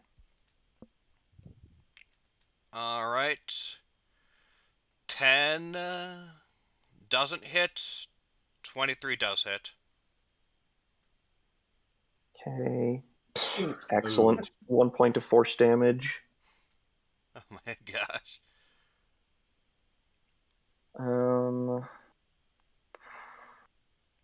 Yeah, I think other than that, I'm just going to stay put. Okay.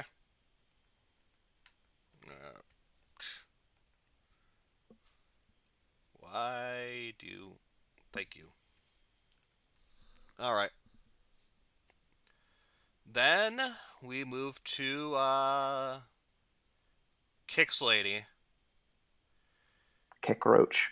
Kick Roach Rochelle. is Roach gonna shell.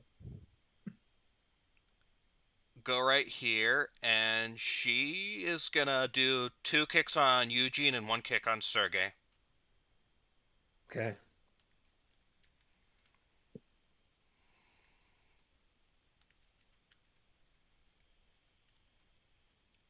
Oops. Yeah, that'll still hit. Okay, so both those hit Eugene. And that will hit Sergey. Better than an 18. Okay. Yep. Okay, so...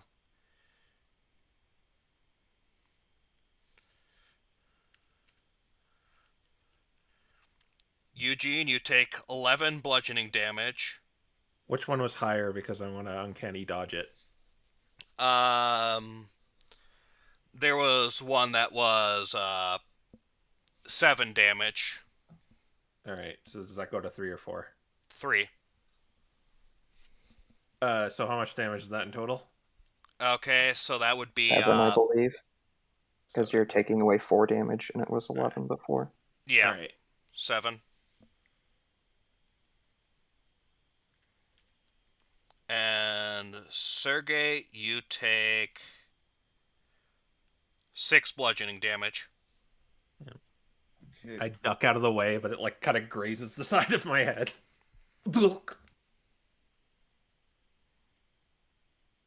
And it is going to cunning action and move.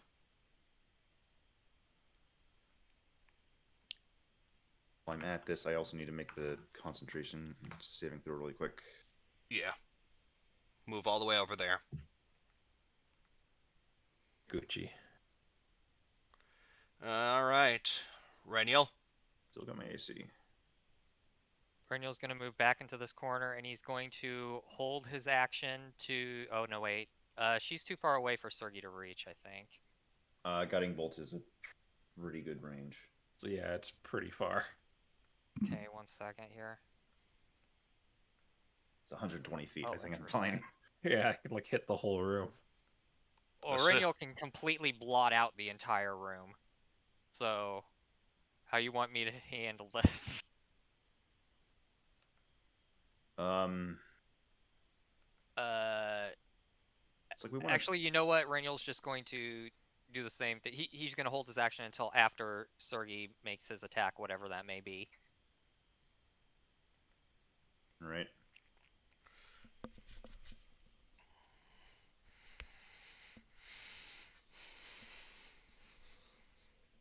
So it should be the Buzzswole's turn now. Yep. It's gonna keep marching forward. And it is going to go over here and rip this electrical panel off the ground and hold on to it. Oh. One. What? How does the electrical panel respond to this? Like, does it keep sparking, or does it electrocute the Buzzwole, or? It is still sparking, though you notice the door behind you is less, there's less energy going to the door behind you, and it does not seem to be sparking the Buzzwole. Noted. And for now, that was an action, so for now it is going to be doing nothing else. So, Sergey. Guiding Bolt to Pheromosa. Alright. Give me a ranged spell attack. Let's see. +5, Advantage. Not. It's got advantage, yeah. Ooh, yeah, you hit. Hit. Yep. No crit. Alright, roll damage. Right, and that is 46.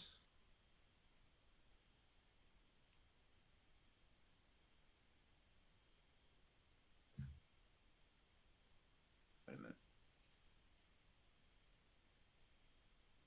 Just to double check. You don't add your spell mod when you're doing the damage, right? No. No. No. 46. That's 10. Okay.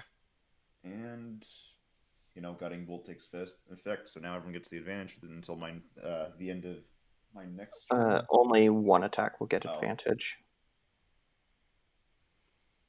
All right. We'll Yeah, see next if attack roll anyone- made against this target before the end of my next turn. Okay.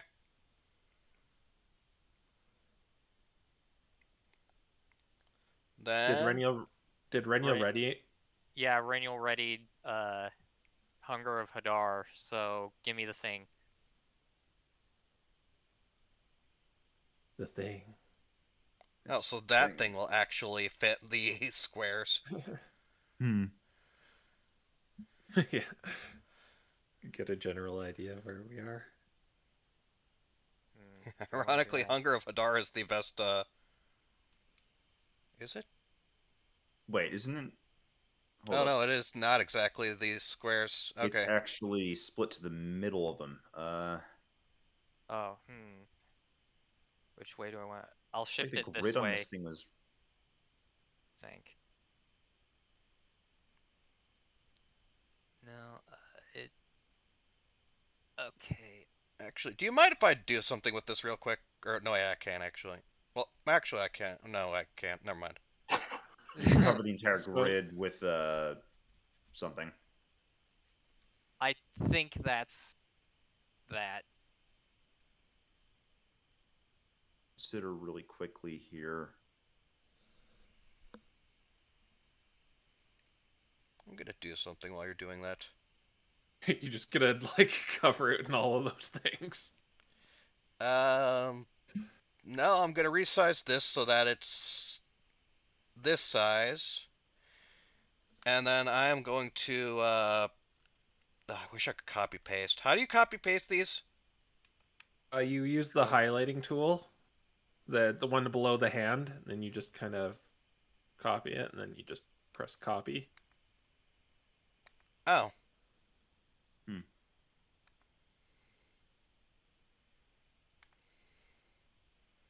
It's telling me unable to paste. Where are you trying to paste it? Oh. Anywhere. So you just kind of drag the square over it, and then you copy, and then just Control V. Yeah, it's not letting me for some reason. F. Huh. Can you copy paste? Yeah, there, right there. Okay, get me about Ooh, okay. Give me about 4 of these. 4 more. Just 4 in general. I think 4 in general should be fine. 1, 2, 3, 4. Okay. Alright. I'll get back to your actual hunger of Hadar in just a second. I just realized this is actually a very good way of actually counting the tiles. Okay, 1, 3, 4, 5, 6, 7, 8, 10, 11, 12, 13, 14, 15, 16, 17, 18. Wait, no, this Hunger of Hadar isn't the right size. There is it? Did I? I did not size these wrong even then. Oh my gosh! Great googly moogly, it's all going to bleep.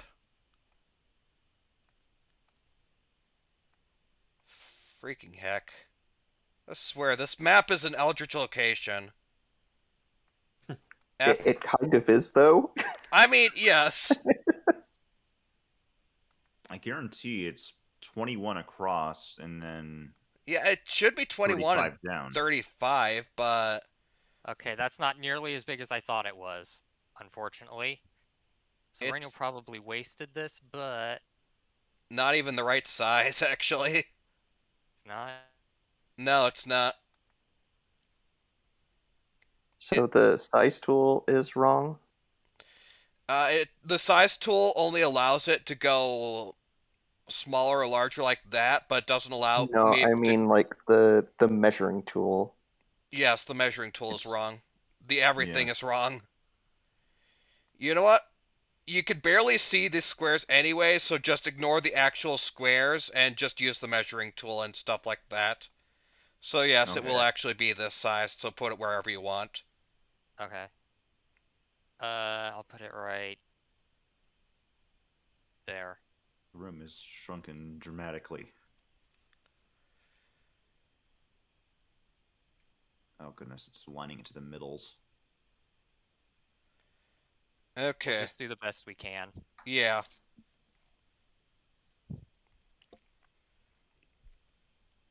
Alright. There we are. That was a readied action, so we're gonna go into the top of the round if you're confused. Right. Right. Okay, let me get the timer.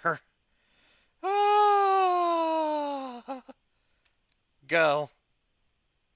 So, want to establish something real quick. So we can't see them, which gives us disadvantage on attack rolls against them.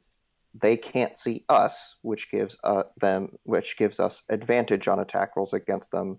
And they're illuminated, which means we have advantage on attack rolls against them. Are you doing this rules as written, where basically no matter Yes. how many? Okay, so You will rolls are have going to be made with as straight rolls. no, you will have advantage on them because Okay. they're both in at least once the Pheromosa has been hit by one thing, it is no longer going to be illuminated, so you'll no longer have advantage on it. But you will Okay. have advantage on the Buzzwole at all times because it is constantly being illuminated. And you will not be able to see the Pheromosa as soon as you make one attack against it. Who should attack it? Do you want me to do it or? Yeah, I think you for sure, because you can deal the most damage with a single hit. All right. And that otherwise it's like I have to rely on getting a crit and then smiting and all that. Yeah. Technically, I can get most damage in a turn, but I have to burn 3 spell slots and hit all 3 attacks. Yeah. Make the Maybe- most out of this while you can, because Reno's probably going to get battered to heck and back. So I actually have an idea then, if that's the case, since if I had advantage on the Buzzwole, I have to get within 5 feet of him though to do that accurately. Alright, tactics are over. Okay. Eugene? All right. I'm going to shoot the Pheromosa. Alright. Fire with advantage. Yeah. Okay. Where's rolling around at the speed of sound? Right there. D20 plus 5. Or it should have been more than that, but that hits anyway. Yeah. D20. Okay, yeah. We'll take the 19, or plus, it's like 22 or something like that. I'm pretty sure that hits. D8 plus 5 is 11 damage. Okay. And D6 3d6, isn't it? Oh, yeah. 2d6. So that's a total of 16 plus 11, 27 damage. Okay. And am I in range of any of them? I'm going to... what I'm going to do is I'm going to... Oh, I can't see the Pheromosa anymore. Yeah. What I'm going to do is just kind of stand in front of Reniel. All right. The Pheromosa is starting to look tired, by the way. Okay. At least she did before she stopped glowing. Yes. All right, Harold. Okay, so I can still attack the Pheromosa with straight rolls, correct? It is. You cannot see into Hunger of Hadar, so you can't possibly attack it. Okay. That's right. Alright, well, then, Musquoldo is going to get shot a couple times. All right, you'll have advantage on all these. Let's see here. So, I would think those should both hit. That is going to be a 23 and a 24. Both those hit. Yep.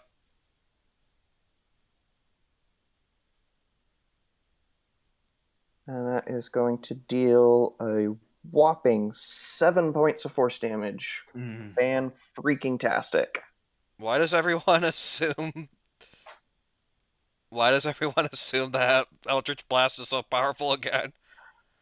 Well, it's when you start getting stuff like Agonizing Blast on it. Yeah, good. Yeah, no, I'm joking. When you're level 2. Warlock 2.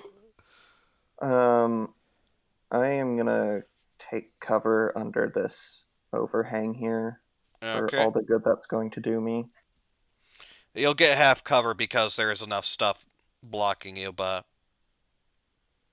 On top That of will the be fact my that turn. we're already going to be using Alright. range. Let's see, first things first, roll 2d6 cold damage because the Pheromosa is starting its turn inside Hunger of Hadar.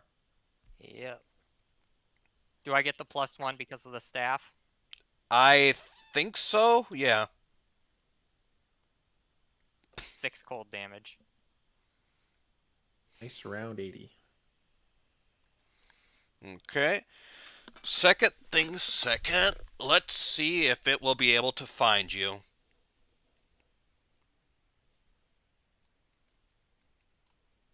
Or we'll figure out.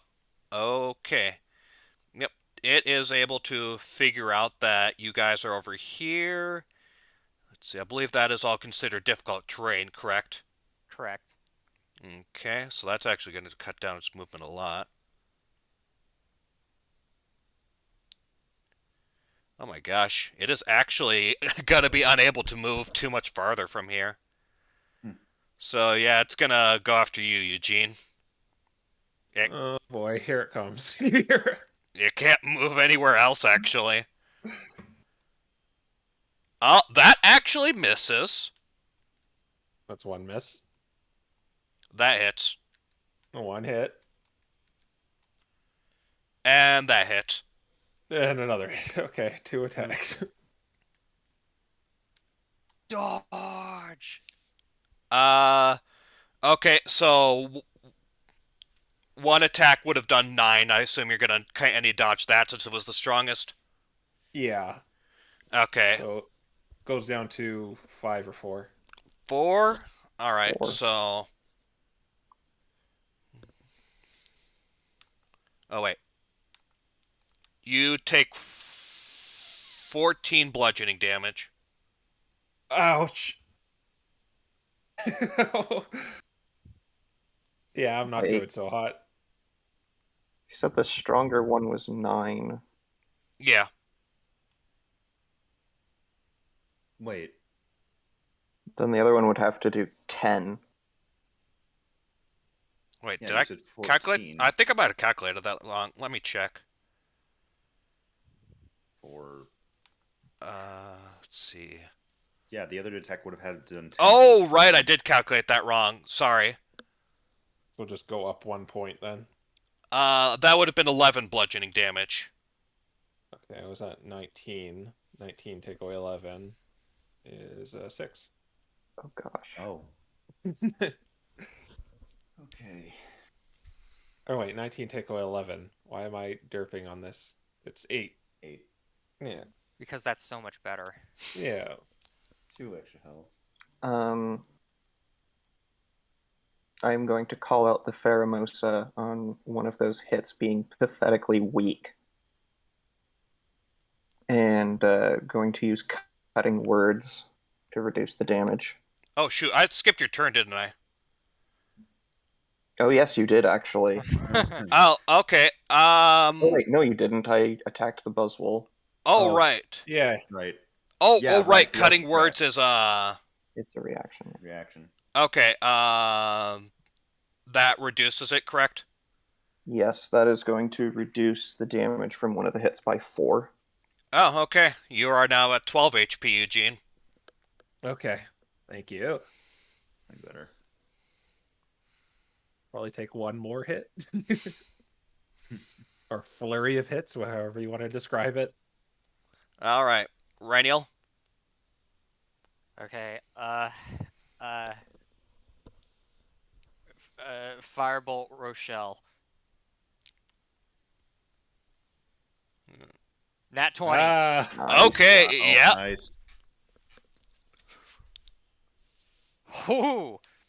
Double 26. 20. Oh, is that? 106. Huh? Kicks is down. Yes. I'm like, Clutch crit. I have a black eye. I'm like, All right. Well, that's remaining is Swole. Is there anything else you want to do, Reniel? That's all he really can do on his turn. Okay. Well, sort of. But he's not going to do anything else. All right. Let's see if Swole is able to figure anything out. Oh, right. First roll 2d6 because it's the start of his turn.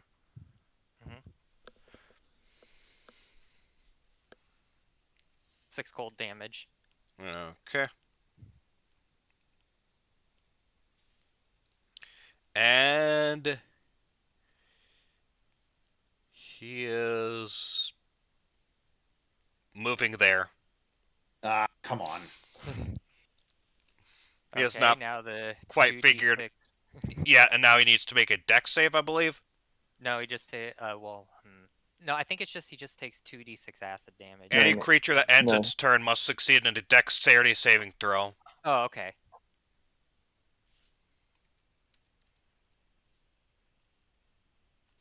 Alright, let me check its dex. It is... Yeah, thought so. It failed! Excellent. 10 acid damage. Okay.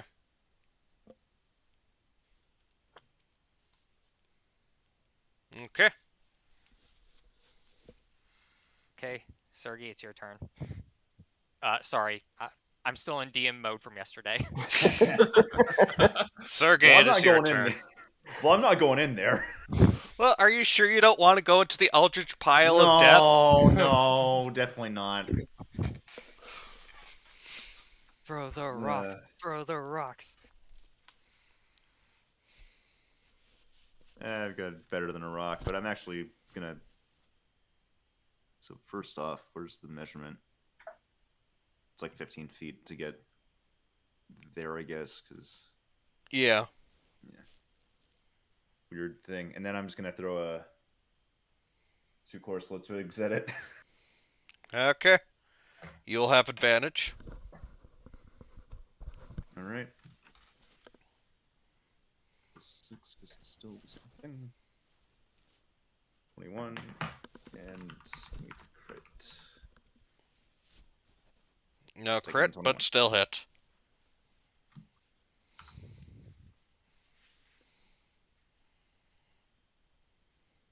Oh, wait, another one. With advantage still. Oh, So close. You win some, you lose some. Alright, cool. Okay. That was 14 damage. All right. I'm actually going to wait here. I want it to approach towards me, so... Okay. Then Eugene. All right, I'm gonna swoop out from this cover, this half cover, whatever it is, and I'm gonna fire at him. Okay. Oh, right. This doesn't matter for what you're doing, but after this round ended, this Pheromosa's body disappeared into light, and that light disappeared into the wormhole. Okay. I have advantage, correct? Because of the Yes. fire? Yeah, all right.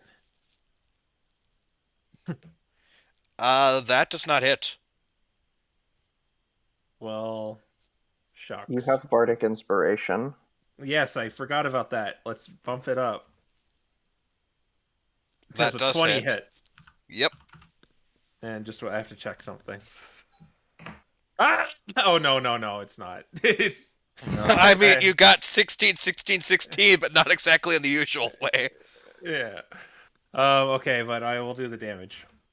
Die 8 plus 5 and 3d6. 20. 20. Nice even. I like that. And so, is there anything around here that would kind of give me full cover? Like, I see the coffin here, and If you like, ducked under the coffin, maybe, but otherwise, not particularly. okay, I'll just kind of, I don't know, I'll just stay here. Yeah, so there's not really anywhere to hide. Okay. Harold? Okay. Harold raises his palm towards the Buzzwole, and this ghostly figure seems to emerge from his sword and move towards it as he places a Hexblade's curse on it. Okay.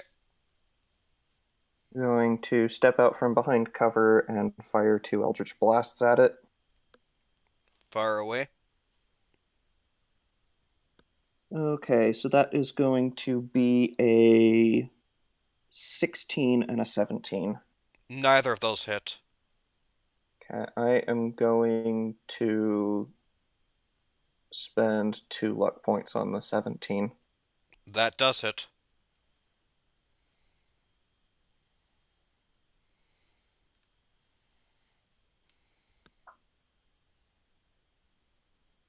Oops. That is going to be 12 points of force damage.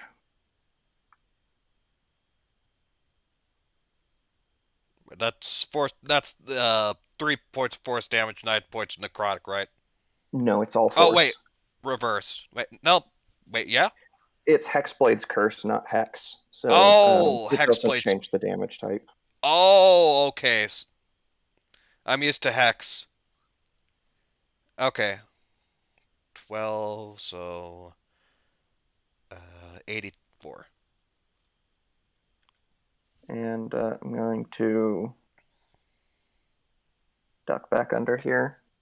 Alright. And that will be my turn. Okay. It's the Pheromosa's turn, except for it doesn't exist. So, Rainiel.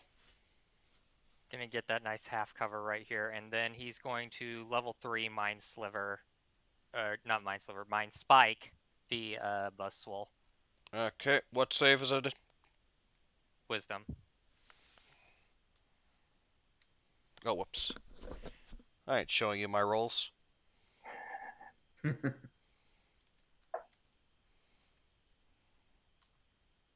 It failed. 4d8 plus 1. Alright. 24 psychic damage. Oh boy. 108. Oh, well, I was just about to do... Okay, cool.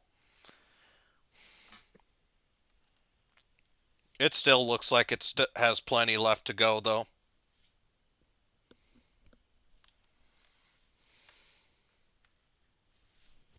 That it? Yep. Okay. It's finally... Oh, wait. You had to roll the thing. Damage.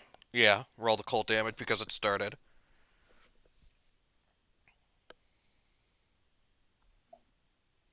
Ten cold damage. Okay.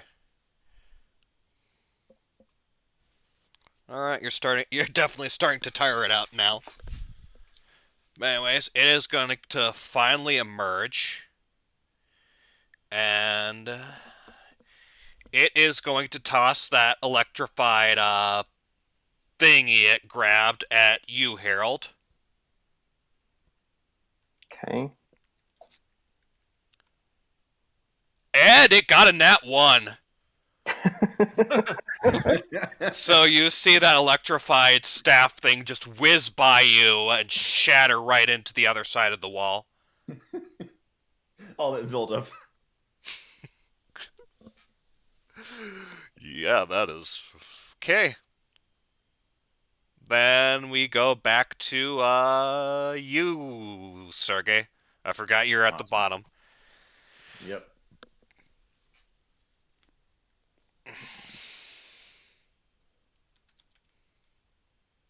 It begins.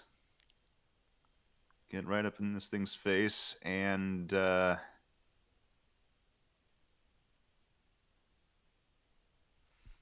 gonna take 3 swings at him. Alright. Comes the nat 20. Please. These are all at advantage. Thank goodness. Alright. 22. Hit 1.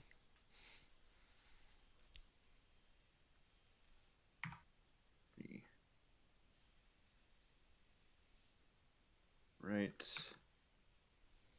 Follow up the next 2. I saw the 20 for a moment. Yeah. You're looking for 26. You got 2 20s in a row. You know, I'm just gonna still, for the sake of this, I still have these other spell slots. I want to just at least shotgun this guy down. So first, we're gonna go for the D10, and then I'm gonna also smite. Alright. That's perfectly fine. And plus 3. Followed by, say, 2d6, or 2d8, excuse me.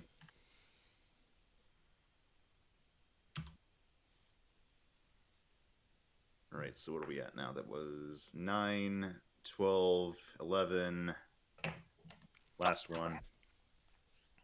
I accidentally moved the thing. Okay, I think that's where it was.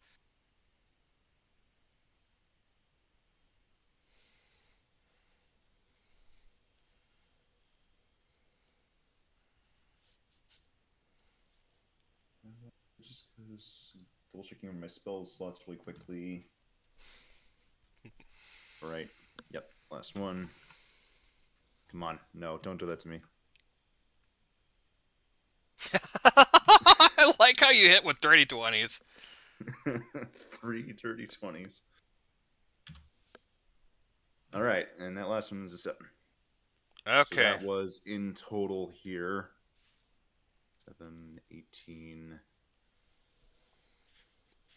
Oh yeah, guys, 30, I forgot to tell you this, but because I casted Mind Spike, 49. Hunger Hadar's gone. Oh. Alright. Also, that was a 49 damage total. Oh, wait. That means it didn't start its turn in Hunger of Dar. Oh. Okay. Okay. So take off 10 turns, or 10 turns, 10 10 HP. damage. Okay. Undo 10 turns worth of progress. I think that'd be the start of the fight, but okay. Is that That was everything I could spend there. All right. Eugene. I'm going to run up to it with my short sword. And I'm going to try and deal the finishing blow on it. It's +9. That does not hit. Plus, it's advantage. All right. You've got advantage. That Oh. super does not hit. Okay, I'm going to juice it up to 3 luck points. So 18. An 18. Or wait, where am I? Actually, I'll count on. You know what? I'm going to use my bonus action to do an offhand attack. Okay. +9. Oh my That gosh, will okay. definitely hit. Okay, so it would be a D6 +1. Yeah, you still have advantage. Oh, right, yeah. I guess I should just roll a D20. Well, there's a 19. But yeah, it would do 5 damage with the damage roll, and then 3d6 with the sneak attack. So a total of 16 damage. So that's 57, 63, 163. Okay. It's still got a bit of fight left in it, but you're definitely starting to whittle it down. Good grief. Alright, well, we're going to fire a couple more Eldritch Blasts at it. All right.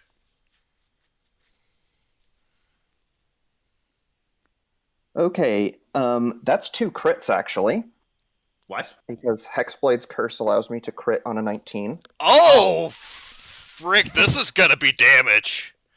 This might KO it. What was that? Is that 4d10? Yes, it is. It'd be 4d10, yeah. It's Rennial tier damage. 4d10 plus 2d6, actually. Oh. So that's 26 points of force damage. Pain. Was that 2 1s in those 10s? Because that rolls backwards. 189. Okay, you've... Even that's not enough. Do I still have half cover against it? Yes. I'm gonna go ahead and toss a 2nd level healing word at Eugene. Thank you. Okay.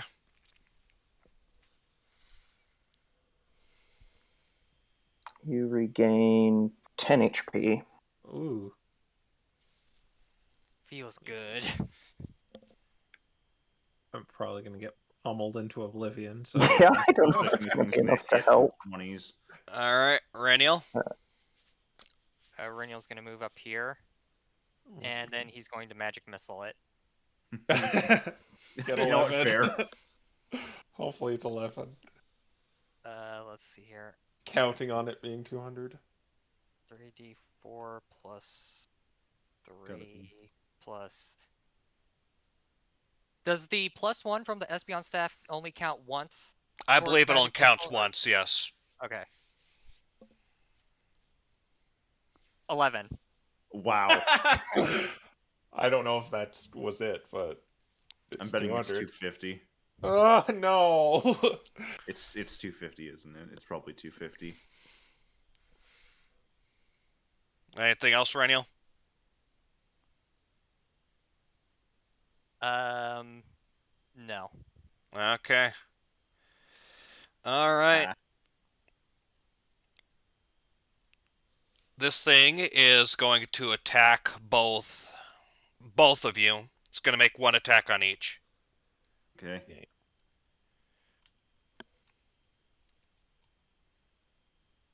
It'll miss Sergey, actually. Oh, good.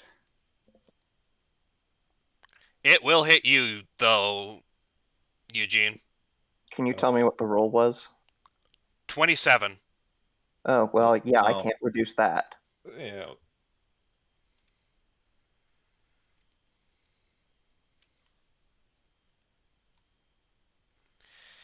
Eugene, you take 34 bludgeoning damage. I can't reduce that.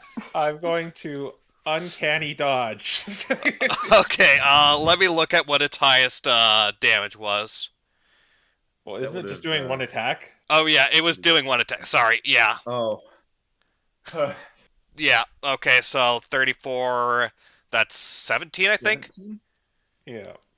So yeah, I like dodge out of the way, and like I think it misses me, but it just like punches me in the face, and it's like hitting a pumpkin. Oh. So it did 17, right? Yes. Okay. That is 5 HP. Okay, so the healing word did help. Yes. It did, yes. Okay. Eugene, hanging on for dear life. What do you want to do? I like maybe spit out a tooth and on my. I go for another. Wait, where was my turn? Oh, right. Oh, Oh, yeah. sorry, Sergey. For some reason, I keep thinking it's last in line. The Keelam I mean, of if our- we're sort of thinking in the sense of it goes last, then okay. Well, we're just gonna keep swinging because, quite frankly, I have an idea at least for this one. Please don't do this to me. Okay, so first off, I'm not gonna rely on crits anymore. I'm level 2 smiting this thing, and I'm using an Inspiring Smite to give all that temp HP to Eugene. Okay. So, oh my How does gosh. that work? huh? How does that work? Okay, so this is something I haven't even used yet in the campaign, but Yeah. welcome to the glory, and it's something I've been putting off. Inspiring Smite. Immediately after you deal damage to a creature with your Divine Smite, you can channel Divinity as a bonus action and distribute temp HP. That'll be 2d8 plus 5 Right. of temp HP. But let me do the damage first. So first off, d10 plus 3. And then we're doing, that is 3d8 because it's a level 2. 12. That was also my bonus action for the Channel Divinity, so I get one more attack. Please. Come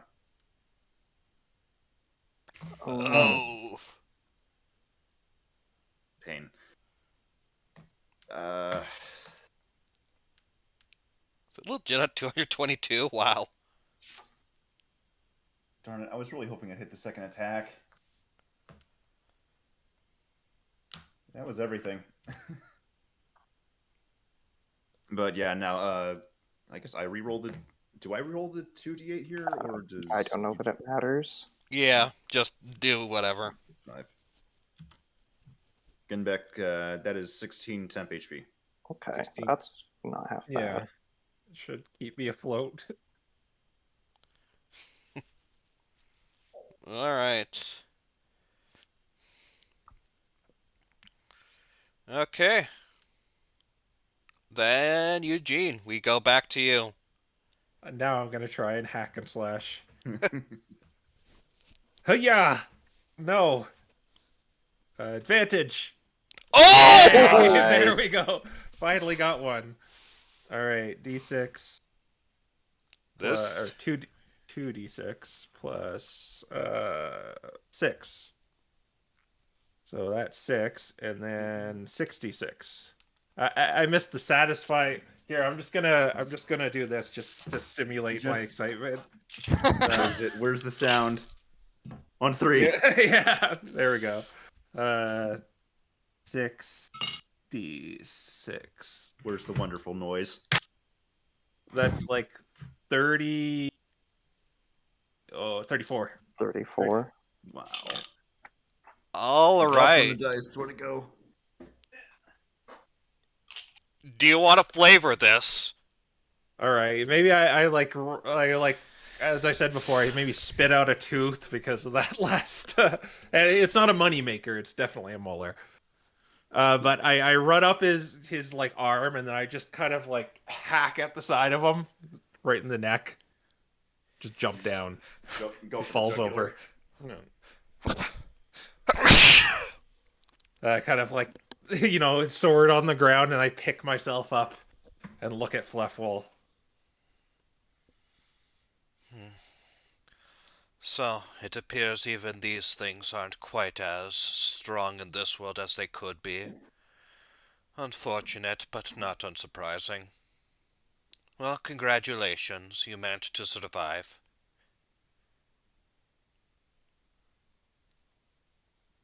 What are you doing? Why are you doing this?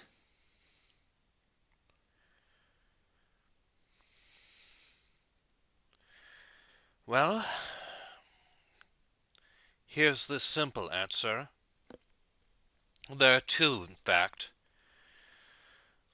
When Reniel fully gets consumed by the Nihil Lego inside him, he will have only 2 to 3 days to live before the beast inside him dies and he himself dies. We beasts cannot live in this world, even when under human skin, for too long. It is the same with me, it is the same with all of my mistakes. So, in order to ensure that we might be able to survive in this world, I intend on destroying the Bearden Tree. With it gone, us beasts will be able to run through Lanwell, and we will be able to make it our own.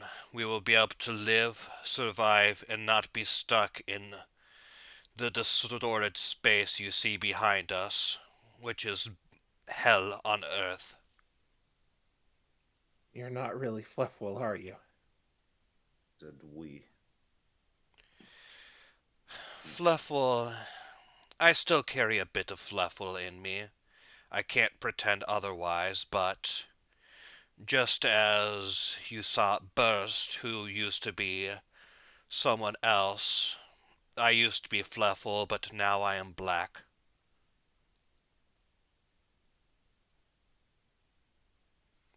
There is still a bit of him left in me, which is why I asked Fluffwell's daughter to leave, but beyond that, how much of me is Fluffwell and how much of me is Necrozma, I cannot fully say myself.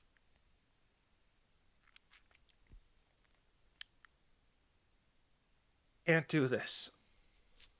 I Please, can, and I just will. stop. I cannot stop. As I said before, Lanwell will soon be destroyed. Purge has already shown their power with this mystery dungeon, and CILS will soon act themselves. The two will garner supporters, will garner power, and soon enough they will embroil Lanwell in a cataclysmic war, both sides throwing mystery dungeons, throwing their experiments, and causing a massive calamity. And you're looking to simply take over the ashes. You think there'll be anything left when the whole world is ravaged by dungeons? Oh, it will not be the whole world. I'm at least merciful in that way. We simply wish for Lanwell itself. With all the souls who will die in the world, the Breeden Tree will appear. I will destroy it, and the distortions will be allowed to reign free. Me and the beasts will have complete control, and we will take these grounds as our own. The rest of the world has much stronger defenses than Lanwell does, unfortunately, as they have all the legends still remaining. But as for Lanwell, it shall be no more. Why here? I don't mean why Lanwell, I get that, but why our world in particular? That I do not know. Excuse me? I do it because it is my home. As for why the remaining Ultra Beasts do it, I cannot tell you. Perhaps it's because they had no other choice, or perhaps they specifically chose it. Perhaps they saw Lanwell itself as weak and decided to choose it, or perhaps they have other reasons. But either way, Not your, but it's not your home. it I don't was think my any home. reason you. I don't think any reason you could come up with is any good reason. No, I'm well aware. I am not anything close to a good guy, so to speak. But either way, I will succeed in my mission, whether you want me to or not, unless you can somehow stem the tide two two factions who want nothing more than to eliminate the others.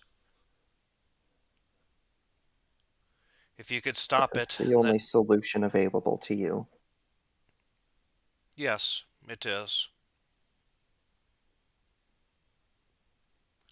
I have no other way. After all, I have already been assimilated by Necrozma. So, this is my only chance at living anything close to a normal life in this world. And the beasts desire it as well. This will also be Renio's only chance, and the only chance of every single other one of my mistakes. Give me that. You traded power for a normal life, so you're never going to have that.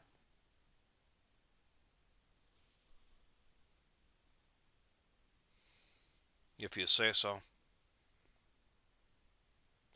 In any case, I believe we have talked long enough. I will once again warn you, leave Lanwell for good. If you do not, then you will be destroyed, either by the war, or when my beasts take over.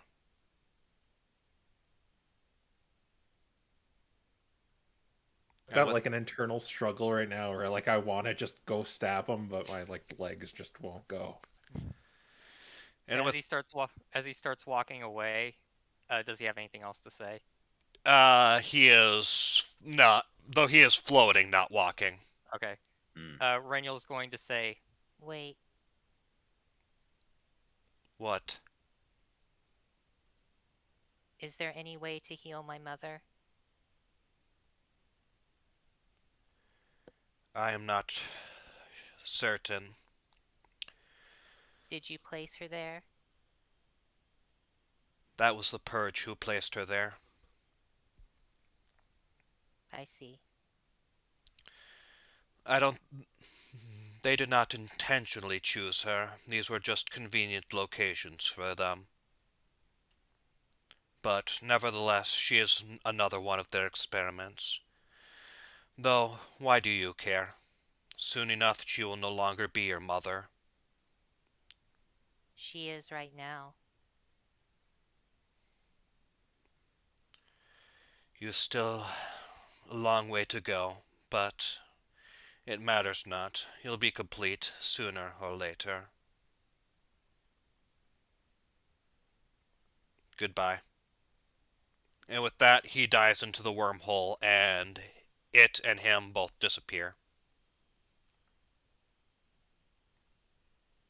Oh, the buzz will also fade into light and disappear through it as well.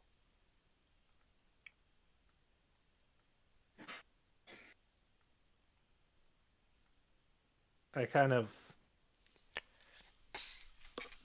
look at the portal again and shaking knees. But instead of storming off, I say, I have an idea to help Renyel.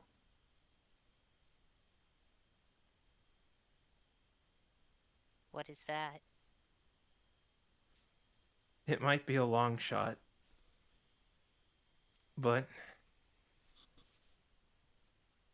learning all that we have in the last few days, I think the reason why there's been no progress in helping you is everybody might have been looking at it the wrong way. There might be another victim in all of this that we can speak to help you, or at least give us more information on what's happening. Cranial just kind of looks at him, still waiting for him to continue. We could try asking Nihiligo.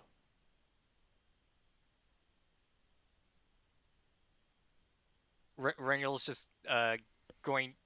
I guess he thinks about this, and he's going to try to create a telepathic connection with himself. Interesting. Maybe we should go back before we try that. He nods. I don't know. Everyone's treating it like a disease that needs to be cured, and Fleffel's treating them like tools that need to be used, and I don't know. I know how both those things feel, and it doesn't feel good. And all I want is for others to understand me. So instead of treating it like a disease that needs to be purged, we can maybe try and communicate with it. I know it sounds crazy, but It is worth trying. We just need to figure out how to communicate with it. yeah, let's get out of here. Before we do, there's something I can only do here. Harold pulls out his sword, looks at it, and gonna try to communicate with it again. Okay. So you all see Harold do this, and Harold, give me, join me in the party splits. Oh no!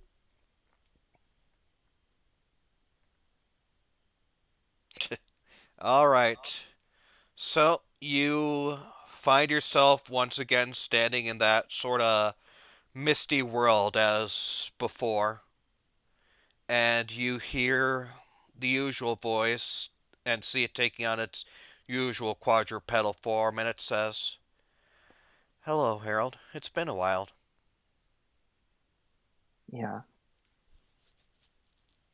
Are you remembering anything? Bits and pieces. Anything can help. Whenever the war is mentioned, I feel familiarity to the war, and I believe as well those Ultra Beast things. I believe I encountered them once in my life. Though it's still also vague. I'm not quite sure what the connections are, but I do believe I have gotten a little bit closer. Do you have any idea how to help Renil?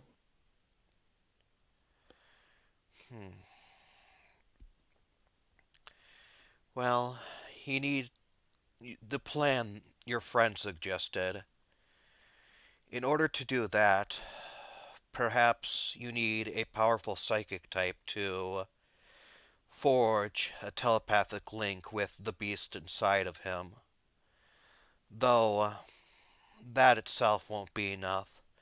I remember that these beasts and these ultra beasts, they don't speak our language. So you'll need telepathic communication, and you'll need to be able to understand what it's saying. If you do Some that, forms of telepathic communication bypass those kinds of barriers. these things are even more alien than would even allow a telepathic link to bypass it.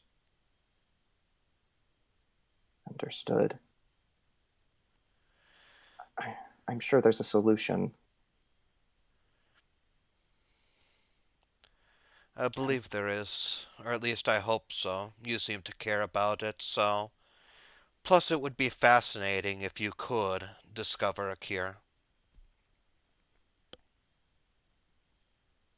Sorry I've neglected you so much. It's fine. As I said before, I am here to mostly observe and see what you might find out and see if it is connected to my past. And inadvertently, you have. So for that, I thank you. Though I wouldn't mind it if you talked with me a little more. Harold nods. You are aware of what happens even outside of dungeons, correct? Mostly. I don't have the full picture, but I have a sense of things. It's sort of like a half-remembered dream. You still haven't remembered a name? No, unfortunately not. It's on the tip of my tongue. It's an itch in my head that I'm so close to scratching, but I've yet to find it. I believe, though, in the outside world, I believe I did hear my name once.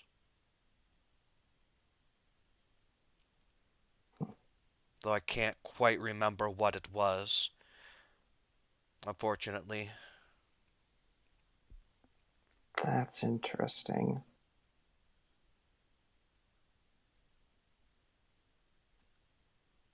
In any case, do you have anything else you wish to tell me?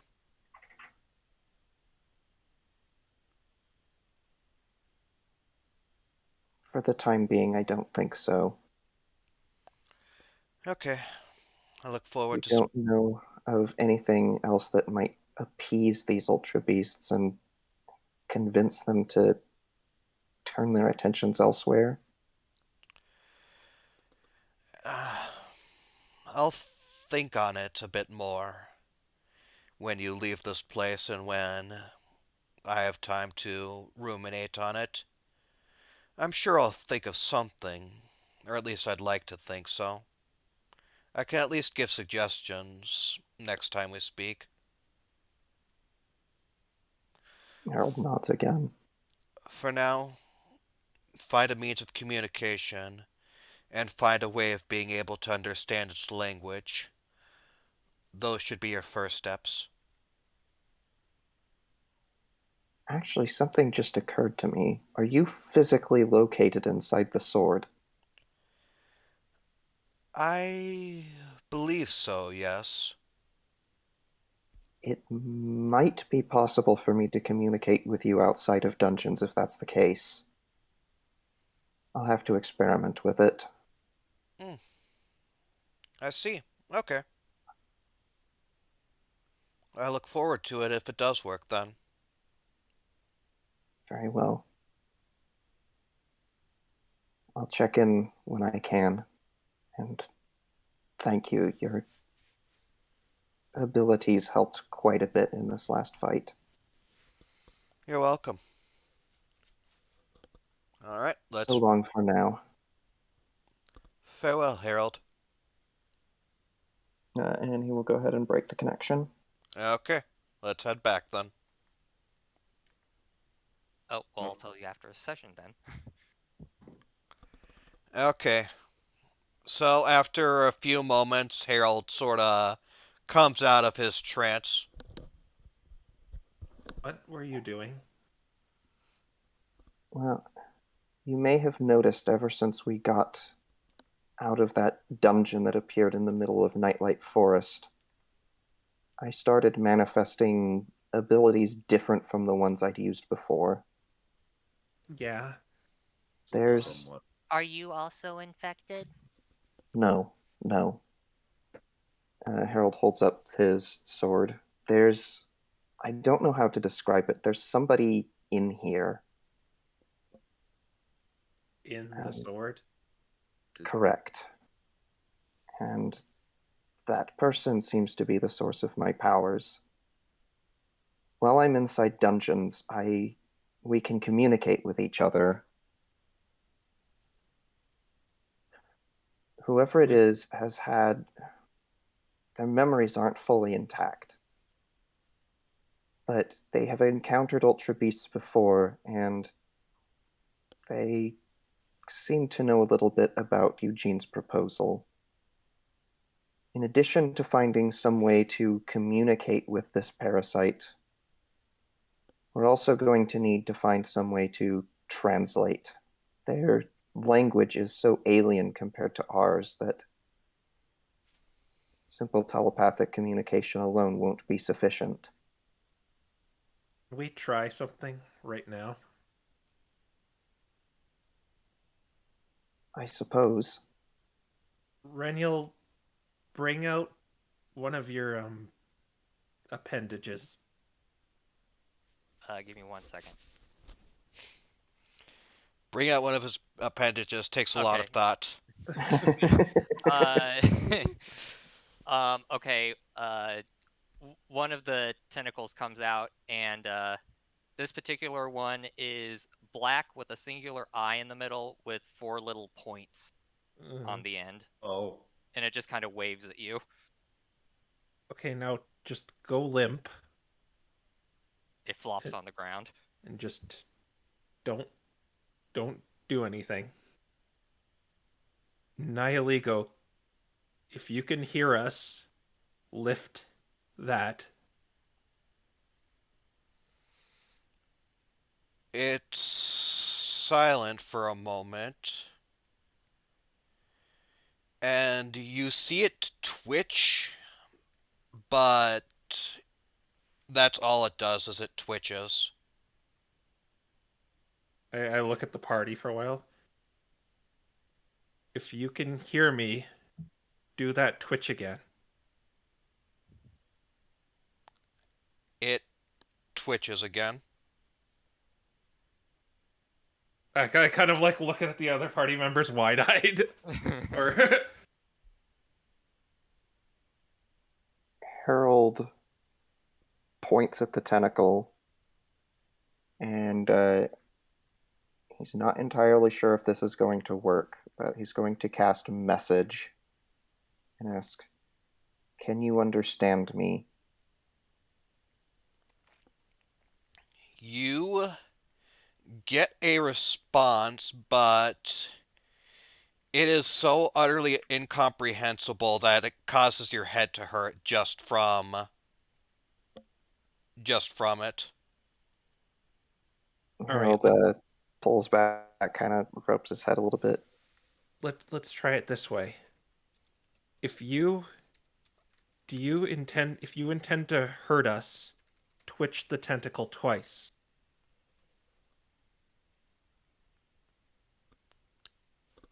It Once for no, twice for yes. the tentacle remains slack. It does not twitch or do anything. Do you want to hurt Reniel? Once for no, 2 for yes.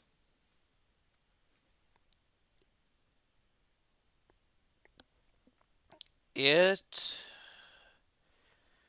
twitches once. Do you want to go back home? Same thing, basically. Same system we're using.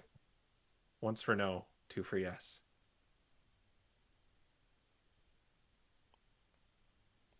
It twitches twice, then another time. Yes and no. No.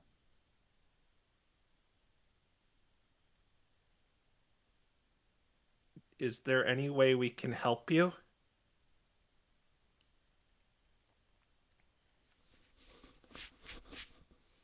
It remains slack. Those-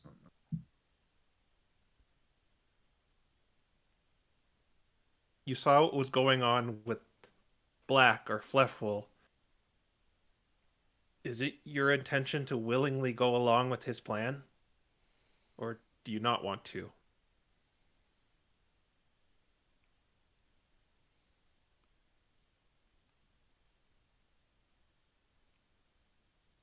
Once It- for yes, 2 for no, you don't want to.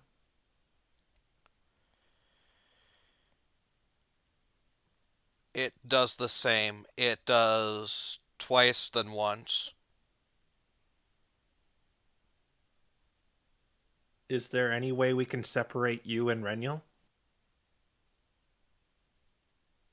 So you're both okay and alive?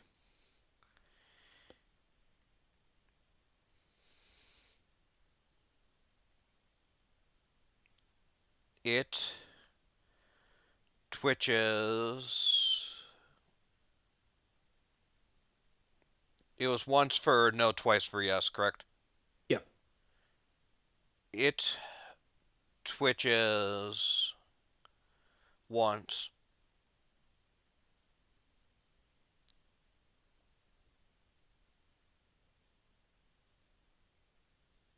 Suppose we found a way you're not aware of.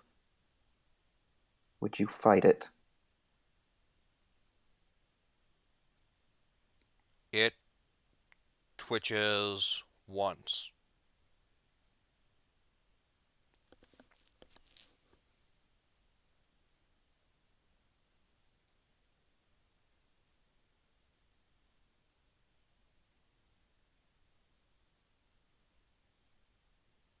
I don't know that there's a whole lot more information we can get out of.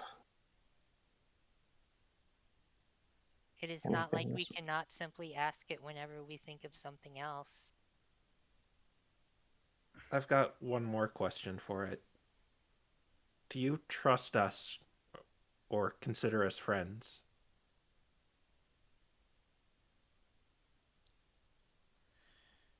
It lifts up and it seems hesitant.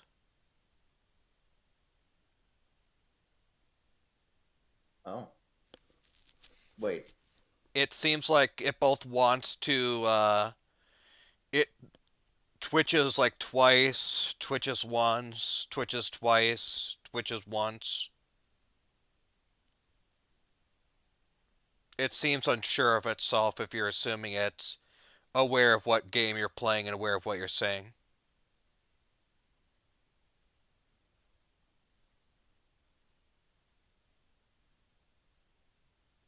What I'm asking is if it came down to it, would you choose Fleffel or us? Fleffel, 1 twitch, 2 twitches us.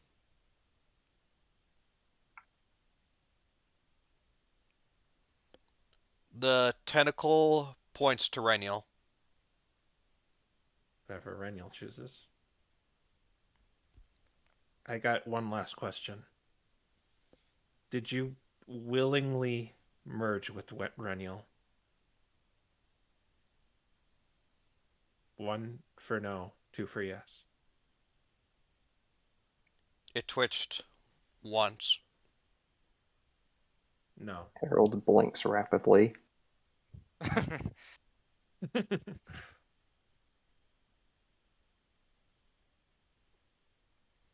Well,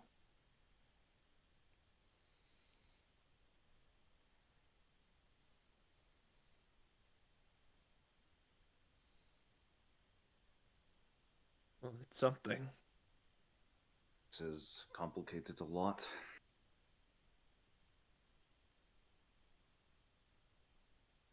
Well, I don't know if you care or what your actual opinion is outside of binary yeses and nos, but we'll try our best to help you then.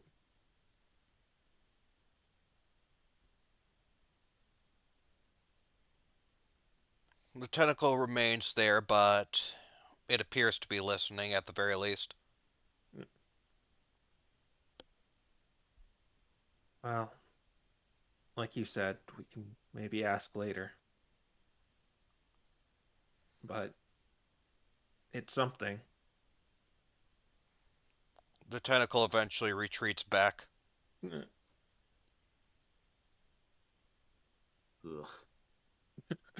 I am sure if I had the ability to feel any emotions, that would have been very uncomfortable for me.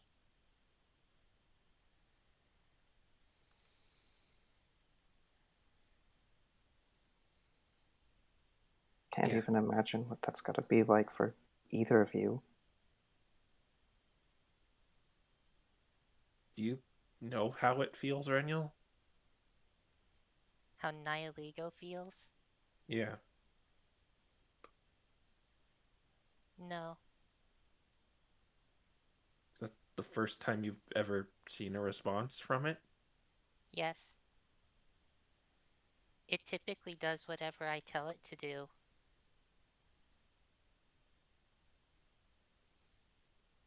Well, it seems to want to do whatever you want to do.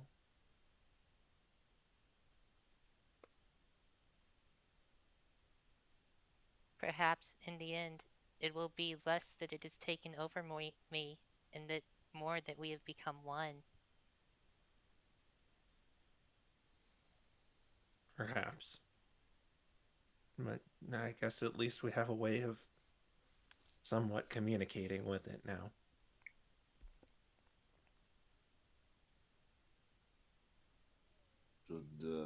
Should we get out of here? Yeah. Let's get out of here. Okay. And with that, we shall end it off. 5.5 hour Yeah, session. I was debating on having you guys pause before the boss, but we kept going. Mm-hmm. So yeah, next time we'll see what these guys end up doing with all this information. See you all then. Bye.